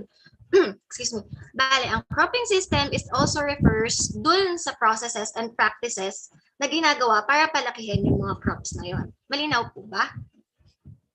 And so, under naman po ng ating cropping system, meron tayong tinatawag na cropping pattern. So, ito yung sumasagot din sa tanong sa ating first question. Kasi di ba may choice doon na cropping pattern and cropping system. So, ano nga ba ang cropping pattern? It is defined as the yearly sequence and spatial arrangement of crops and follows on a given area. So, ito naman, siya yung specific na sequence kung paano itinanim yung mga crops. So, ang tawag doon ay cropping pattern. Pero dito sa definition niya, may binanggit na spatial arrangement of crops and follows. So, ano nga ba yung spatial arrangement? Ang spatial arrangement, ito yung specific na systematic distribution of a farm area for crop production. So, kita naman po dun sa picture. Sorry, medyo malabo pala yung nailagay kong picture. Pero nakalagay dyan yung pattern ng crops, kung ano yung nakatanim dito sa upper right area ng farm, dun sa kaliwa, and dun sa pinakababa. So, ayan po yung tinatawag nating spatial arrangement. And dun sa yung isang term naman na binanggit dun sa definition is fallow. What is a fallow sa agriculture? Ang fallow ay farming technique in which an arable land is left without sowing for one or more vegetative cycle. So bakit nga ba ginagawa ang fallow? Ang fallow kasi inaalaw niya, pag hindi, di ba ang fallow nga given na hindi siya tataniman, walang gagawin kahit anong management practice sa kanya, inaalaw niya yung soil to recover its production potential and nire-reduce din niya yung population levels ng mga peste. So, syempre, kasi di ba kapag walang crops na katanim, wala siyang ma-attract na pest. So, ganun yung ginagawa para bago ka magtanim ng another series of crops is bumaba na yung population level ng mga peste. So, yun yung importance and yun yung bakit ginagawa ang follow. Malinaw po ba? Wala pa lang sasagot. So, next slide tayo. Ito, ano ba ang difference ng cropping system sa cropping pattern? Kasi di ba, ang cropping system is under cropping pattern. Pero yung definition nila is almost the same except except na ang cropping system is kasama na doon yung mga cropping mechanisms, mga management practices, mga technical areas ng pagtatanim ng crops. While yung cropping pattern, siya ay defined lang siya as yung sequence or yung pagkakatanim ng crops. Hindi na niya under yung mga management practices and mga managerial resources na utilized. Yung mga managerial resources na utilized, magiging under na siya ng cropping system in general.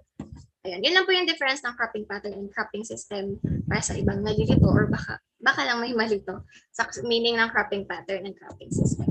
So, next naman, punta naman tayo sa types of cropping pattern. So, dito kasi sa atin sa Philippines is madaming iba't ibang ginagamit na cropping patterns, pero magpo-focus tayo sa apat na main types ng cropping system. Cropping pattern, sorry. So, punta tayo sa first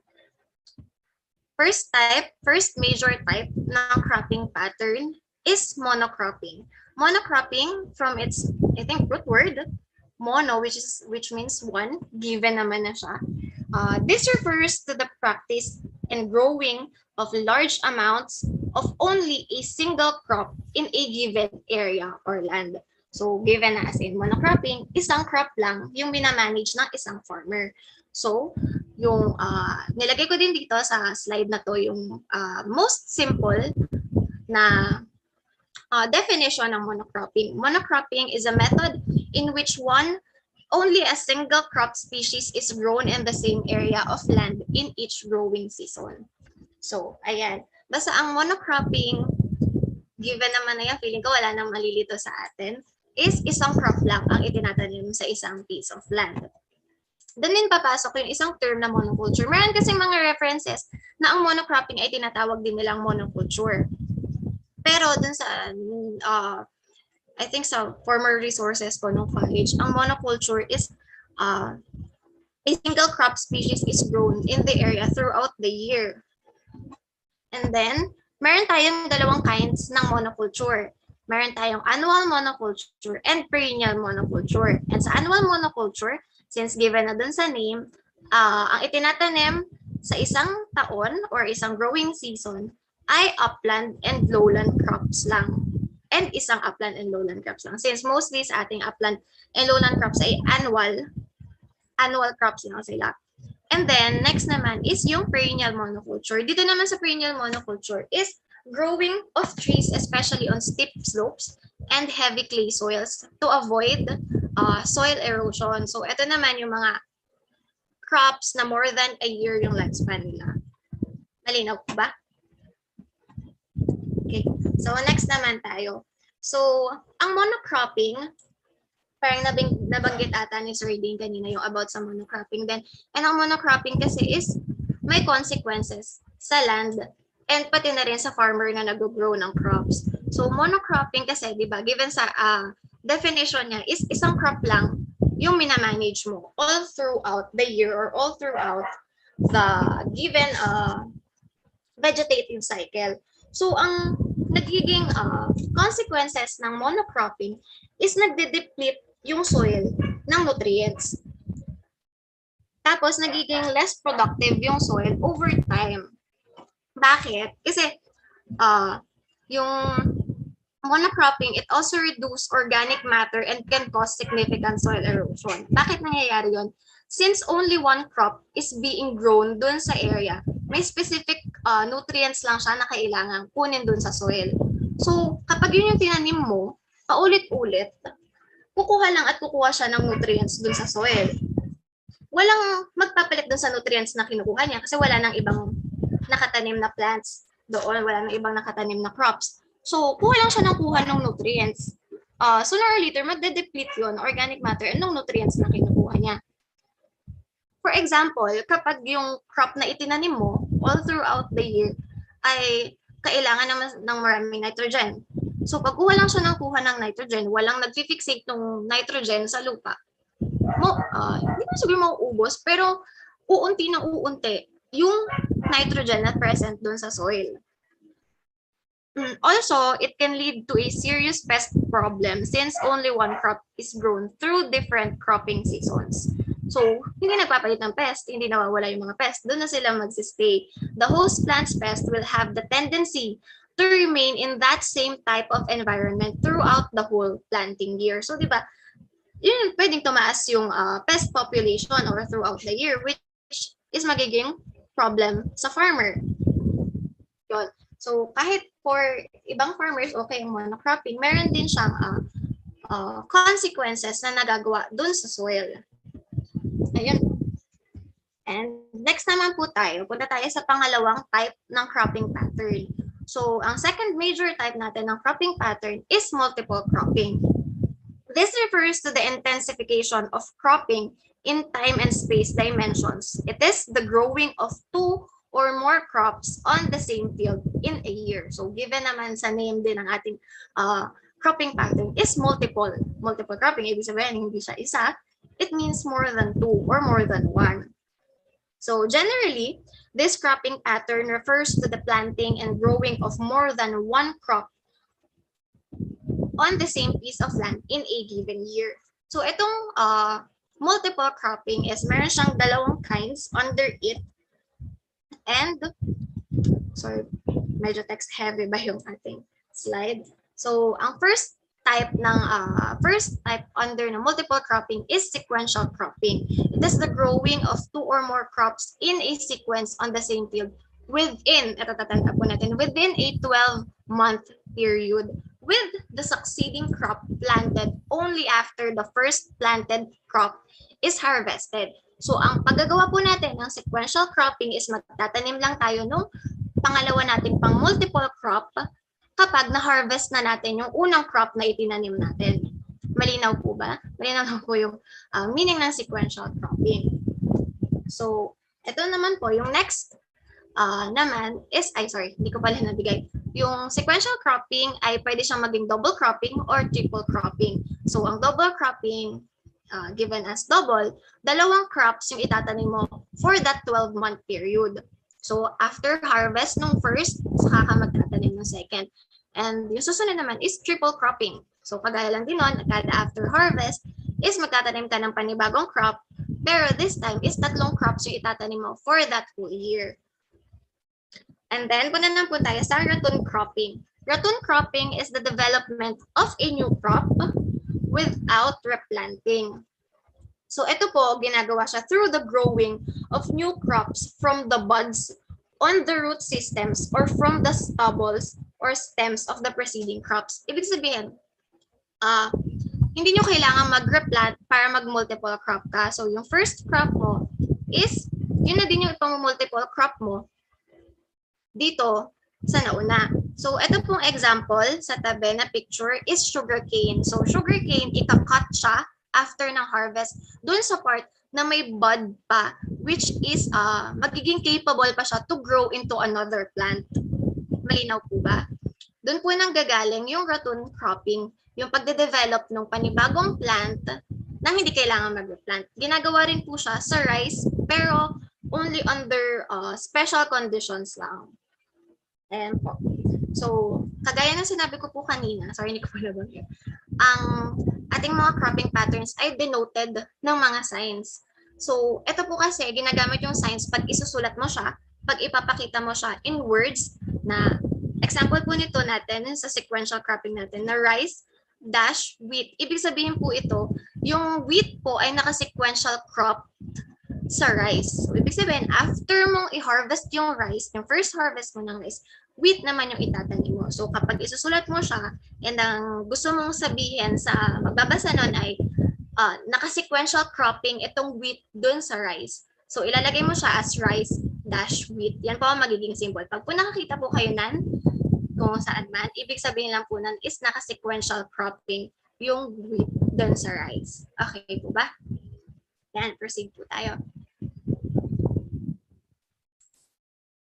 Punta naman po tayo sa third natin na cropping pattern, which is yung intercropping.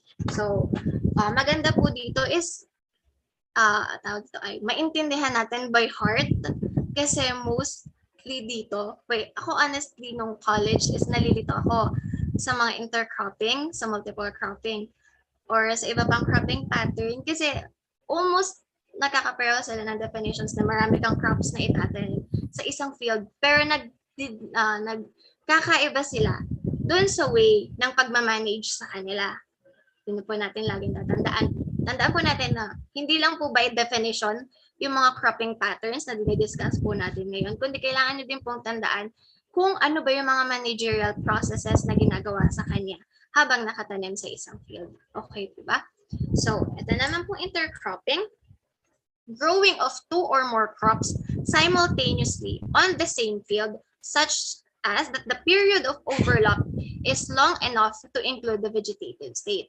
So, unlike dun sa multiple cropping, which is magtatanim ka lang right after mo mag-harvest, dito naman po is simultaneous na silang itatanim. Ibig sabihin may overlapping na mangyayari dun sa pagtatanim mo. May time na nakatanim pa yung first crop mo and then magtatanim ka na, mag-grow ka na ng panibagong crop. Malinaw po ba? So, intercropping is denoted by a plus sign between any two crops grown simultaneously.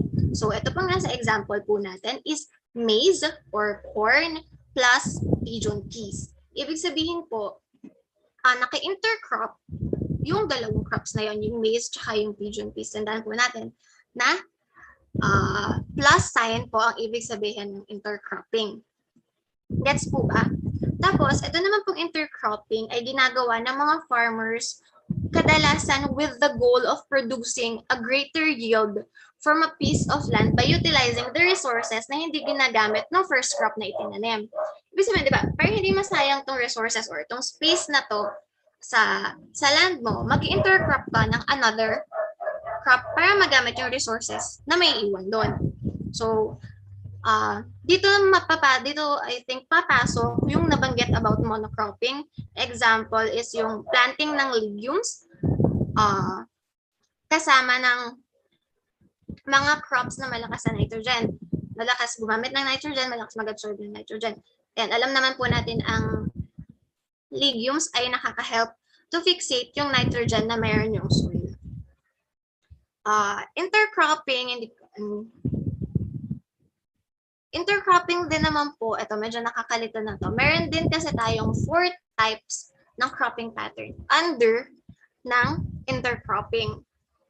So, meron po tayong 4, which is yung parallel, companion, multi-story, and synergetic cropping. Dito ata medyo may nalito kanina dun sa binigay ko na quiz. So, i-define po natin sila isa-isa. Ito po, yung first one po is parallel cropping or yung growing and cultivation of crops with different habitat types. Ito po ay ginagawa para yung dalawang crops na itatanim mo ay hindi sila magkakaroon ng competition with each other. Parang beneficial, hindi not necessarily may beneficial effects sila sa isa't isa, pero wala silang detrimental or destructive effects sa isa't isa. Example po, mung bean plus maize. Yung mung bean po ay itinanim 50 days after na nung planting nung maize. So, di ba nga, simultaneous sila. So, may nakatanim na doon, tapos magtatanim ka ulit ng panibagong crop. Pero, itong mung bean is makakatulong siya sa nitrogen fixation ng soil para doon naman sa corn. Gets po ba? Number 2 naman po tayo, which is companion cropping. Ito yung establishing 2 or more crops within close proximity for multiple cultural benefits. So ano nga ba yung cultural benefits? Ang examples po nitong mga cultural benefits na to ay pest control and higher yield. Kasi di ba nga, given naman na dalawa yung crops na itatanim mo. Pagka-harvest mo nung isa, mag-iintay ka na lang ng time to harvest the other crop, which will yield, I think, greater profit for the farmers. So example po nito is potato plus onion. So, ito po, yung different kinds ng intercropping ay ginagamitan ng plus sign lang din po. So, potato plus onion. And then, punta naman tayo sa multi-story cropping. Ito naman ay cultivation of 2 or more crops of different heights on the same land. Tapos, punta tayo sa synergetic cropping, which is ito kasi medyo, for me, complex siya. Kasi, yung crops na itatanim mo for synergetic cropping, kailangan yung magiging yield nila together is greater than yung magiging yield nila pag tig-isa mo lang silang tinanim. Pag isa lang sa kanila yung itinanim nyo. Pero, yung yield na yon ay naka-base sa unit area basis. Okay po ba? Malinaw po ba yon? So, example din po nan is yung sugarcane plus potato. So, ang sugarcane sugarcane and potato, pwede rin siyang pumasok sa multi-story cropping since yung height nila ay malaki ang talaga ang difference. And yung magiging yield nila together, mas malaki kung compared kung ang itatanim mo lang ay sugarcane alone or potato alone. Malinaw po ba? So, next naman po, punta po tayo sa last major type ng cropping pattern. So, ito pong last na to ay tinatawag natin relay cropping or planting of a new crop in a field with a standing crop. Ito din po yung given sa quiz kanina. Instead na rotation cropping, it's relay cropping po yung tawag doon. Ito po ay ginagawa so that when the first crop has been harvested, the relayed crop variety will then take its turn to be productive. A same goal that is applied in intercropping. Pero ano nga bang difference ito sa intercropping? Kasi parang nagkakapareho yung ibig sabihin nila. Kasi after harvest, saka magtatanim, di ba? Yung seeding and transplant, ito po yung difference niya. Ulitin ko lang po yung kung nauna is magtatanim after harvest. Ito naman po ay magkakaroon din po sila ng overlap. Makikita po natin yan dito sa diagram na given. So, yung seeding and transplanting of the second or the succeeding crop is done only after the flowering stage and before the harvest stage. So, kapag po kasi hindi nasunod itong time frame na to na after flowering ng first crop mo and before the harvest stage, hindi na siya matatawag na relay cropping kasi magiging intercropping lang siya. Gets po ba? So, ito po sa diagram, given dito yung time frame na tinanim yung first crop and then ito po, itinanim yung second crop before yung flowering. Hindi lang po nakalagay dito na yung flowering stage, pero nakita naman po natin na before yung harvest nung first crop, doon itinanim yung second crop. Malinaw po ba? So, baka po may malito sa intercropping and sa relay cropping. So, unlike cropping pattern na plus yung sign niya, ang relay cropping po ay denoted nitong slash sign. So, ito po sa example is yung rice ay naka-relay cropping sa wheat and yung soybean ay naka-relay cropping sa wheat. Gets po ba? Ay, well, exact. Yung wheat ay naka-relay cropping sa rice and yung soybean po ay naka-relay cropping sa wheat. Okay po ba? Malinaw po.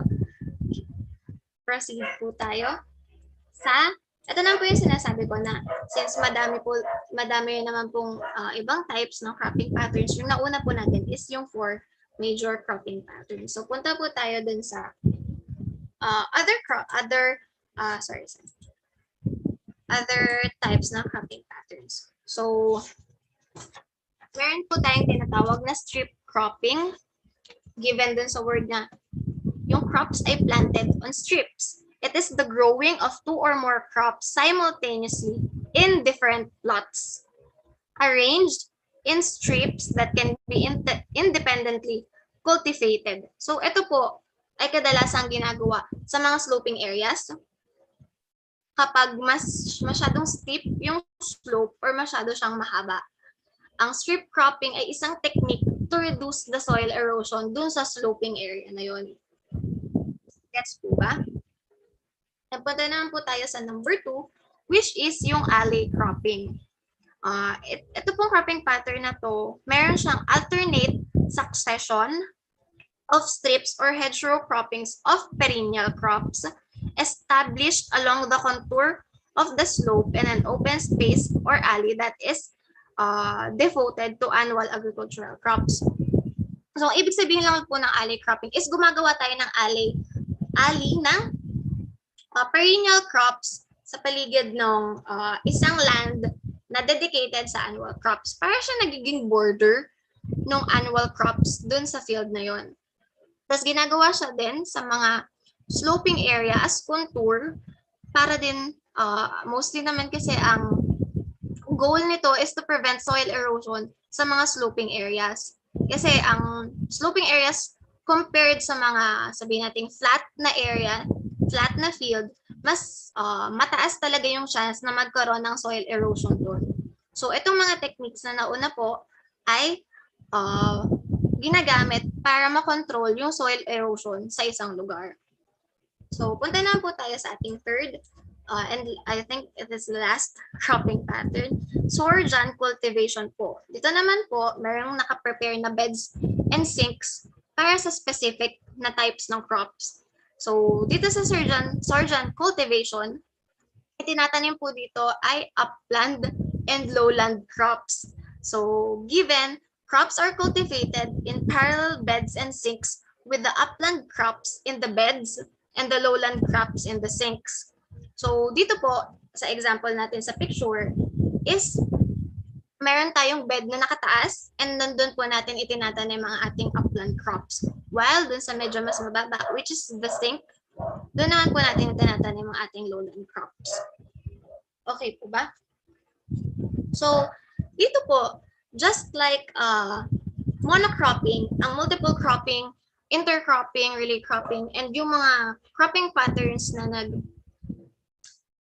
gumagamit ng iba't ibang crops sa isang growing season, meron din siya mga limitations, just like monocropping. So, dito po papasok yung bonus question natin kanina, which is yung allelopathy. So, define po natin ngayon yung allelopathy ulit. Ang allelopathy po ay, it refers to the detrimental or beneficial effects of a higher plant species on the germination, growth, or the development of plants of another species. So, ito pong allelopathy, di ba pwede nga po siyang maging beneficial and detrimental. Pero, since limitation siya ng multiple cropping, kadalasan ang allelopathic effects dito sa multiple cropping ay detrimental talaga for another crop. So, ang allelopathy po kasi is a subdiscipline of chemical ecology. Mostly po kasi ang detrimental effects ng allelopathy is nagre-release ng mga enzymes or, tama ba ako? Nagre-release ng enzymes yung isang crop na to para maging degrading dun sa growth processes ng another crop. So, example po nito ng negative effects ng allelopathy is autotoxicity. What is autotoxicity? It is a biological phenomenon where a species inhibits the growth of another species. So, since kadalasan sa multiple cropping is nasa close proximity, yung pagtatanim dun sa crops, kadalasan doon yung crop species which is higher, nagkakaroon siya ng detrimental effects dun sa possible na germination nitong another crop species na itinatanim or na itatanim mo pa lang. Tapos, nagkakaroon din ng biological invasion, which is an example din ng allelopathic effect sa multiple cropping. Ibig sabihin lang nito is nagkakaroon ng invasive plants na accidentally introduced into a place. Kadalasan dito is yung mga weeds na parang specific for this crop, pero dahil nga may kasama siyang ibang crops, yung weeds na yun ay nagkakaroon din ng detrimental effects dun sa ibang crops, kahit hindi naman yung host plant ng weeds na yun. Nagagets po ba? Tapos, bukod po sa allelopathy, isa din po sa mga nagiging limitations ng multiple cropping is yung morphological differences. Yung morphological differences naman po is nagre-refer to dun sa difference in form or structure of the component crops. The morphological differences are primarily related to mutual shading. So dito po papasok yung sinasabi natin. Nadalasan sa mga multiple crop ay nagkakaroon ng mutual shading by the close proximity of crops, which will then lead to an inevitable depression in leaf photosynthesis. So syempre, di ba, ang shading talaga is malaki yung nagiging effect sa photosynthesis ng isang plant. So, mutual shading can lead to the change in the light spectrum and light intensity, therefore causing photosynthesis-related morphological differences. So, mostly po sa morphological differences sa multiple cropping ay nakakos ng mutual shading or yung pagbabago din sa light intensity and light spectrum na nakukuha ng crops. Gets po ba? Given naman doon sa mutual shading, diba? kung anong ibig sabihin niya. Nagigets po ba? Ito po pala. Sorry, hindi ko pala na-flash. Ayan. Tapos other naman na limitations din ng multiple cropping is kagaya din sa monocropping, nagkakaroon din ng pest problems, which is yung pest survival becomes easy over time kasi nakaka-adapt na sila dun sa iba't ibang crops na meron dun sa field.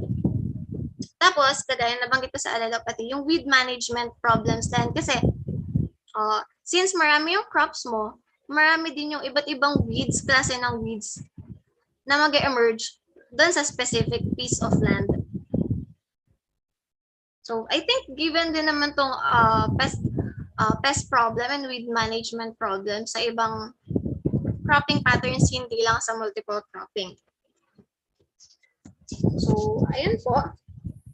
Then, punta naman po tayo sa huling, I think this is the last cropping system na given dito sa magiging topic natin, which is yung SALT or yung Sloping Agriculture Land Technology.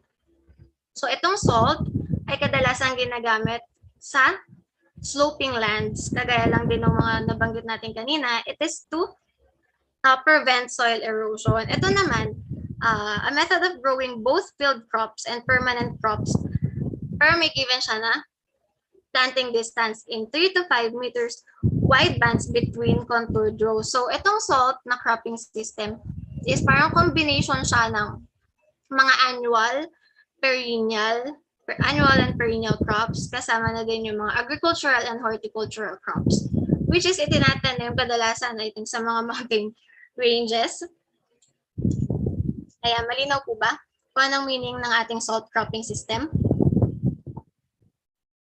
So, punta naman tayo sa agroforestry, which is a land management practice that combines trees, crops, and livestock to increase diversity and profitability and environmental balance. So, actually po, dito sa topic natin is meron pa sana ng low external input and sustainable agriculture.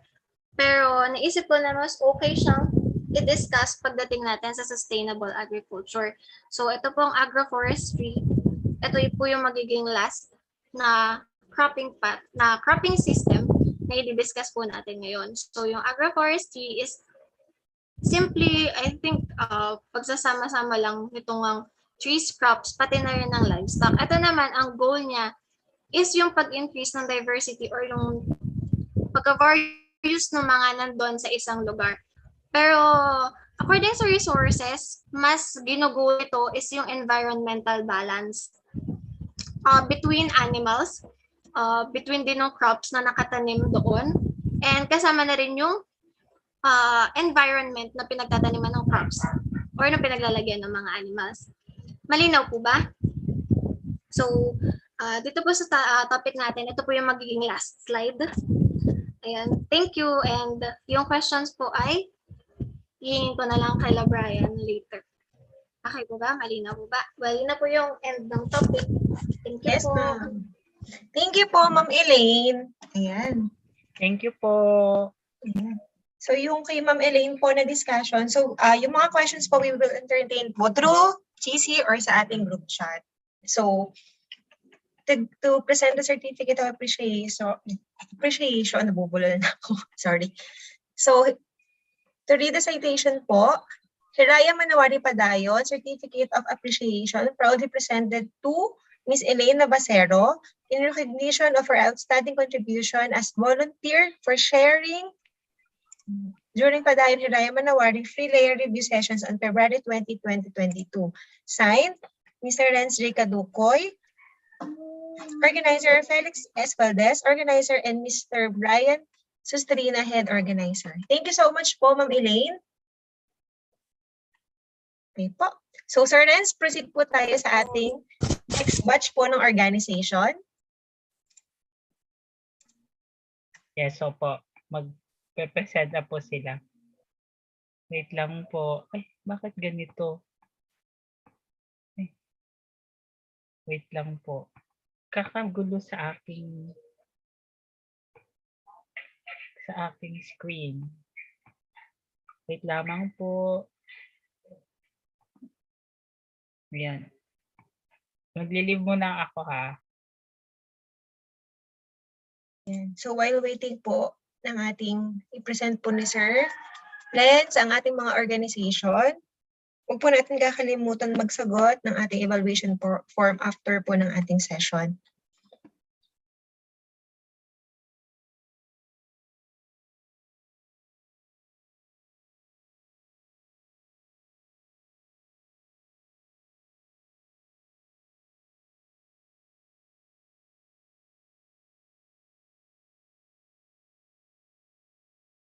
So again po, yung atin po mga recordings, lectures, lahat ng ating mga previous session at sa mga susunod po, ipopost po no yun sa ating GC at group, sa ating group chat po.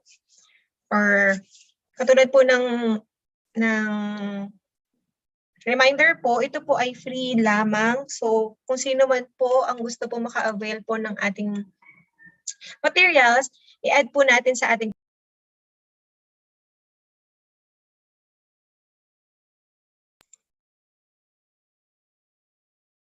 Hindi kasi ako makapag-share kanina. Ewan ko pa anong nangyari sa Zoom. So, ayan po. Pasensya na po. Ito po.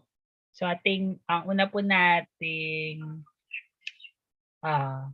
society ay for this time ay University of the Philippines Animal Science Society. So, meron po silang AVP at ito rin po natin.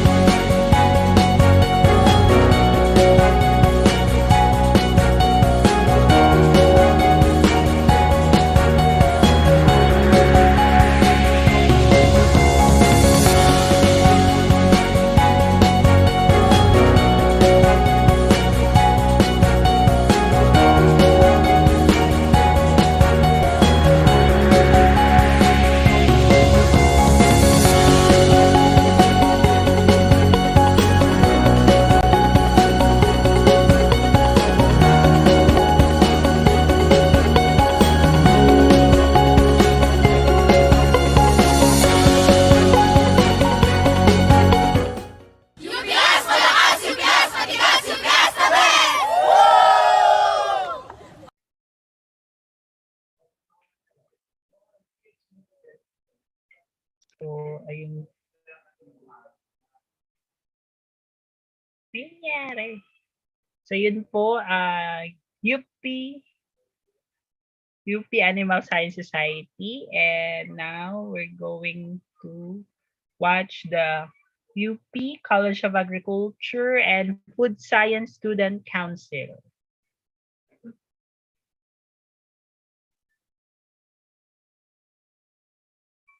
Ayan.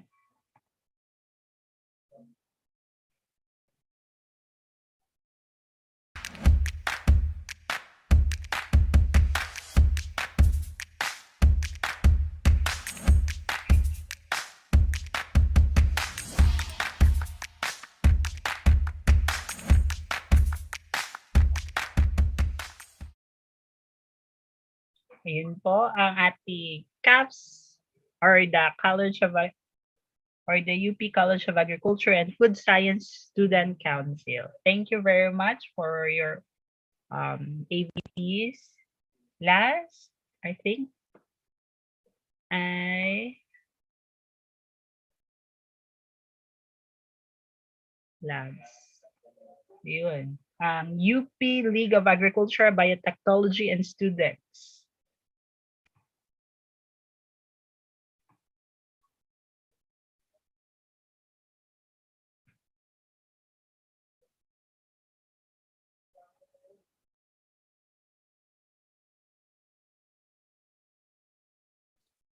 Play po muna nung AVP po. Thank you.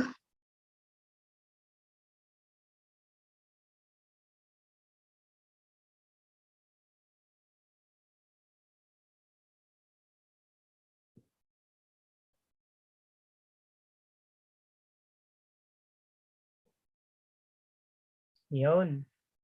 At may isa pa po silang AVP.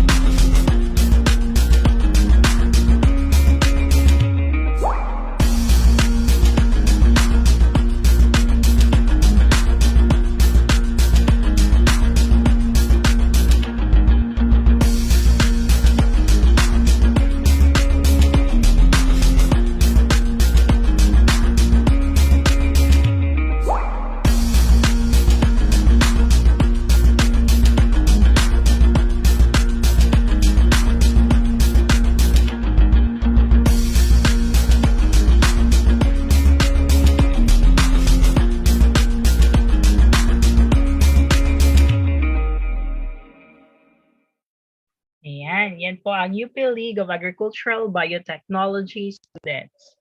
And ngayon po ay kasama Ay, po natin wait. si Miss... Renz. Wait, may chat ulit ako sa'yo. Yes po. Ayun. Ay, may chat. opo. Wait lang po. Ay, may isa pa po ba?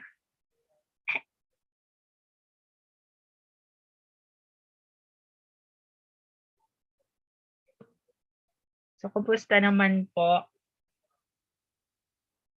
May na-play na po, Sir Bri. Yun po yung una.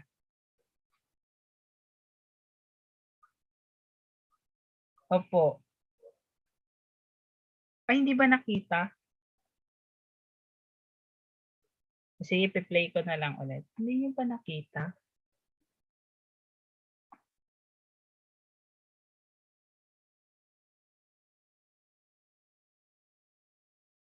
Opo, kasi ito po, wait lamang po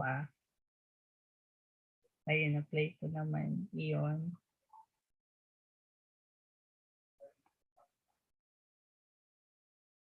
Itong mas maiksi po.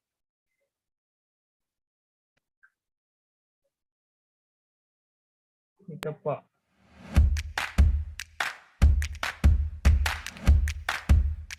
Diba?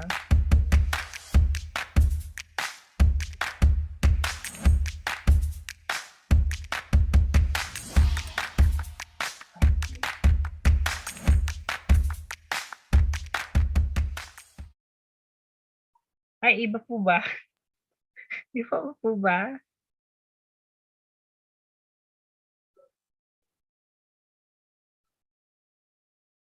Wait lamang po.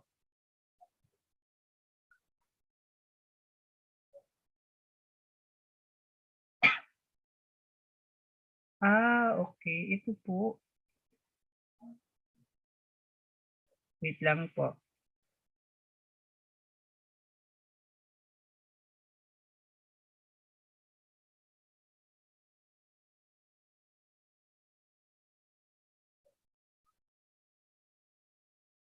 Na-play ko na po yan, Sir Bry.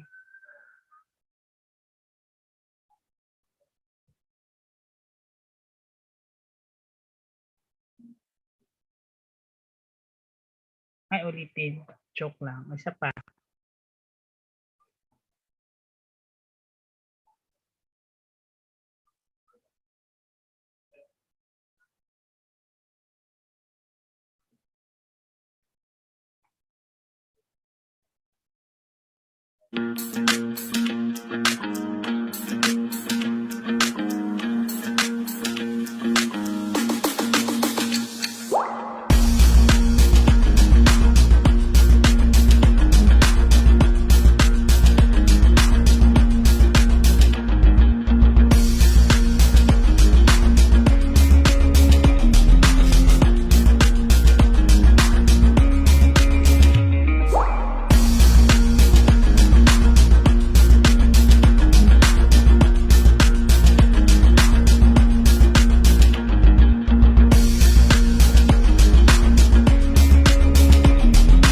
I wish to send my best wishes to the UP League of Agricultural Biotechnology students.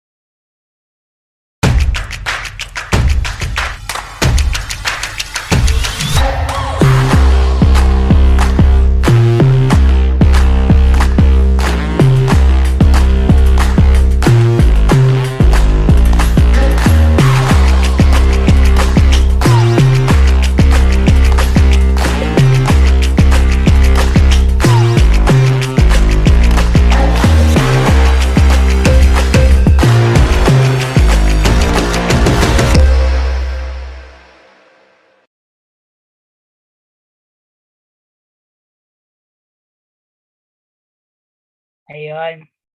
At ngayon po ay kasama po natin si Miss Andrea Aranton upang ipakilala sa atin ang UP College UP League of Agricultural Biotechnology students. Ma'am, Diyan ka Ayan po po, ba? good afternoon. Narinig po Ayun. ba ako ng lahat? Opo. Ayan po.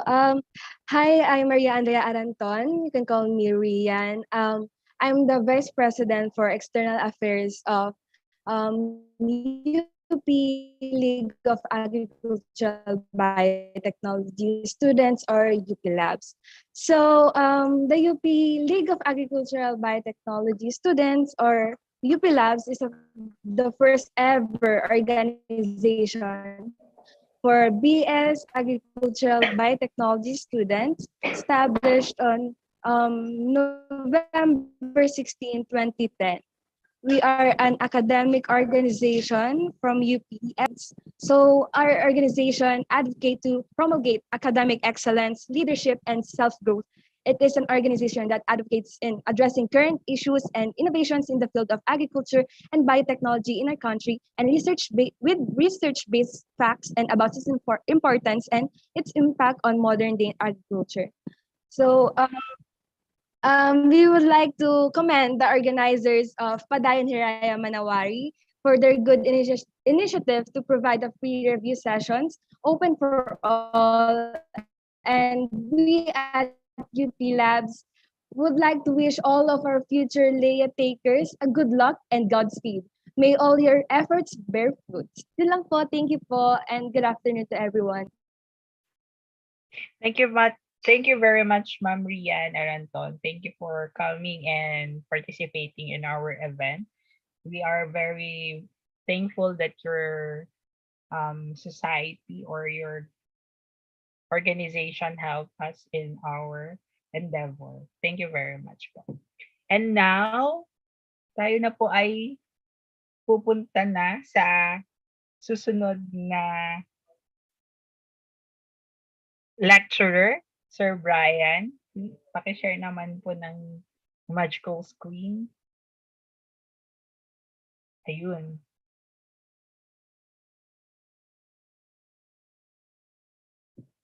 Ate Pao. Okay po. Again, thank you po, Sir Ren, sa ating mga partner organization. Okay po. Ang ating last but not the least na lecturer for today. So, di bali, dalawang topic po ang i-discuss po ni Sir. Before anything else, so ipakilala po muna natin siya. He is a graduate of Bachelor of Science, major in Animal Science sa Eastern Summer University, Can-Avid Campus noong 2015, and natapos na po ang kanyang Master of Agricultural Science sa major in Animal Science sa Eastern Summer State University Main Campus. Sorry, ongoing po pala, sorry. Hindi pa pala tapos, sir, so ongoing. Ayan. And then, work experience po, he is a tested TVET trainer and accredited competency assessor and a farm school administrator sa Tadeus Integrated Farm. Achievements. So marami pong national certificate from TESDA si Sir. May NC3 in horticulture holder, NC2 in organic agriculture production holder, NC2 in animal production, swine holder, NC2 in animal production, poultry chicken holder, and NC3 in landscape installation and maintenance softscape holder. So bigyan po natin ng virtual applause si Sir Byron Consultado. Hello po, sir. The floor is yours. Hello po, Ma'am Paula. Thank you po for the introduction. Good afternoon po sa lahat ng mga learners po ngayong hapon. So, gusto ko lang muna magpasalamat kay Sir Brian for inviting me here as a lecturer on this two topics related in crop science. And I will share now my screen po.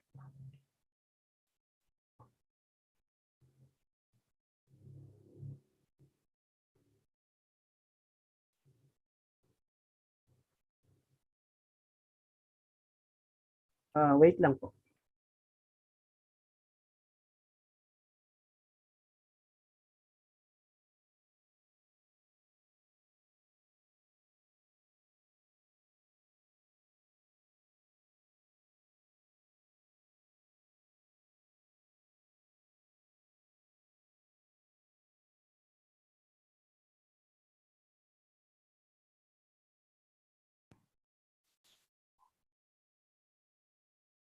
Ayan, while waiting po kay Sir Byron for his PowerPoint, ayun, kung sino man po yung top 1, contact nyo lang po ako. May pa-preview po ako. So kung nandyan pa ba yung top 1, kakilala nyo po ang top 1, huwag po mahiyang mag-chat sa akin or sa aming group chat para mabigay po namin yung friend. Diba? Nakikita Send pa niyo kayo, po dito lang yan. yung screen ko nakikita na po, Sir Renz. Sir, kita na po. Kita Pa na. slideshow na lang po, sir. Yan po. Okay na? Opo, okay na po. Okay. So, good afternoon po. Turn off ko lang po yung camera ko kasi masyadong humihina yung signal kapag naka-on cam eh. Okay lang po ba? Sige po, sir. Okay, ayan. So again, good afternoon po everyone. I hope meron po kayong kaunting matutunan with regards sa aking topics and discussion na ibibigay ko this afternoon. So I am tasked to deliver in site characterization and evaluation and land preparation for crop production. Okay, so and before I start my proper lecture, so I have heard some wait, nakapos. Pa tayo mag-slide.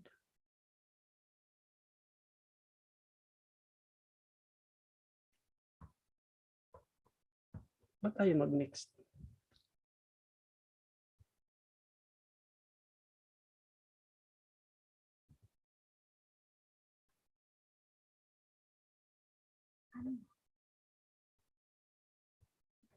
Ayaw mag-next.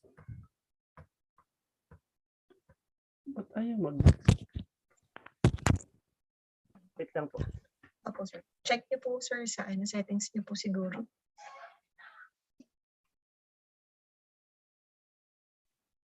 Trinay niyo po bang i-click yung screen, sir? Opo. Ayun nga, para siyang nag... Yun.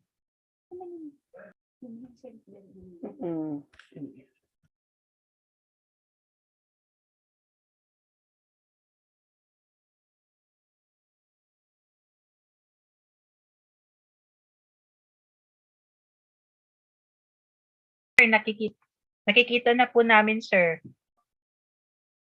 Nagne-next na po. Nakita na po namin yung mga sagot. May pa-preview po ba? Alam na po namin yung sagot. Nakabot na tayo sa... Nakakainis. Wait lang. Balik ko lang. Sige, sir. Kunwari hindi namin nakita yung mga tanong. Ayun, parang palayo tayo ng palayo. Ano ba yun? Ayan.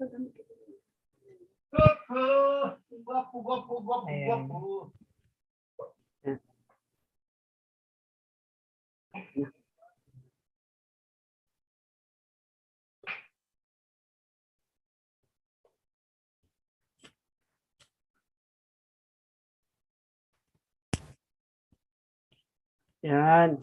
Okay na po ba? Yun. Kunwari Yes wala po, kayo nakita nakikita question na po ha? namin. Opo. Sayang. Kunwari hindi namin alam ang sagot. May icebreaker po ako dito konti. Isang ano lang siya, isang game lang. So kung yung makakasagot ng tama, may 50 pesos na load from GCash. Ayan. Sana walang nakakita.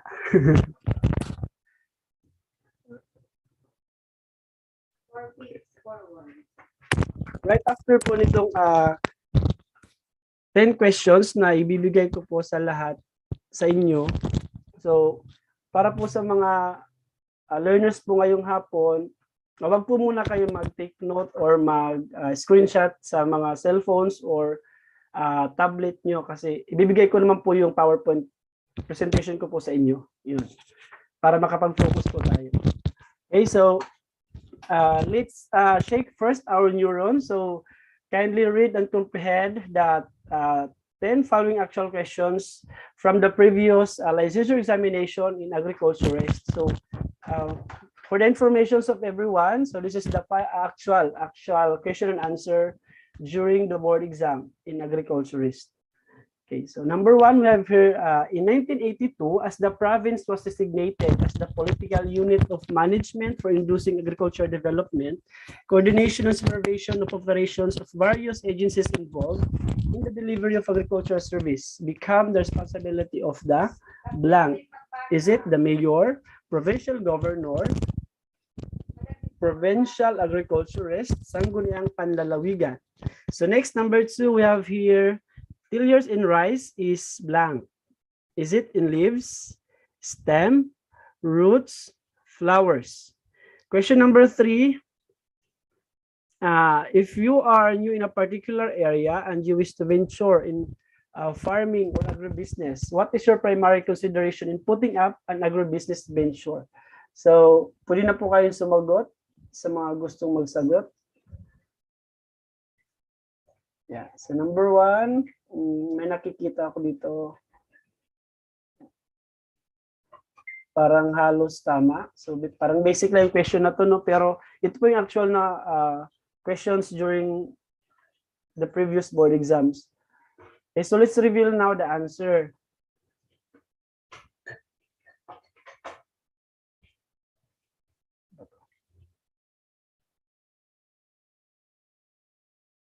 Ayun na naman gumana.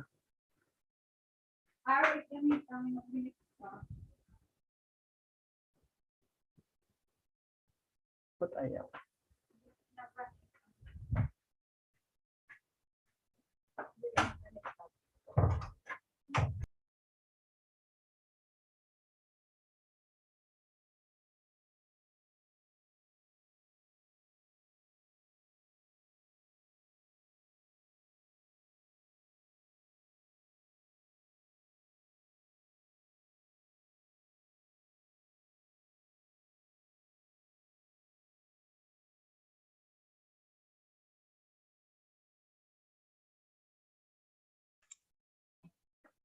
Sir, may mga lumabas ng answer.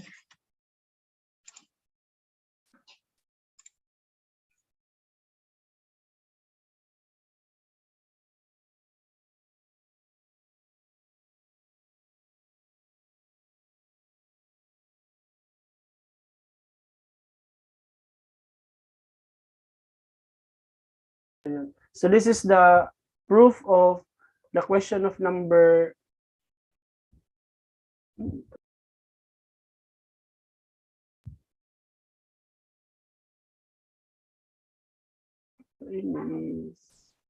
nag-stop na naman.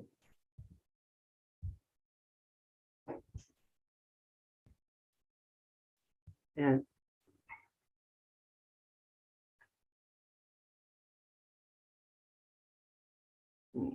Ay gumagana pag na-pindot. Okay.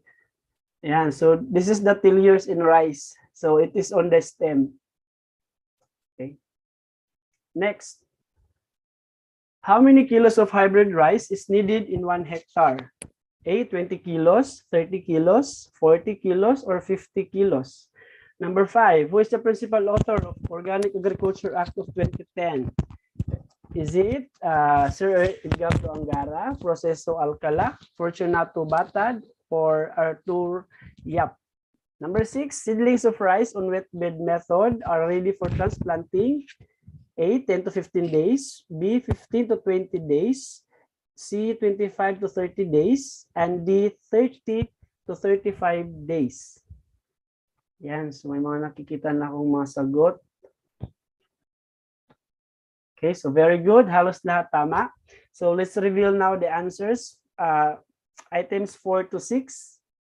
Yan, so we have only 20 kilos that are needed in 1 hectare. Kapag hybrid rice, okay? So the principal author of Organic Agriculture Act of 2010 is Proceso Alcala. So the DAE Secretary Proceso Alcala. By the way, OAP, Organic Agriculture, is amended, if I'm not mistaken, 1008 to RA 11511. Okay. Next, the seedling of rice in wetted method, it should be transplanted after 25 to 30 days. Next, number 7. So which among the following crops can be trellised to maximize profit? Is it the banana, saluyot, ampalaya, or eggplant? Next, number 8, during El Nino, which type of crops is most likely recommended for planting? The keyword here is the El Nino. Is it the lowland crops, upland, temperate crops, subtropical, or tropical crops? Number 9, what is the primary purpose of tillage? A, is it to kill or expose pests to sunlight? B, is it to level the field? C, is it to incorporate weeds and stubble underneath the soil? Or letter D, is to loosen the soil? Ayan, nagsisisagutan na ang mga magagaling nating mag-aaral. Okay, so very good. Halos na naman nakakuha ng tamang sagot. So let's reveal the answer. Ayan, so number 7 is the ampalaya. Diba? Yung trellis, yan yung ginagamitan natin ng, para umakyat yung ampalaya. Diba? Next is during El Nino, the type of crops that is recommended for planting is the upland crops. Number 9, the purpose of the tillage or pagbubungkal ng lupa. Pagbungkal ng lupa is to loosen the soil. Okay? Next, the last items. I have here number 10 is the most accurate method of assessing soil fertility is letter A, nutrient deficiency symptoms. Letter B, failed experiments. Letter C, plant analysis, or letter D, soil analysis. So what is the most accurate method in assessing the fertility of the soil? Yan. Okay, very good. So the correct answer for this question is failed experiments. Okay. So punta naman po tayo sa teka lang po.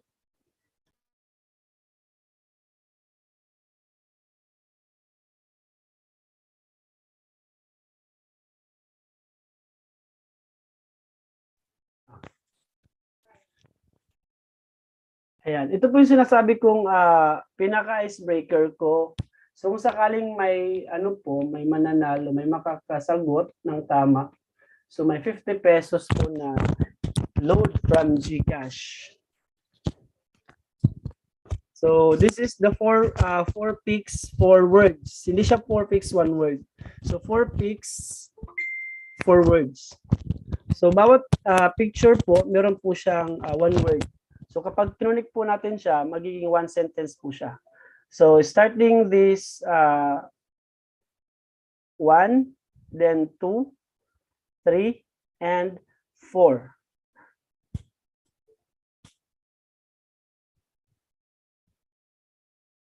Yan po yung chat box. Wala pang sumasagot.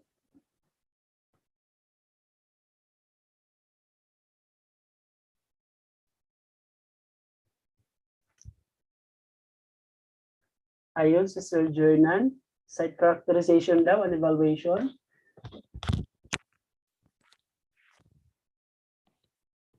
Wala nang sasagot maliban kay Sir Jernan.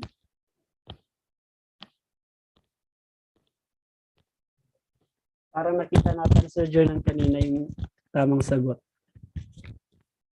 Nandyan, hello Sir Jernan, parinig naman ang boses mo. Hello po, good afternoon. Saan mo nakuha yung site characterization and evaluation? Pinigure out lang po. Pinigure out. Ang galing naman mag-figure out. Wala na ibang sasagot? Copy-paste daw. Ayan, so far, so upon scanning sa chat box, yung pinakaunang sumagot dito ay si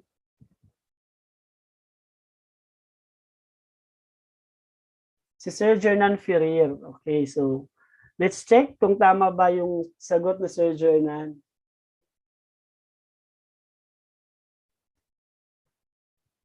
Ayun, tumama naman si Sir Jernan. So very good. Paki-PM na lang po yung yung number nyo po para mabigay po agad yung load mo na 50 pesos from GCash. Ang galing naman mag-analyze si Sir Jernan.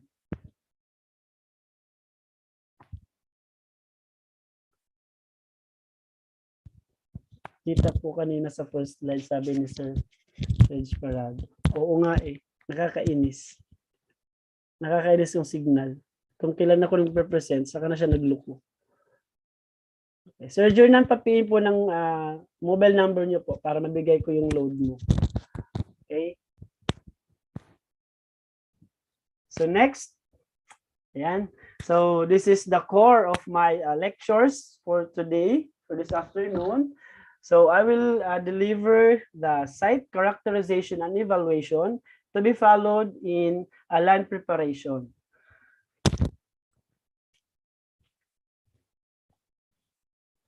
Okay, so we have heard the establishment of a crop production enterprise. This includes the following activities. Okay, so in site characterization and evaluation, we should have to consider this factor before we proceed or we move to our crop planting or crop production. Kasi kung agad-agad lang tayo magtatanim, hindi muna natin i-characterize o evaluate the fertility or the other factors on that particular site. So posible yung maging output is hindi maganda, di ba? Okay, the first activities is finding the suitable site. So we should first find the suitable site for the specific crop na ating itatanim. Okay, next is the determining the suitable crop for that particular site. Kasi meron po kasing may mga lupa na ayaw talaga, may mga crops na hindi talaga siya tumutubo o nagbubunga kapag ayaw niya dyan sa area na yan. Okay, so we should first determine the suitable crop in that particular site or area. The third factor is the evaluating or the evaluation of the socioeconomic, the biological, and the physical condition that exist in that particular site. Okay, so baka mamaya yung site na yan may hindi magandang maidudulot sa production natin. Okay, next. So we have heard the site selection. So what do we mean by site selection? So the site selection, it affects the future decision related to production cost, the farm operation, and the transportation, and many other factors that can affect in site selection. Okay, so we have heard some factors. I think we have 3 factors in selecting a site for our crop production. The first factor is we have the socio-economic factors. So what are the factors that are involved on this socio-economic? Whether the peace and order in that particular site, the manpower development, the market availability, the farmer's preference, the zoning and other regulations, and the land tenure situation. So these 6 factors under the socioeconomic is we should first consider this dapat hindi natin to nakakalimutan before we select a good site.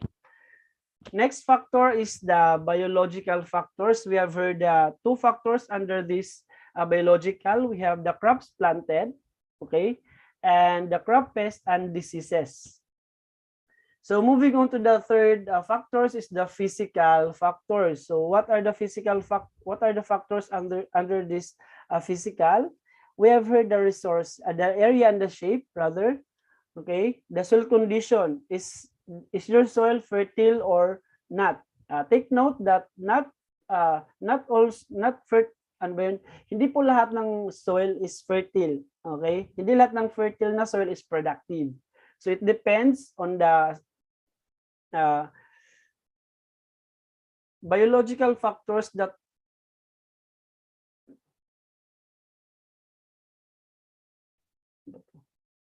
wala. Okay, the structure and the soil pH. So this fertility, structure, and the soil pH involves in the soil condition.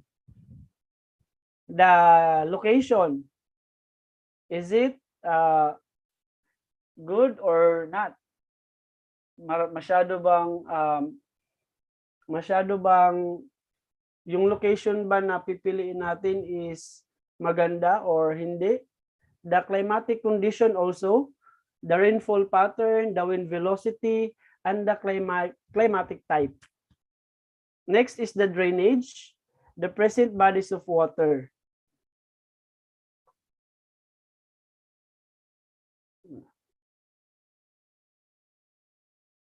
Next, the resources. So what are the resources involved in this physical factors? We have heard water, the farm tools, and farm machineries na ating gagamitin sa ating cultivation of in the farm.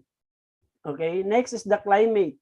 We have again the rainfall. Take note the average rainfall in the Philippines is only 2,533 millimeter.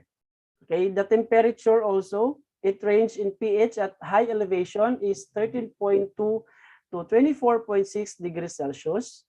The range in pH at low elevation is 23.3 to 31.5 degrees Celsius. Take note that for every 100-meter increase in elevation, there is a corresponding 0.6 degrees Celsius decrease in temperature. So hence, the crops mature faster in higher temperature. Okay, so I've heard the cardinal temperature. So what do you mean by this cardinal temperature? So it has three. The first one is the minimum temperature. So minimum temperature, below which reactions velocity becomes zero due to the activation of enzymes. So the difference between the minimum and the maximum is in maximum. So above which reaction velocity becomes zero due to the saturation of enzymes.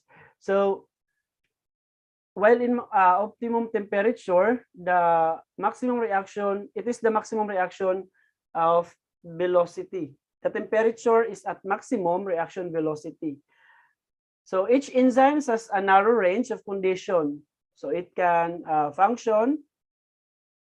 So it works best at its optimal temperature. So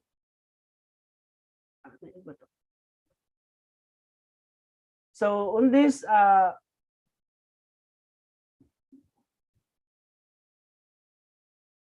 as you can see in this slide, so how does temperature affect in the enzyme activity? So as the temperature drops, molecules move slower at the enzymes will be unable to function properly. So as the temperature goes up, so in the enzyme structure break. So and the enzymes loses at its function. So that is called the denaturing. So kung natatanda natin during crop science college subjects, so mas madali nating maintindihan kung paano ba nakaka-apekto yung temperature sa activity ng enzyme sa ating crops. Okay? Next.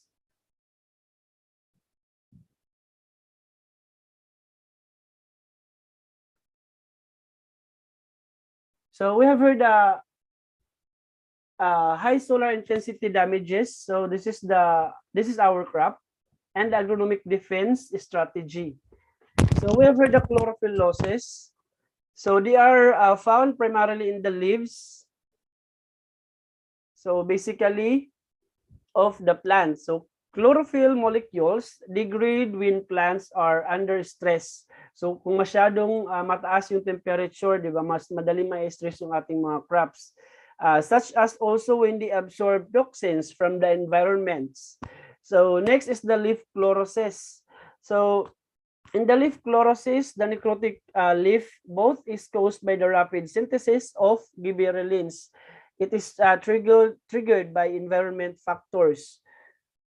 The fruit sunburns, the ROS accumulation. So in ROS accumulation, it is the reactive oxygen species.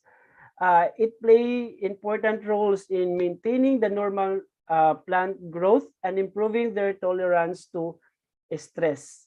And the last is the cell membrane disruption. So if we are going to look on these factors, the agronomic defense, so it has a white or black nets. It should have a black or white net, black net, especially sa greenhouse natin, okay? Shading sensitive crops with other tolerant crops. So for example, if the area is shaded, so we can have the other planting sa ilalim ng na shaded na area. Okay, the sunburn protection treatments and the white paint for greenhouse. So it's either white or black nets or the white paint for greenhouse. Next, we have here the types of crops based on temperature requirements. So in general, foliage in plants grow best between 70 to 80 degrees Fahrenheit. So during the day and between 60 degree Fahrenheit at night. So again, plant grow best between 70 to 80 degree Fahrenheit during the day, while during the night between 60 degree Fahrenheit. So most flowering plants prefer the same daytime range but grow best when nighttime. So temperature ranges 55 to 60 degree Fahrenheit according to horticulture.edu. Okay, so we have the four type of crops based on temperature requirement. The first one is the cool season crops. Example are the cabbage, the broccoli, the cauliflower, what else? The carrots and the lettuce. So they are included on these cool season crops. Next is the warm season crops. Example are the rice, the banana, or the solanaceous crops. The solanaceous crops like tomato, bell pepper, and eggplant. Okay, next is the tropical crops. So includes the coconut and other important crops, the CRSC, the coffee, sugarcane. So those are the examples of tropical crops. Under the subtropical crops, the examples here are the citrus, the lemon, calamansi, the orange. So those crops are involved on the subtropical crops. Those are the examples of subtropical crops. Okay, next is the vernalization process. So in vernalization process, as you can see on my PowerPoint presentation, so when we say vernalization, it is the exposure of plants to low temperature as the requirement for their flowering. So for plants, the process of the induction of flowers due to prolonged exposure to cold temperature. So it is also the acceleration of the ability to flower by low temperature treatment. So a kind of adaptation shown by plants. So the first plant here is there's no cold exposure. So hindi pa siya nagflowering. Okay. Next is the next photo this after 1 to 2 weeks. So medyo na siya, may flower pero hindi pa siya nag-bloom. And then after 3 to 6 weeks, ayan na siya. Nag-bloom na siya, di ba? So take note also that the gibberellin or the GA is the main plant hormone that is involved in regulating the development of the plants. Okay, next.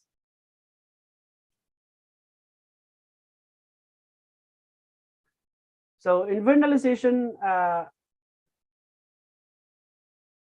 again, in vernalization process, so it can be practiced artificially too. So the artificial method of vernalization was discovered by a Russian worker, Lysenko, in 1928. So Lysenko found that the cold or low temperature requiring annual and biennial plants can be forced or made to flower in one growing season by supplying a low temperature treatment to young plants or to moisten the seeds. So sinong nakakilala kay Sir Lysenko? Ayan siya. So Sir Lysenko, yan.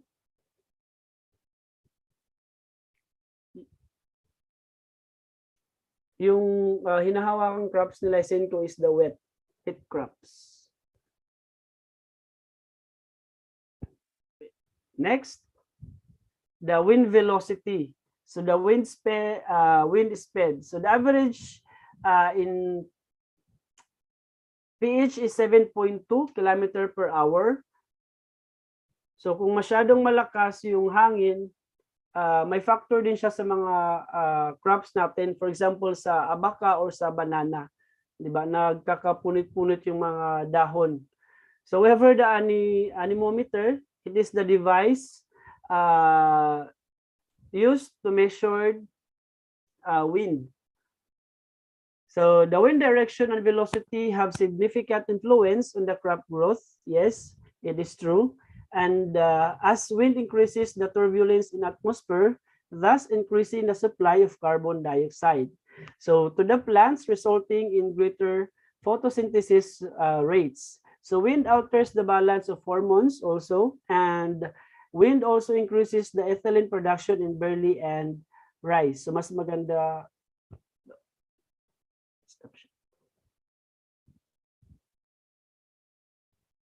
So this 7.2 km per hour is the average wind speed.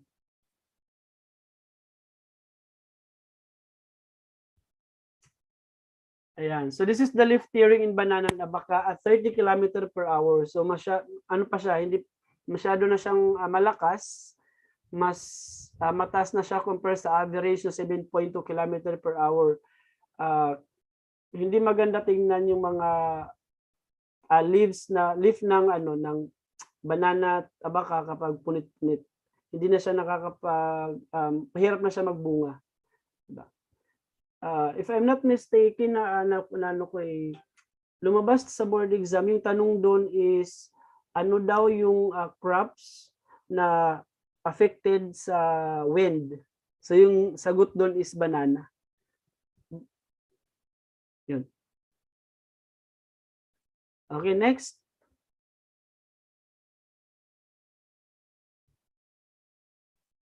So we have heard the aspect of light as important to plants. So syempre again, so the sunlight is very essential for the development of our crops. Bakit ko siya sinama? Kasi kasama siya dito sa source ko as under the light intensity, the duration or the day length, and the wavelength.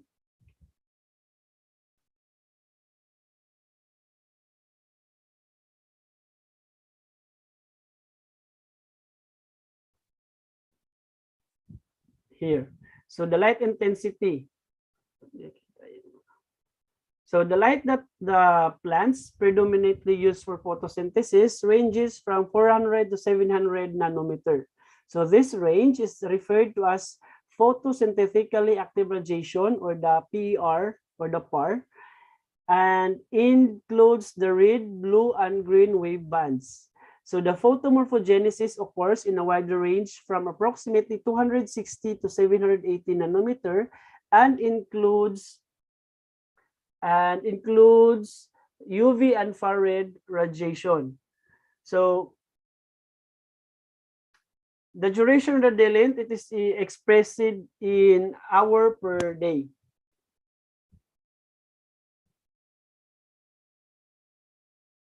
Yan, wherever the wavelength. So wavelength, it is expressed in angstrom or nanometer, or identified by color. Red and blue wavelength in photosynthesis, and infrared and red wavelength in photoperiodism. So as you can see here, so this is the wavelength in photosynthesis, red and blue color here. And in wavelength in photoperiodism, the far red and red. So in red and blue wavelength, in photosynthesis, it is under the vegetative. So in flowering, it is the wavelength in photoperiodism, the far red and red. So the light that plants predominantly use for photosynthesis ranges from 400 to 700 nanometer. This range is referred to as photosynthetically active radiation. So inulit ko lang tong information kanina. So it includes the red, blue, and green wave bands.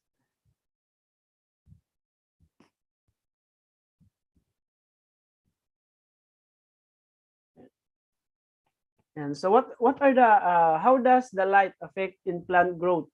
So for every plant, regardless of the size or type, it needs light to survive.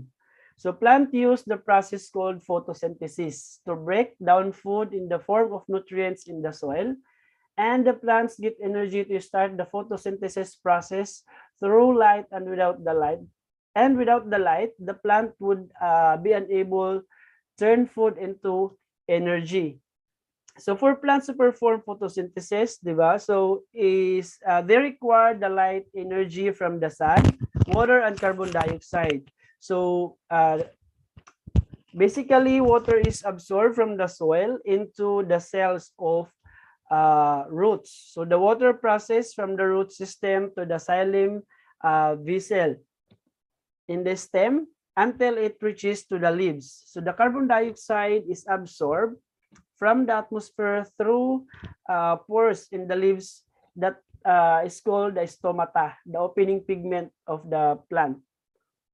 So the light intensity also influences the manufacture of plants' food, stem length, the leaf color, and the flowering.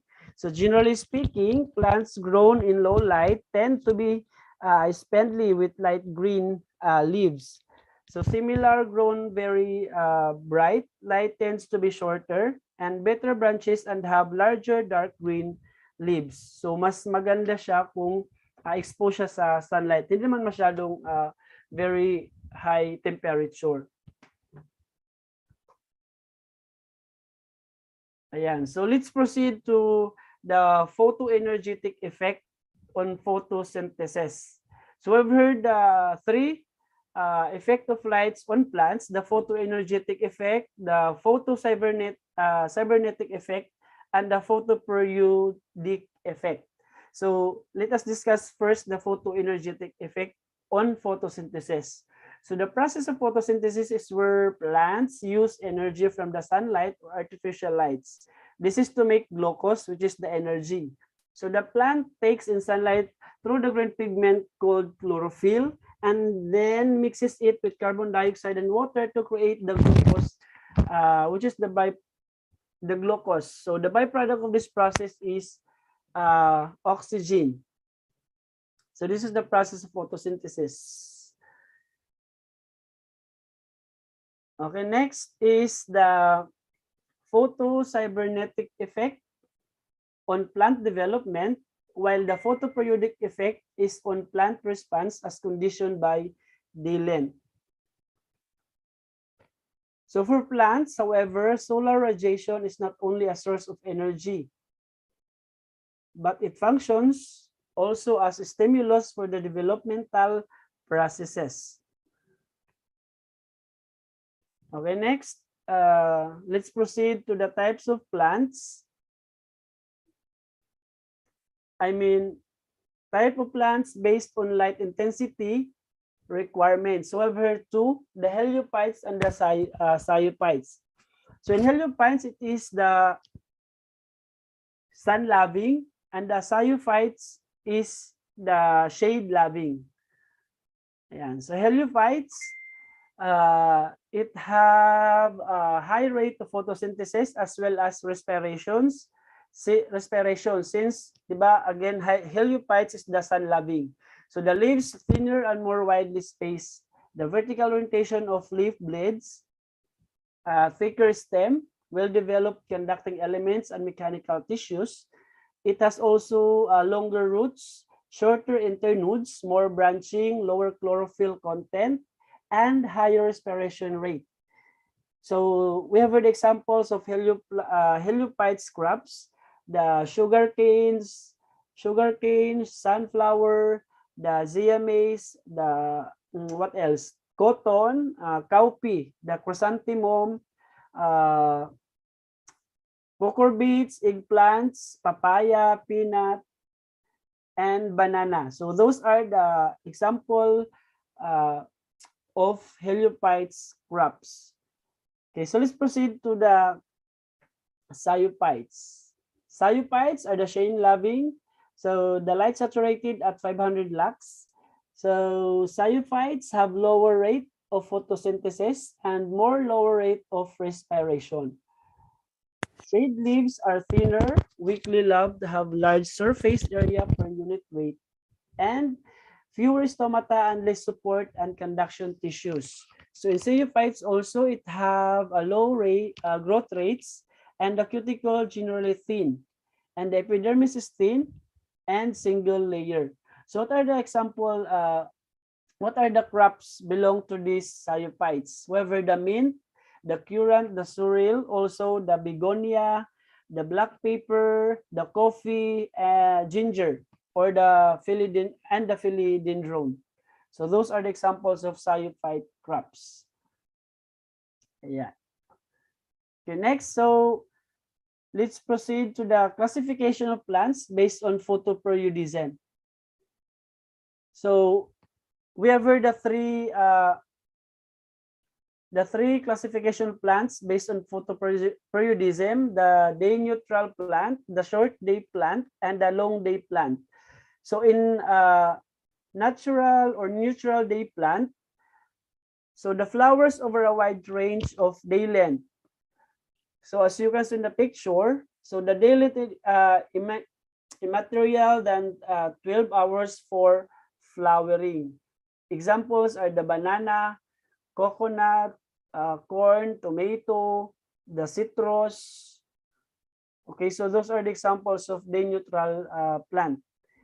While in short day plant, so the day length is less than 12 hours for flowering. So mas less yung exposure niya sa sunlight. So it requires a dark period exceeding a critical length to induce flowering. So we have, for examples, are the coffee, the rice, sesame, soybean, and wing bean. While in long day plant, so the day length more than 12 hours for flowering. So it is inhibited from flowering when dark period exceeds critical length. Examples are the aster, castor oil, onion, and radish. This is the day neutral plant, short day plant, and the long day plant. Okay, next is the relative humidity. So the average in pH is 82%. So when increased incidence of pests and diseases with higher relative humidity and increased incidence of wilting with lower relative humidity. So in relative humidity, the most commonly used measure of humidity is the relative humidity.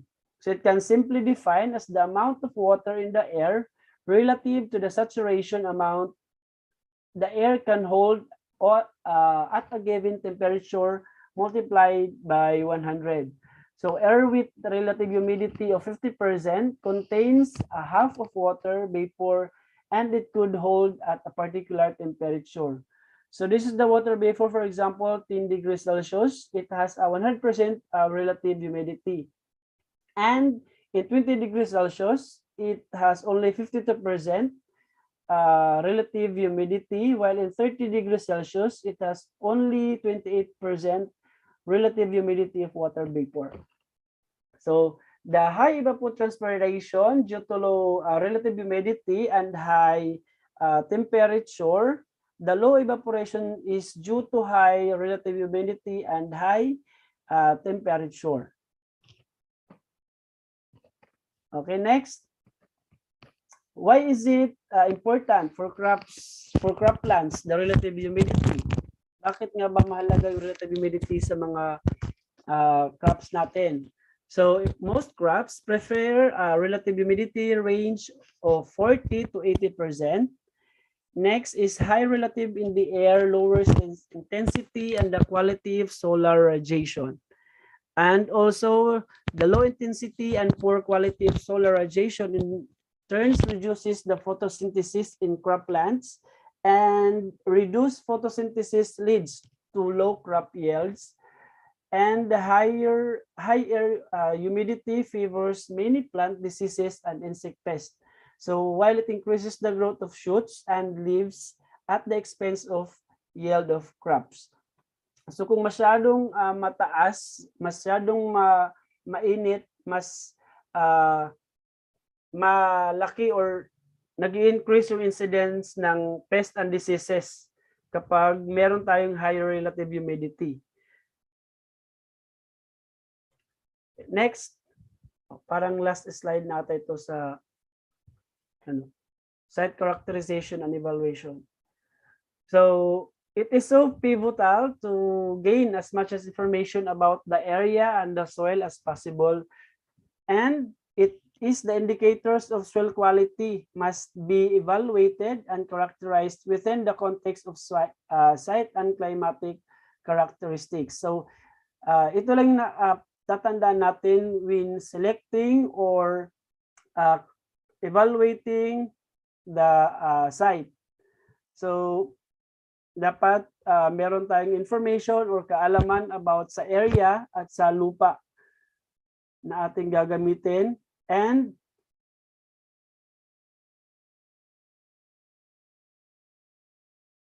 the soil quality must be evaluated and characterized before we proceed to our crop production or crop planting.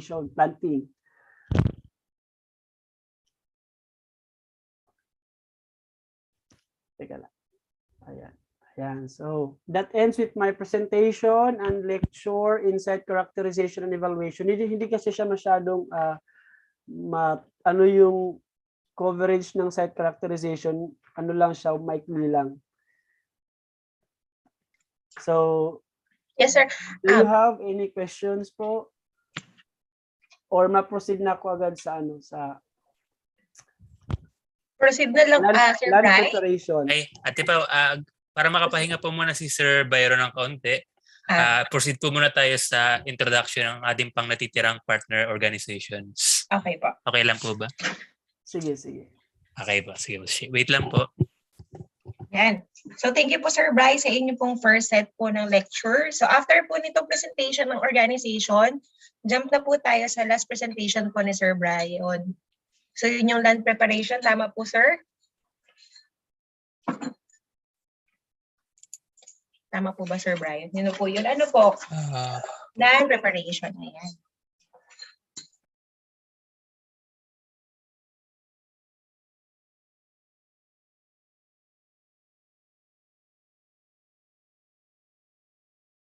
Ayun, hello po. Ang next organization po natin na introduce is yung 4H Club Cavite. Unfortunately, meron lang po ilang technicalities, kaya ito lang po. Represent na po namin yung sinandila na link. Okay po.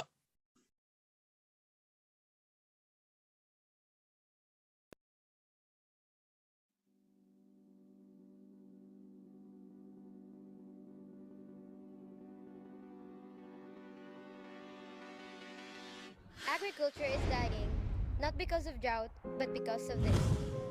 The average age of Filipino farmers at present is from 57 to 59 years old. This means that in a few years, they will reach their retirement age. But can any one of you say, agriculture will be our life? None. Why? First, because agriculture in the Philippines was stuck in the traditional way. Second, quality fertilizers, pesticides, and seeds are too expensive. Lack of protection from middlemen who buys their crops at a very low price.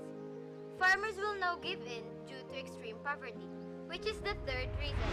They will buy the palay for 15 pesos per kilo, and they will sell it 40 pesos in the market. They will earn a gross of 104,000 pesos from every 4 metric tons of palay the farmers produce.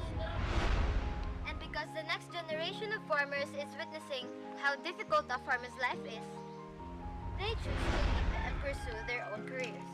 Sadly, most of them would rather work at manufacturing companies, fast food chains, or other industries than to stay in farmland, which most of the time is not theirs. But fortunately, I discovered a club that focuses on reviving and strengthening agriculture through youth empowerment and development. It's 4-H Club! Not as famous as Boy Scout or Girl Scout 2. This club has existed for 67 years in the Philippines, and all over those years were dedicated in empowering youth.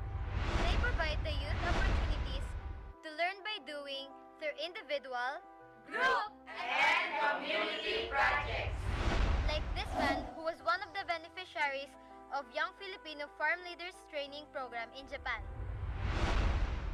Another, they instill in the youth the spirit of volunteerism, cooperation, and dignity of labor. Enables the youth to use their time, talents, and energies wisely. Like this fun-making workshop, the club also develops youth's potential like Nomar Mortega, who was a 2016 Gawad Saka regional winner and 2018 two-farm champion, just because of his love and dedication in agriculture, which in turn helped him graduate college. I have witnessed these milestones in the lives of the youth. I am proud that their lives have changed, and they too, as 4-Hers, change lives of others. You too can be a part of 4-H Club. You too can be a part of bringing innovation and development to our agriculture.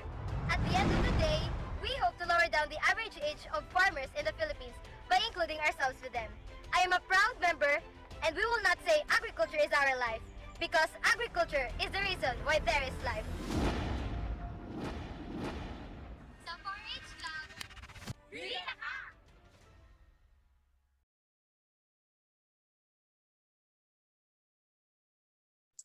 Ayun, maraming salamat po ulit sa pagtanggap ng aming invitation for H Collaborate po. Ang next po natin na org, unfortunately, hindi makaka-attend ngayon yung kanilang representative. Ang next po natin na partner org ay walang iba kundi ang, share ko lang po.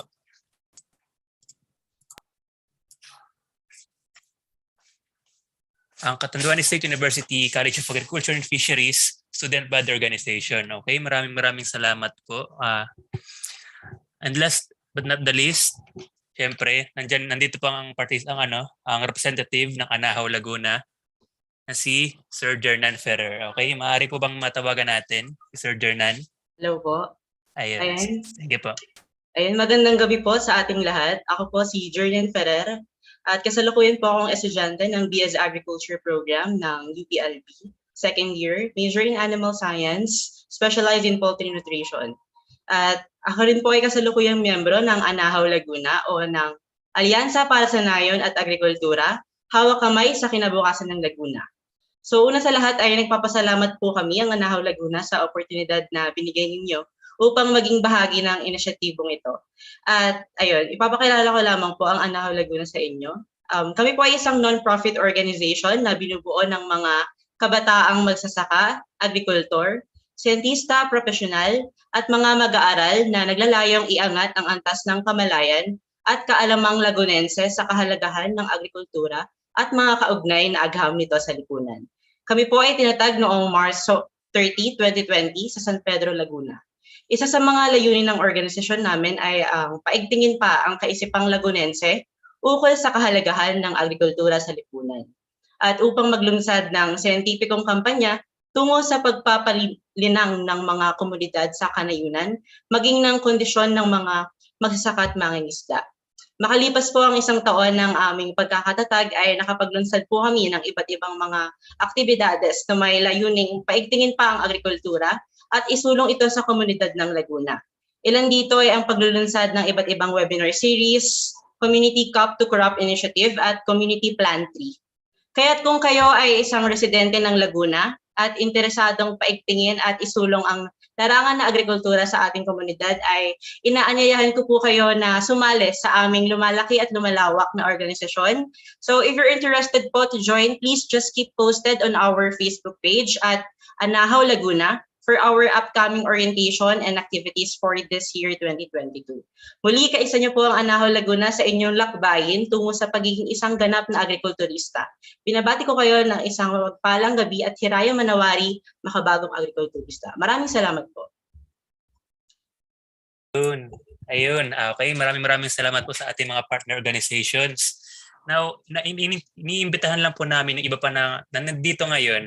Baka may mga kilala pa kayo na organizations, kahit na student organizations man yan, na maaring makatulong namin sa pagpapalaganap ng aming advokasya.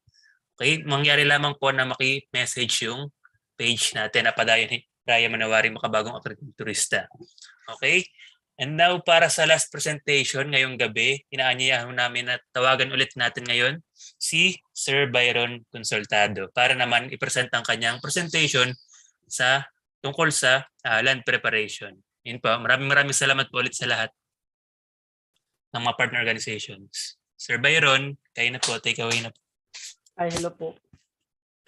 Share ko lang yung screen ko. Kapag may mga tanong po, chat na lang nyo na lang po sa chat box.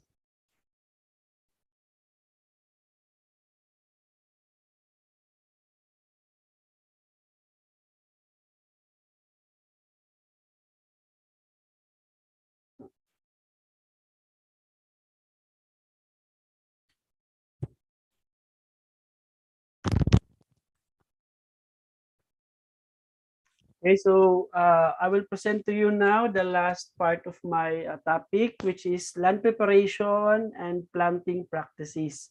So this picture showing the 4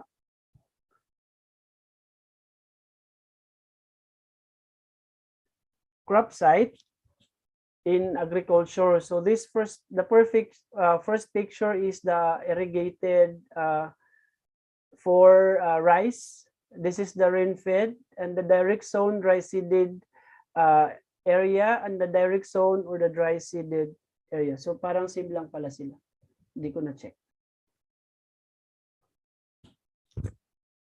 Okay, so the land preparation and planting practices. Okay, so this is very important for us as an agriculture graduate or graduating student to have a basic knowledge on how we prepare the land for our crop production and how we practice or how are we going to apply our knowledge in planting. So hindi siya pwedeng tanim lang tayo ng tanim without notifying or injecting those important factors in planting practices. So we have various planting practices and practices in land preparation. But before that, let's define first the land preparation. So when we say land preparation, it is done in accordance with the requirements of the crops, whether they grow under the dry land or wetland system. So the two systems of land preparations and water management, we have here too, the wetland and the dry land. So it have contrasting features in terms of its physical, biological, and chemical nature of soil. So as we go along with my presentation, I will show to you the features in wetland and dry land in terms of its physical, biological, and chemical factors. So the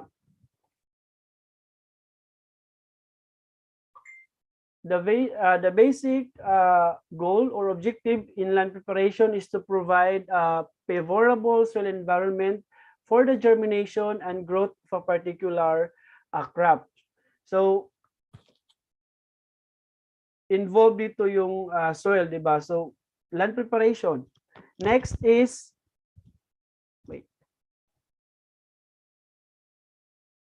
Ayan. This is Professor Jethro Tull. So he is considered as the father of modern tillage. So he is an English agronomist, agriculturist, a writer, and an inventor whose ideas helped from the basis of modern British. Parang lumabas, hindi lang parang, talagang lumabas po si Jethro Tull sa board exam. Sino, ang tanong doon is, who is the father of modern tillage? Yun, kaya sinama ko siya dito sa aking presentation. What is the contribution of Sir Jethro Tull in agriculture?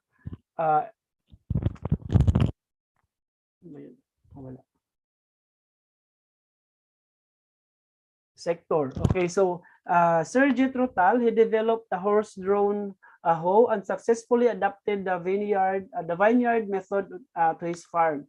So since he is an agriculturist, and his success led to the publication of his The New Horse Hoeing Husbandry, or an essay in the Principles of Tillage and Vegetation, year 1731. So Tull's methods were initially subjected to violent attack, but they were eventually adopted by the large landowners and laid the basis for more modern and efficient British farming. So this is the horse-drawn hoe na ginawa ni Sir Jethro Tull. This one. Baka ma-encounter niyo po siya sa labas mamaya. Char. Okay, next. Yan. The horse hoe. The horse-drawn hoe by Sir Jethro Tull. Okay, so let's proceed to the tillage operation in land preparation. So what do we mean by tillage? So when we say tillage, it is the manual or mechanized manipulation of the soil to provide a medium for proper crop establishment and growth. Kung hindi natin bubungkalan yung lupa, hindi po siya maganda para sa ating mga crops. So we should have to cultivate or to tillage the soil. So it's either cutting, crushing, milling, beating, or the rebound, this one. So tillage, in short, it is the mechanical modification of soil structure. Okay. So we have heard the types of land preparation. Again, we have heard only two types of land preparation, under the lowland or the wetland preparation, or the upland and the upland or dryland preparation. Yan. So if we talk about wetland or lowland, so it is involved in soaking, plowing, harrowing, and leveling of the soil.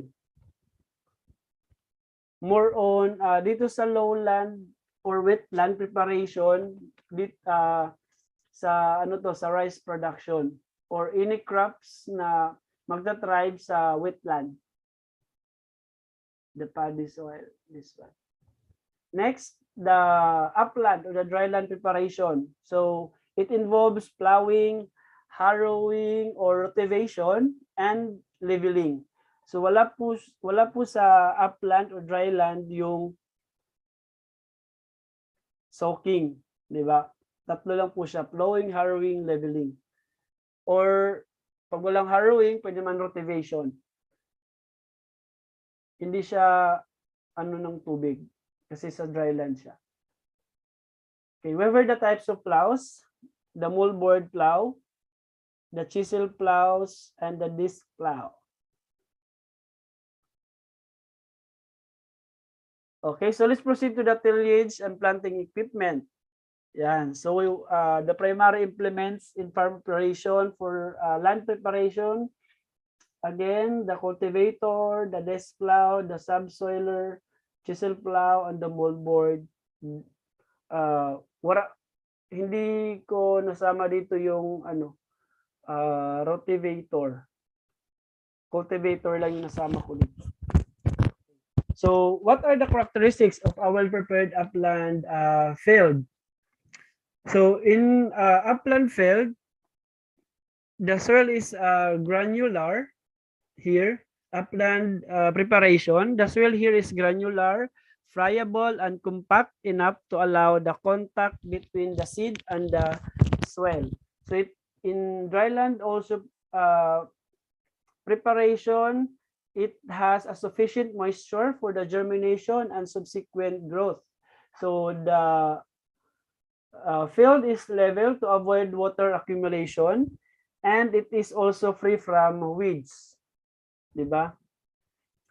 So let's proceed to the differences in terms of physical changes and chemical changes between upland and lowland preparation. So as you can see on my PowerPoint, so in upland, there is no flooding, puddling, and micropores are maintained. So the water drains easily if there is no plow pan. Tillage is easy also, especially at field capacity. So in chemical changes in upland, so the root zone is well aerated, aerobic organisms are present, there is no reduced zone, the pH is stable, it has also high N mineralization, the nitrogen, phosphorus, potassium, and the silicon and molybdenum are less available. The copper and the zinc are not affected, and less generation of gases. While in lowland, the physical changes in lowland is the flooding and the puddling is involved. The macropores are lost while micropores are maintained. The plow pan is formed. Tillage is very hard when the soil is dried.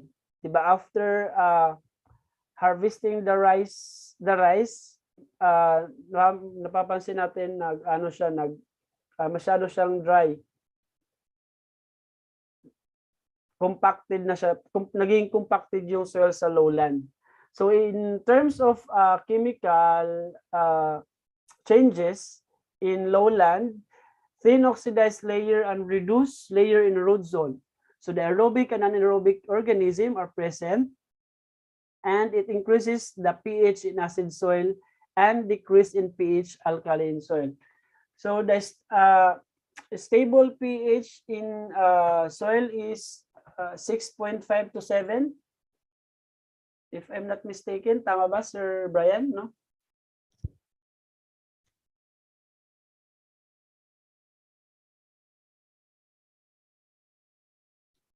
Wala Sir Brian. Okay, next. We've heard the types of tillage operation.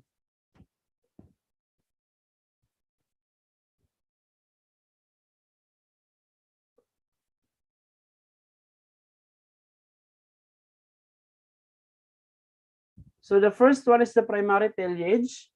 So when we say primary tillage, before, after neto is ipapakita ko sa inyo kung ano yung pagkakaiba ng primary tillage, secondary seedbed, and intertillage in actual operation sa land preparation. Okay.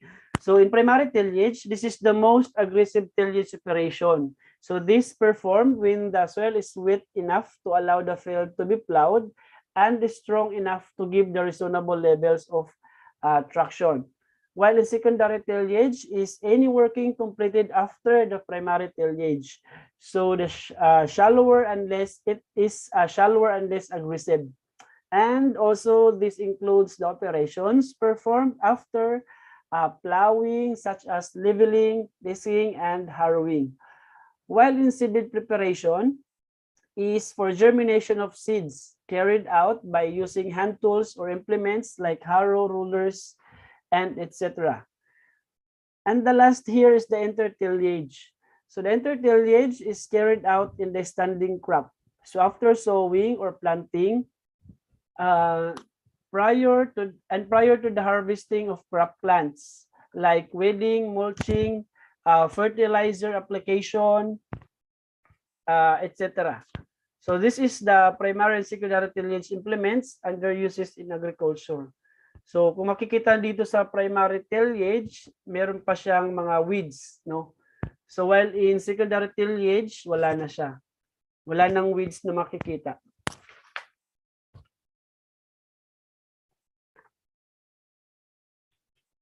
Okay. Next, the seedbed operation. So we have heard 5 steps in seedbed preparation, seedbed operation. The first one is the removal of debris. The insect eggs and the disease spores are often found in plant debris, so it should be removed from the plant. So this one. Next is the leveling. So when we say leveling, the site will have been leveled for even drainage para maganda tingnan kung level yung seedbed natin. The breaking up the soil. So compacted soil will be broken up by digging. So pwede rin by using our own hands kung hindi mo naman masyadong matigas no yung mga compacted soil. Kung hindi siya malaki masyado. The soil improvement and the fertilizing. So in fertilizing, it depends. It's either foliar fertilization or basal fertilization or basal. So in fertilizing, the foliar is using the liquid fertilizer, while basal is the solid fertilizer. So depende sa fertilizer application na gagawin natin sa seedbed operation. Okay, so we have heard the two forms of tillage operations. So the first one is the conventional tillage. So this conventional tillage, this is the result in a residue-free soil surface at planting time. While in conservation tillage, it is the basic tillage strategy that entails practices in which some crop residue remains on the soil surface after the operation. So the chief goals of conservation tillage, we have heard two. The first one is to reduce the soil erosion. The second one is to conserve moisture. So it maintains the residue from the previous crop on the soil surface.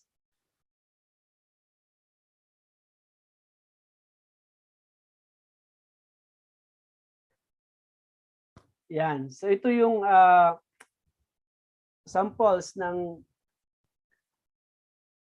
tillage operations. This first picture showing there's no till operation here, while in conservation tillage, di ba? In conservation,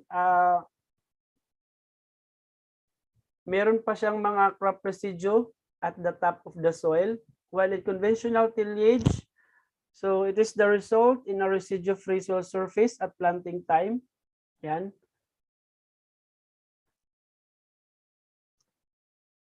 Wala na pala. Okay, so let's proceed to the common types of conservation tillage. So we have here 1, 2, 3, 4, 5 types of conservation tillage. So the first one is no tillage or zero. So this one, no till. So this zero tillage, it is a system of cropping whereby a crop is seeded directly into a seedbed, so it not tilled since the harvest of the previous crop. So when we say mulch tillage, it is a system that leave crop residue to serve as mulch. Yung for example sa rice, after di ba yung mga waste product ng mga stem ng rice, pwede natin gawing mulching materials, tapos ilalagay na lang sa ibabaw ng lupa. So this mulch tillage also as in stable mulch tillage, so it aims to conserve moisture and to protect the soil from wind and water erosion by leaving crop residues on the soil surface. So sa strip tillage naman, it is also known as strip till or zone tillage. So these common types of conservation tillage, ipapakita ko mamaya sa inyo yung pictures kung anong pagkakaiba nitong mga tillage operations nito. In minimum tillage, so it involves consideration of soil disturbance but to lesser extent than conventional tillage. The last is the ridge tillage. It is the small bed of soil on the ridge is tilled. This one. So this is the mulch tillage. May ano to yung ginawang mulching materials. mga residue ng ng rice. So this picture is the strip tillage. This one, strip tillage. So it entails the disturbance of narrow strips in the soil where seeding is done. The inter-row zone remains undisturbed and covered with crop residue. This line, yeah.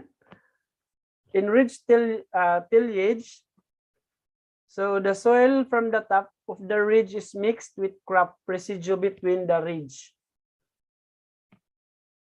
The debris reduces soil erosion and increases the water retention. Next.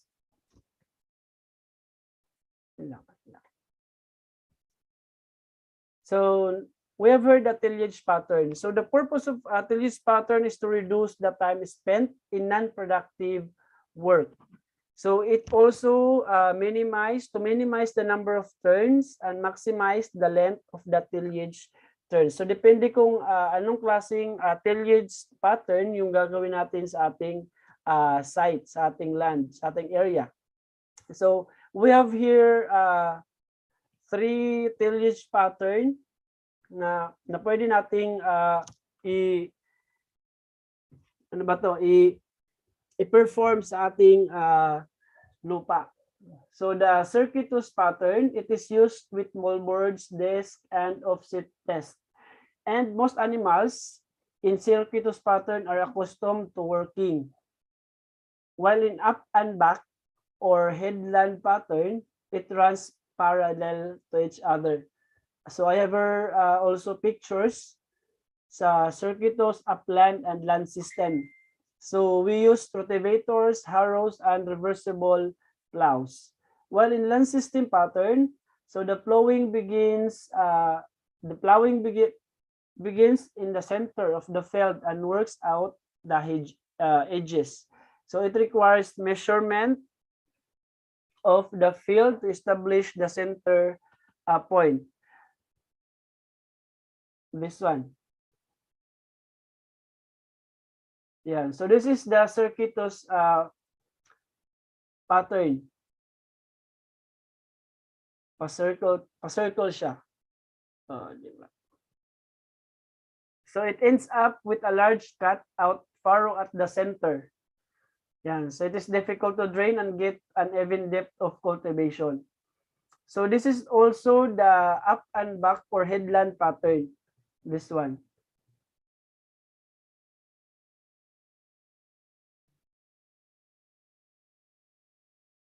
So this is the land system pattern. So the plowing begins in the center of the field and works out to the edges. So this requires measurement of the field to establish the center point used with all types of plows. Ganda. Okay, yun na pala. End na.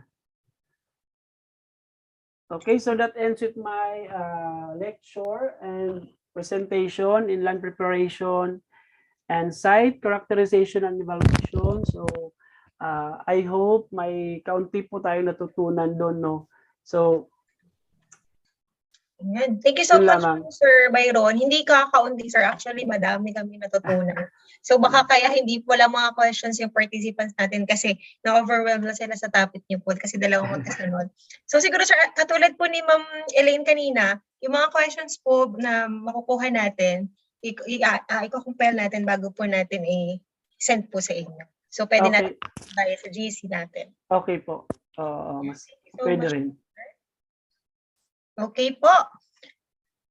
So to present the certificate of appreciation, proudly presented to Sir Byron Consultado in recognition of his outstanding contribution as volunteer for sharing knowledge during Padayon Hiraya Manawari Free Leia Review Sessions on February 20, 2022. Signed, Mr. Renz J. Caducoy, Mr. Felix Estaldes, and Mr. Brian Sustrina. Ayan. Virtual applause naman po kay Sir Brian. Thank you po. Thank you so much po, sir. So, any announcement po, Sir Bri, Sir Felix, ang ating po mga organizer, Sir Renz? 6:41 na pala. Yes, actually parang ito po yung session natin na talagang ano tayo. Marami tayo sa mga information, so may mababaunin tayo for the next week. Gabi na pala, gabi. Ayan. Sir Brian, Sir Renz, baka po meron kayong announcement. Ayun. Sana sa Sir Renz. May pinundahan ata po sa Renz. Sir Felix, ayan. Sir Felix. Ayun. So next week po, magkakaroon po ulit tayo ng 2 session, Saturday and Sunday, sa February 26 and 27 respectively. Tapos same time po siya. Tapos announcement po ulit, if may gusto po kayo or may kakilala po kayo na orgs na gusto na sumali dito sa advocacy na ito, ay kindly message na lang po kami. Ayan po, mga organizers, pati na rin po yung iba. Isinati Paula, yan. Yes. Ilamang po. Thank you so much po. Maraming salamat po. Participants, mga lecturers. Sir Ding, nandito Sir po pala Ding. si Sir Ding. Thank you so much sa pagsama po sa amin, Sir Ding, hanggang matapos ang ating session. Ayun po. Si Sir Ding, Sir Byron, Ate Elaine, maraming salamat po. Saka lahat ng mga participants at organizers. Thank you po, thank you. Pati po sa mga moderators. Ate Paula and Pananalo ng 50 Terence. pesos na load. Congratulations. So much po. Yan po. Maraming salamat po. Next week po ulit, Saturday and Sunday. Thank you po. Same time. Thank you Bye po. po. End ko na po.